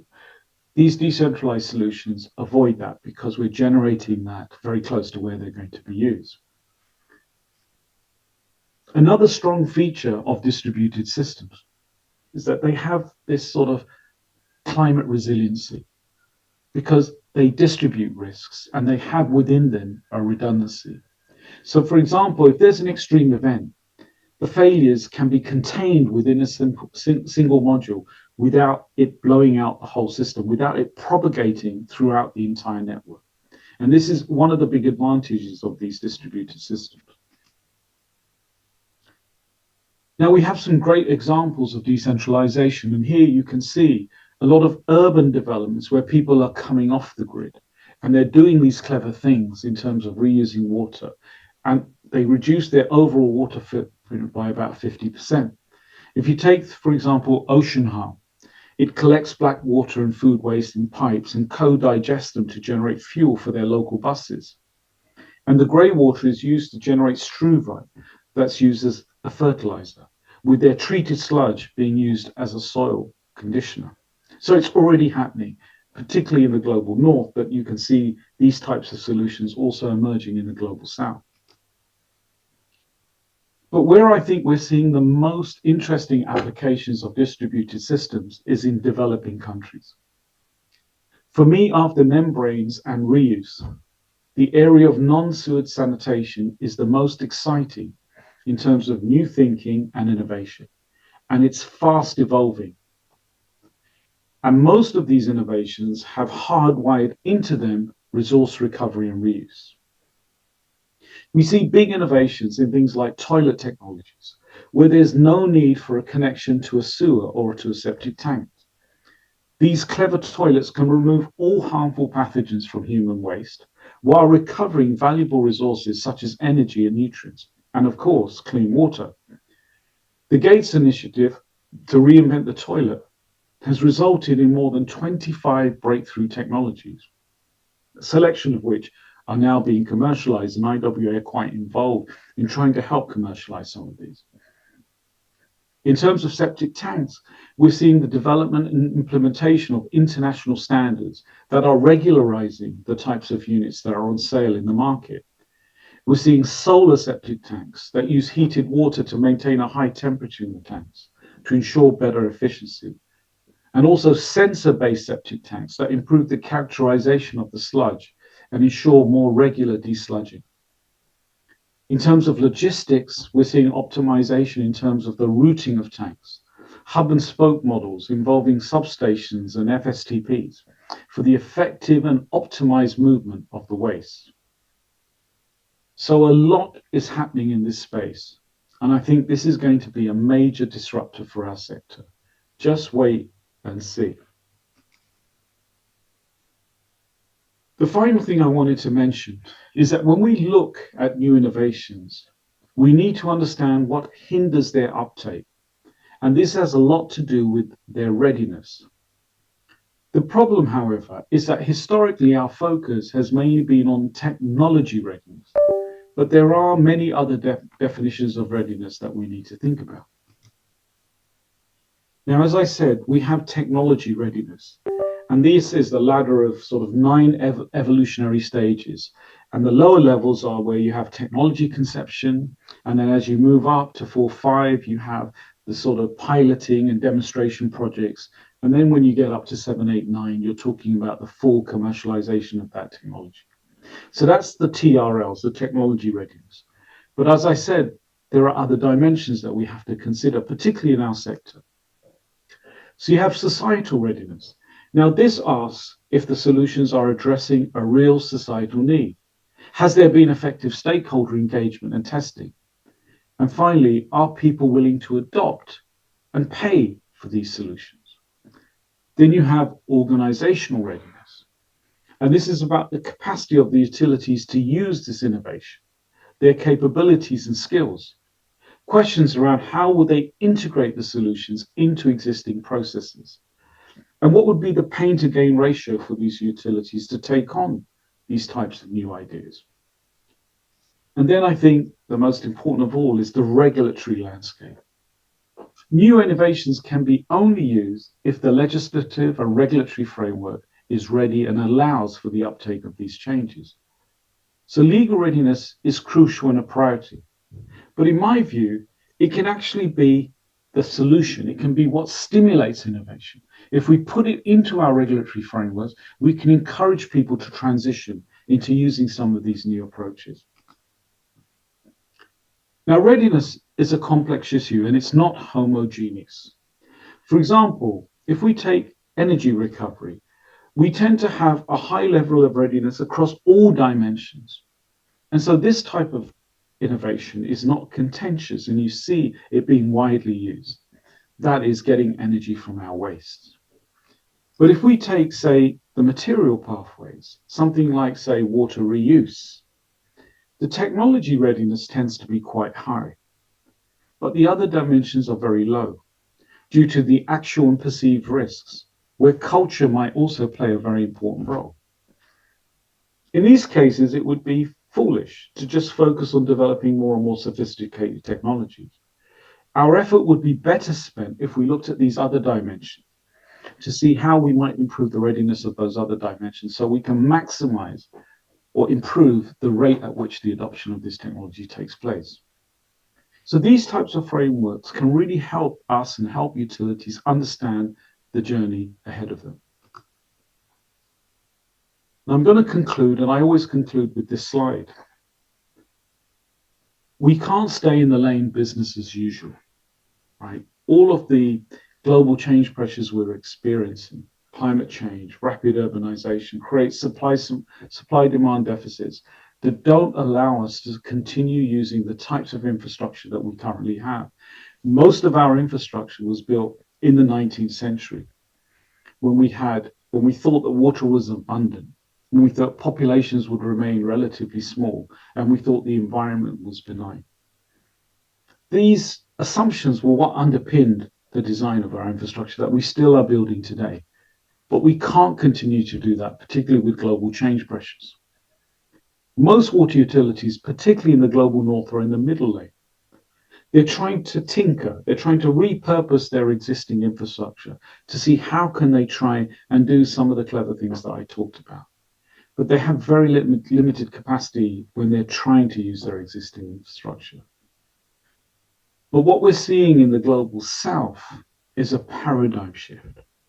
We're seeing countries in sub-Saharan Africa, in South Asia, in South America, starting to rethink the way in which they use water, the way in which they reuse water. They're starting to reimagine the design of their systems, and they're starting to consider, in a bold way, the opportunities that more distributed and decentralized solutions can offer them. We need to challenge the status quo. We need to redefine our relationship with water. And we need to draw inspiration from innovations from outside our sector. Most importantly, we need to learn from each other and transcend our geographical boundaries. You see, amidst the challenges of global change are there, and our mission is clear. We need to unite in creating a water-wise world. That concludes my presentation. I thank you all for listening, and I wish you all a wonderful conclave. Thank you very much.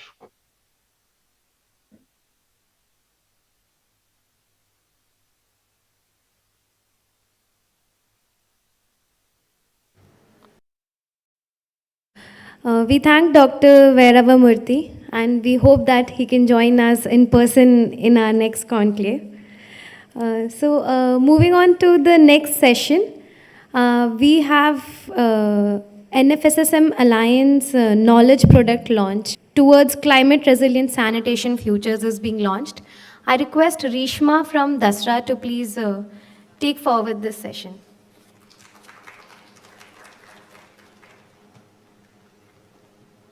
Thank you, Jigisha, and good afternoon, everyone. I can see that the afternoon slumber has set in, but it's 15 more minutes to go before tea. So welcome to this session, and some of you have already been allies of the NFSSM Alliance for some time, but for those of you who are new, the NFSSM Alliance is a collaborative. The National Fecal Sludge and Septage Management Alliance is a collaborative of 35 plus organizations working towards citywide inclusive sanitation outcomes since 2016. Today we have with us some of our alliance partners who I would like to call upon stage before the launch. From UMC we have Xerxes. From CWAS we have Jigisha. From CSE we have Sumita. From Washai we have Akhilesh. From NIUA we have Tanya. And from the Dasra team, if Pragya can also come on stage.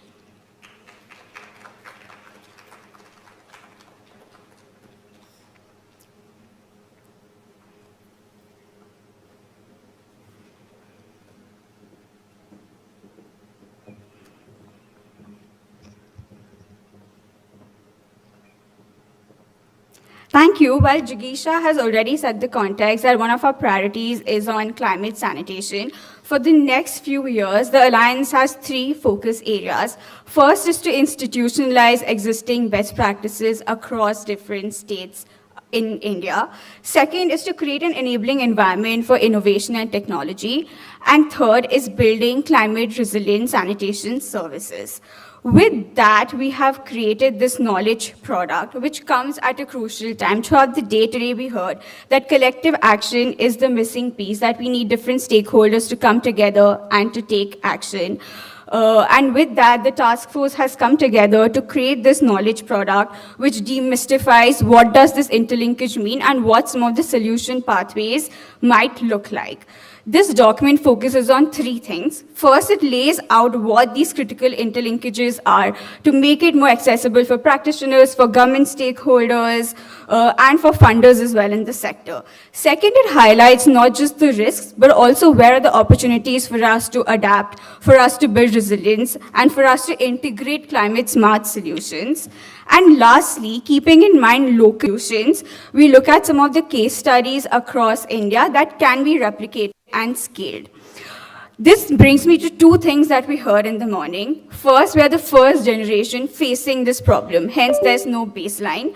And second, improvement is a gradual process. Bringing these two things together, I would like to call out that this is a live document. This is not set in stone. We invite feedback and inputs from everybody. As the sector evolves, there will be new data points, there will be new solutions, and we want to be able to make this document as malleable as possible. With that, I actually hand it over to one of the task force members who's inputted into this document as well. Xerxes, in case you would like to share a few words.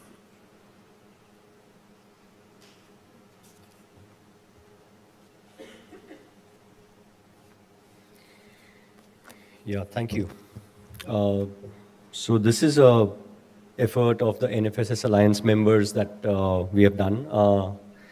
And this is one of the documents that I think is first of the documents which we have in line right now, which talks about resilient sanitation infrastructure and how climate change is real as of today and how this is impacting for a long time for us to come. Most of these extreme weather events, maybe flood, drought, heat waves, is disrupting most of these services. From cyclones in Orissa to flooding in Chennai to heat waves across North India.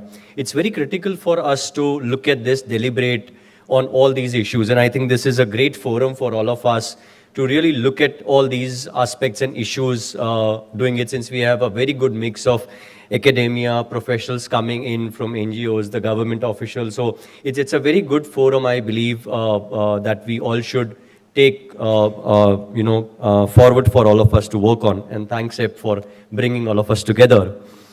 This document also is a knowledge product, which has a lot of cases, as Rishma has already mentioned.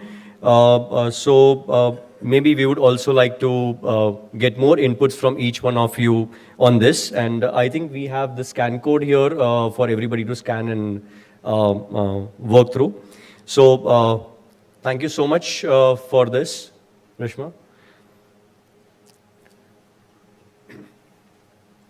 And with that, we'd like to launch the knowledge product. All the other Alliance members that may be sitting, if you would like to come on stage for the launch. Asim, if you would like to come on stage. Meghna, if you would like to come on stage. Okay, we'd launch it, so you can.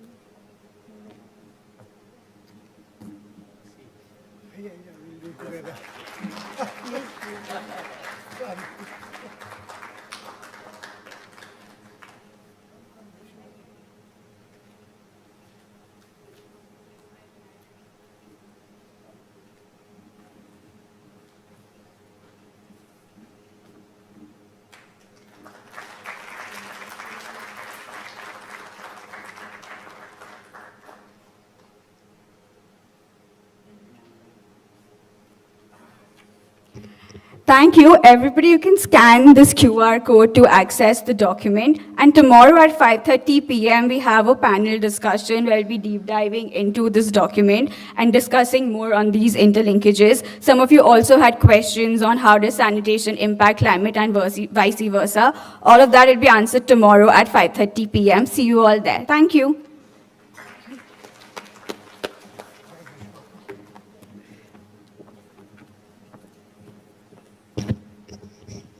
Thank you, Rishma, and thank you, the Alliance team. Now we move ahead, and after this, we have a short tea break, and followed by our technical presentations, which I'm sure everybody is looking forward to. We have, as mentioned in the morning, we received around 100 plus abstracts, and we have selected 50 of them as presentations. So these presentations are bifurcated in 5 different domains. And as per the agenda, you can find that in each room, there are around 5 to 6 presentations which will happen today. So post the tea break, I think it's 4:30, at 4:40, I request everybody to reach to their designated rooms, the verbal presenters and the participants. And we will start sharply at 4:40.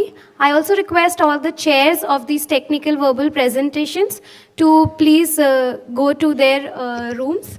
As displayed here, we have in the BNB hall, which is this hall, session 1 on monitoring wash outcomes. Then the following room numbers, CFP 202, 203, 307 and 303. All these are located just in this building. Where the green room was there, there is a staircase just above that. We have put panels where you can find your way to these rooms. And as mentioned, these sessions are allocated to these rooms. Post this session, post the verbal technical sessions, we have the partner sessions. So please don't miss out on the partner sessions as well. Today we have the Global Water and Sanitation Center. One of the partner session is being organized by them.